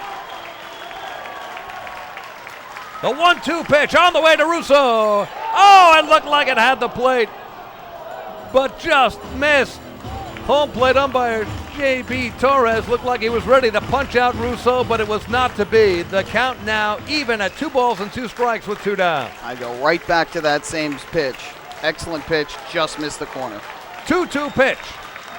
Now on the way to Kevin Russo from Amalio Diaz, inside and low. And the count now runs full at 3-2 with 2 down, nobody on. Every fan here at the ballpark is standing. This game has had twists, turns, long balls, bloop hits. Back and forth affair. It is 9-8 Ducks. Amalio Diaz has struck out the first 2 men he's faced, Travis Scott and Patrick Palmeiro. He's got a full count now on Kevin Russo, looking to finish off the Skeeters right here. Amalio Diaz comes set. He's got the sign. Payoff pitch on the way, wide. It is ball 4. So after 2 Ks, we've got a W. A base on balls to Kevin Russo, and the tying run is now on base. Renny Asuna coming to the plate, representing the winning run. Look, I would have to think here with Russo reaching that Either they're going to pinch hit or pinch run. You have the righty Rennie Osuna coming up. There is one player on the bench available, and that's the switch hitter Denny Almonte. And so I would think Almonte is going to come up and pinch here to step to the plate from the left side. And boy, what a tough break there for Diaz. He made the pitch that he thought he wanted or thought he needed for strike 3. A hard fastball over the outside corner. Just did not get the call. And so Kevin Bas is going to come out of the dugout here to talk things over with Diaz, maybe try and settle him down after just missing the call on that last pitch. So Bas is going to discuss things over with Diaz. The Ducks infield, at least the majority of them coming in for the discussion. But again, Denny Almonte has stepped out into the on-deck circle to pinch hit for Osuna, who was 2 for 4 in the game. And no way Kevin Bas is going to take out Diaz here with a switch hitter at the plate. Well, you take a look at the numbers overall. And Rennie Osuna has not hit a homer this year. Denny Almonte has 10 homers this year. So you've got the home run power from Denny Almonte, who with one swing can turn this game inside out again. So Denny Almonte at 203 on the season through 119 games, 10 homers, 31 RBIs. Low average, but he has power. Kevin Russo is on first base. Amalio Diaz coming set. 2 out, 1 on. Ducks lead by 1, top of the ninth. First pitch, outside. 1 ball and no strikes to Almonte. Diaz has to forget about that last at bat, come back here, challenge Almonte. Again, he leads the league in strikeouts. Got to challenge him with some good fastballs here in this at bat. Batting from the left side against the righty, Amalio Diaz. The 1-0 pitch on the way is stroked, base hit, right field. All the way through. Phelan Lantini, the right fielder, picks it up. Stopping at second base is Kevin Russo, who goes station to station. A hard smash single between the first base bag and second baseman for the Ducks, Elmer Reyes. There are now 2 on with 2 out. And this brings up Johan Lamanta. Gary Gaetti going to the switch hitter to set up a lefty against the righty, and it works to perfection as Almonte takes the 1-0 fastball over the plate and hits a bullet base hit through the right side. So now the tying run is in scoring position with 2 away. And up to the plate steps Lamanta, who again was walked in the 7th inning after pinch hitting for Amadeo Zazueta, another lefty. Lamanta batting from the left side. 2 on, 2 out. The pitch fouled above us. Club section, nice grab made up there. But that won't count as an out, unfortunately, although it was caught on a fly by a fan. It's no balls and 1 strike to Johan Lamanta. That was the first batter of the inning that Diaz threw a first pitch strike to. Diaz struck out Travis Scott and Patrick Palmeiro back-to-back to open up this 9th inning. Walked Kevin Russo. Denny Almonte, a smash single to right. That's where we are. The Ducks leading 9-8, top of the 9th. This has been quite a ball game. Over 3 hours and worth every drop. 2 on, 2 out. 0-1 the count to Lamanta. Diaz kicks and deals a fastball well off the plate. 1 ball and 1 strike. Skeeters showing excellent patience here in the 9th inning, not swinging at pitches out of the zone, especially with 2 outs. That walk so key to keep this game alive for Sugar Land, and Diaz just missing on that borderline pitch. Has to reconvene his focus here to try and get out Lamanta. 1-1 the count.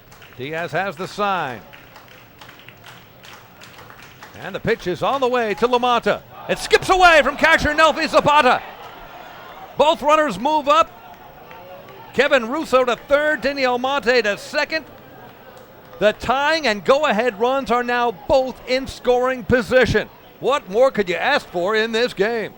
Things just falling apart for Diaz here with 2 outs in the inning, and they've got to calm him down. And you know he was frustrated about not getting that strike 3 call with Russo at the plate, but cannot allow it to affect you here in this at-bat. And now Kevin Bas is going to ask for the intentional walk of Lamanta. With first base open here, he wants to set up the righty-righty matchup with Taveras. He knows that Sugar Land has nobody else available on their bench, and Taveras 0 for 4 in this game. So he's going to intentionally walk Lamanta to face Taveras instead. So Russo at third base, Denny Almonte at second. The intentional base on balls to Johan Lamanta. The bases are loaded. The Ducks lead by 1, 2 down. Top of the ninth, Willie Tavares, who is 0 for 4 with a walk and a run scored. He's at the plate. Pitch from Diaz. Wide of the plate, blocked beautifully by Nelfi Zapata. That one almost got away. 1-0. Diaz is overthrowing right now. You can't throw those fastballs down in the dirt. We've seen so many getting by Zapata in this game. And with the tying run 90 feet away at third base, you cannot risk that. You have to challenge a guy like Tavares with these fastballs near the plate. I understand you don't want to leave a mistake over the plate, but we saw what happened when you challenged Scott and Palmera. You have to do the same here with Tavares. And coming set, Amelio Diaz. A 1-out count to Willie Tavares with the bases loaded, 2 down, and that's right down Carlton Avenue for a strike. Good fastball. 1 ball and 1 strike. Tavares has struck out, bounced out, walked and scored in that 6-run 4th inning for the Skeeters, then bounced out and struck out. Again, he is 0 for 4 with a walk and a run scored. Coming set, Amelio Diaz. 1-1 count, bases loaded, 1-run lead for the Ducks. Top of the ninth, next pitch in the dirt again. And blocked again by Nelfi Zapata. It's 2 balls and a strike to Willie Tavares. Jeff Dominguez waiting on deck. And Sugar Land's not going to chase. They're being patient here against Diaz. They're doing what they have to do to try and work the count. You've got to challenge him here. You cannot throw these balls down in the dirt and hope that they chase. They're not going to the way that they're taking at-bats right now. It's 2-1. This is a big pitch in this at-bat. Pitch on the way. Stroke in the air. Phelan Lantini has got it. Makes the cut! What a ninth inning and what a victory for the Long Island Ducks, who hang on by their fingernails and beat the Sugar Land Skeeters 9-8. Ducks win! Ducks win! La Shanatuba to Kiagadula! Ducks win!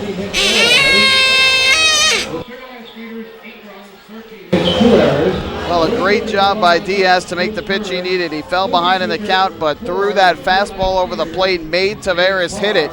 And Tavares, who's been struggling all night and all season, pops it out to right field for the final out of the game. And it got interesting there, the borderline call that did not go Diaz's way, but ultimately the Ducks and their fans can breathe a sigh of relief as they have now tied their second largest win total in franchise history with their 78th of the season in the 9-8 win over the Skeeters. What an ending. You knew it wasn't going to be easy as the Ducks win it 9-8. We've got quite a recap on the way here at Bethpage Ballpark. Once again, the final score, the Ducks 9, the Skeeters 8. Hey fans, this is Kevin Bas, manager of the Long Island Ducks, and you're listening to Ducks Baseball on Long Island's home for news, traffic, and weather, 103.9 LI News Radio. James Simmons is going back. He is looking up, and on Bark in the Park Night, that one is gone and reaches a kennel in Central Islip. That was another home run for the Ducks. And Duck fans, what's more fun than a home run that helps the Ducks win a game? How about a homer that helps the community win? Chappie's Funeral Home and the Long Island Ducks have once again teamed up for the Chappie's Home Run Challenge. If the Ducks hit 100 homers this season, Chappie's Funeral Home will donate $5,000 to the Quacker Jack Foundation. So every time a Ducks hitter goes deep this season, watch for the Chappie's Challenge home run count on the scoreboard. And if we reach 100, we're all a winner. Chappie's Funeral Home, where caring for others is a family tradition. Can't get enough of the Long Island Ducks? Well, now you can get even more inside info on your favorite hometown team through Facebook and Twitter. The Ducks are constantly updating fans through social media with scores, transactions, ballpark promotions, and much more. You can even win great prizes. All you'll need to do is make a free account on Facebook and Twitter, and then visit us at facebook.com/LIDucks and twitter.com/LIDucks. Think you're Long Island's biggest Ducks fan? Get connected now.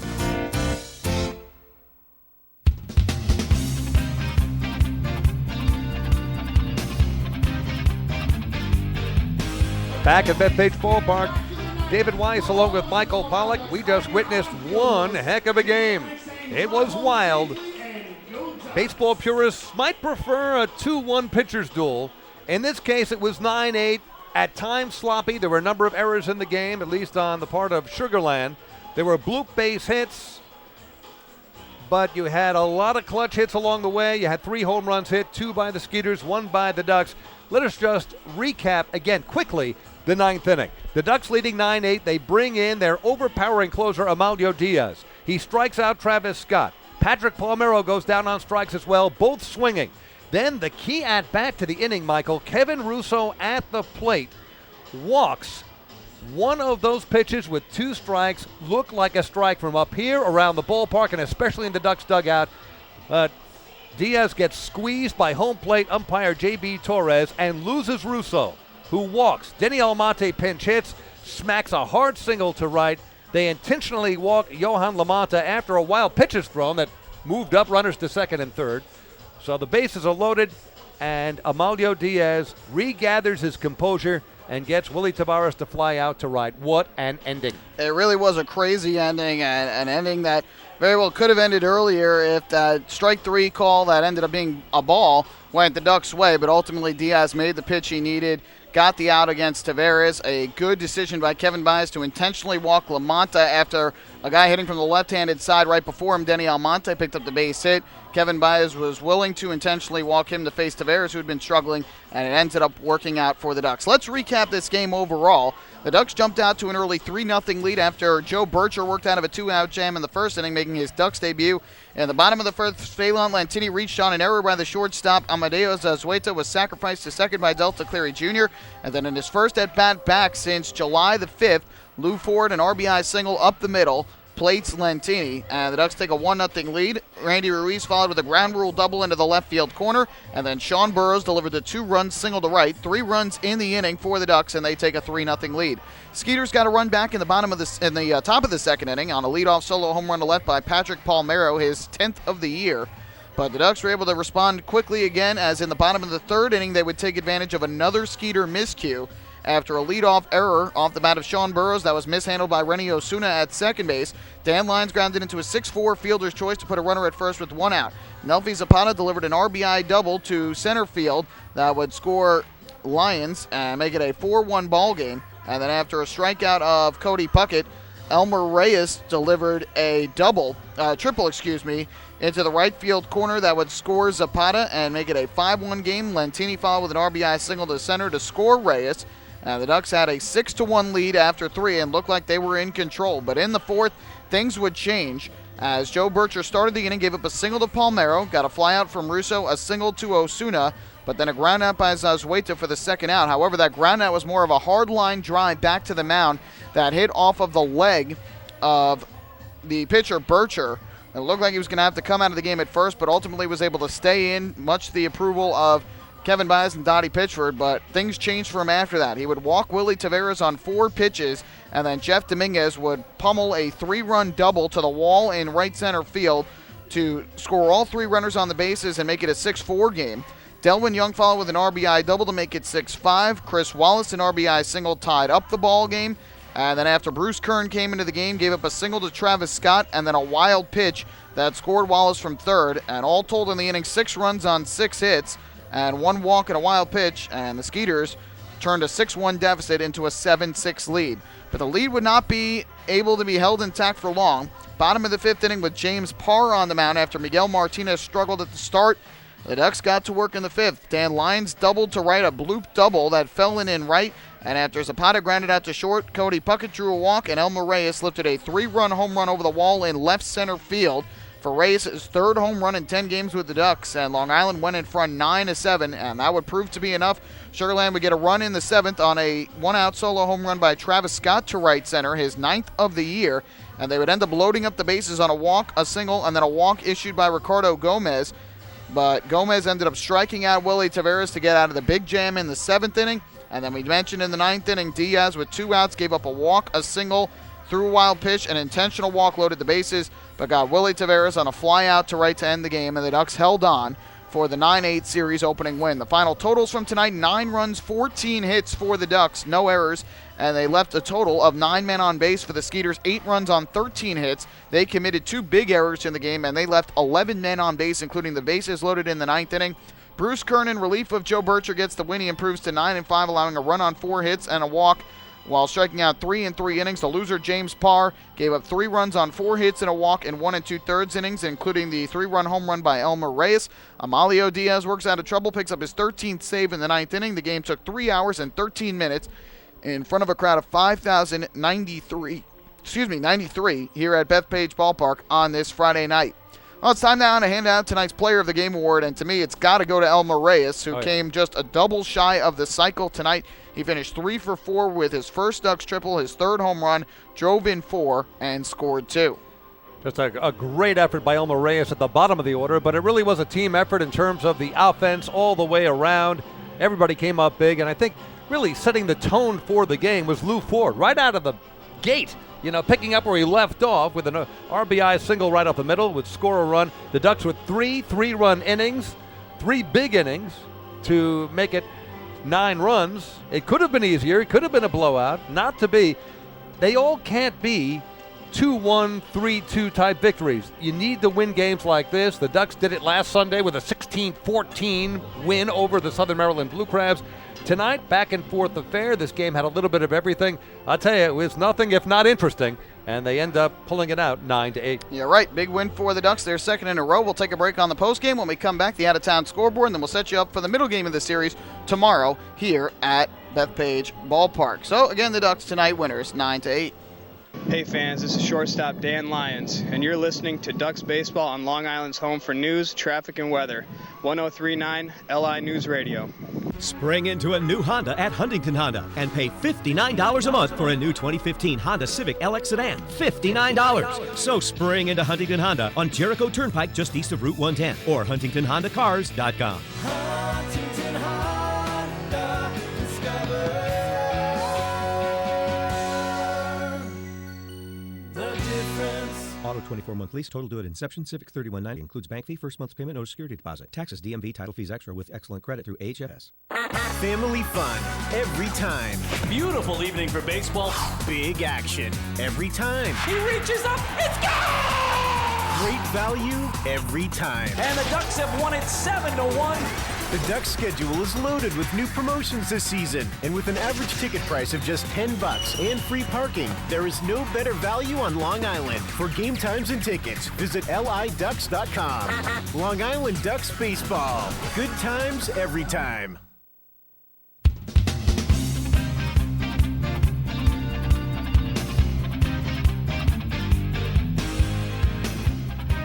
Back here at Bethpage Ballpark, where the Long Island Ducks have defeated the Sugarland Skeeters by a final count of 9-8 to take the opening game of this series. And at the same time, they get some help from the Camden River Sharks and are getting some help, too, from Lancaster, and could pick up and move to within 1 game against the Somerset Patriots in the Liberty Division standings. Let's look at the out-of-town scoreboard.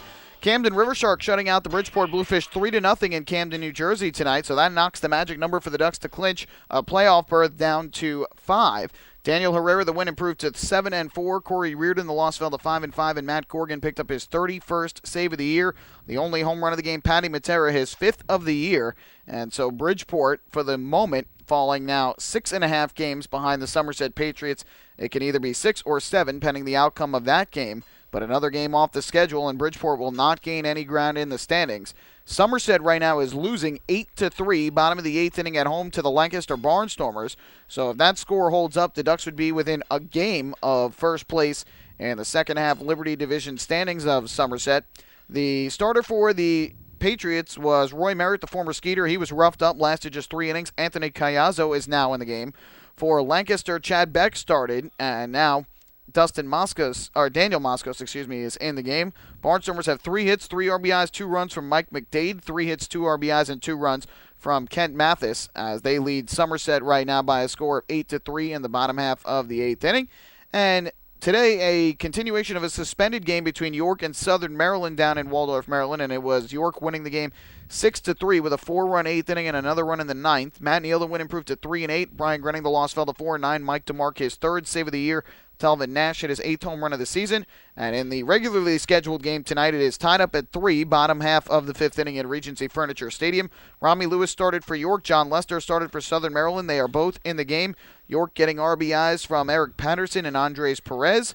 And for Southern Maryland, they have RBIs from Fred Lewis, Bryant Nelson, and Anton DeJesus. Major League scoreboard, Yankees trailing to the Toronto Blue Jays 11-5 at the 7th inning stretch at Yankee Stadium. It was Luis Severino starting last year, just 2 1/3 innings. Caleb Cotham is now in. David Price started for the Blue Jays, and now Brett Cecil is in the ballgame. Didi Gregorius has hit his 9th home run for the Yankees. And for the Blue Jays, Josh Donaldson is 38th. Edwin Encarnacion is 31st. Justin Smoke his 15th. Russell Martin has hit 2, his 18th and his 19th against his former team. The Atlanta Braves trailing the New York Mets 2-1, top of the 8th inning down at Turner Field. Steven Matz started for the Mets. Addison Reed is now into the ballgame. Matt Whistler was the starter for Atlanta. And Andrew McKirahan is now pitching for the Braves. For Atlanta, the only run coming off the bat of Daniel Castro, his first home run of the season. And for the Mets, an RBI from Yoenis Cespedes, the other run scoring on a balk that scored Curtis Granderson. And the Red Bulls tonight win yet again 3-2 over the Chicago Fire. They overcome a 2-0 deficit at Red Bull Arena with 3 straight goals, the final of which a penalty kick goal from Sasha Kleshin to win the match 3-2, and that will do it for the out-of-town scoreboard. So this series will continue tomorrow night. The final pyrotechnical fireworks extravaganza of the regular season will follow the ball game, but first a baseball game. And the Ducks will send out left-handed pitcher Darren Downs, trying to come off of a tough loss his last time out, although he pitched well. 4-5 on the year, a 3.79 ERA, and he's going to be opposed by Skeeters right-hander Michael Nix, who rejoined the team recently and has pitched great in his return, 2-0 thus far with a 0.75 earned run average. That's a great way to get off on a 3-game series to grab the first one in wild fashion, 9-8. The Ducks now go to 32-28. Remember, at one point they were almost a half dozen games below 500, and then ripped off about 14 wins in 18 games toward the middle of the second half of this 2015 season. And after a brilliant first half in which the Ducks went 46-24, but could not catch the juggernaut Somerset Patriots, winning 50 out of 70, Ducks are in very good position for postseason to make it any number of ways. And who would they face in that first round? You guessed it, the Somerset Patriots. And with their 78th overall win of the season, they tie their second most in franchise history. That came back in 2011 when they went 78-47 in a 126-game season. And the most came in 2000, their inaugural season, when they went 82-58. David, always a pleasure to have you in the broadcast booth once again. Thanks for joining in, and a very exciting game that we both got to call here tonight. We did. Always a pleasure, Michael Pollack. It was a lot of fun. I'll be back soon. All right, sounds good. That's going to do it for us here at Bethpage Ballpark on this Friday night. Big thank you goes out to our engineer back in our Ronkonkoma studios, Zach Johnston, pushing all the buttons, doing a great job as always. Once again, the final score, the Long Island Ducks 9 and the Sugar Land Skeeters 8. We invite you to join us for our next Ducks broadcast, which will be tomorrow evening when the Ducks and Skeeters play game 2 of the 3-game set. Pre-game show is going to begin at 6:20. First pitch 6:35. You can follow all the action right here on the Ducks flagship radio station, 103.9 FM LI News Radio, and online via the Ducks official YouTube channel, youtube.com/DucksBaseball. For David Weiss, my name is Michael Pollack. Thank you so much for spending your Friday night with us. Hope you enjoyed the broadcast and the Ducks win. Have a great rest of your Friday evening. We'll do it all over again on Saturday night at Bethpage Ballpark. Good night and so long from Central Islip, New York.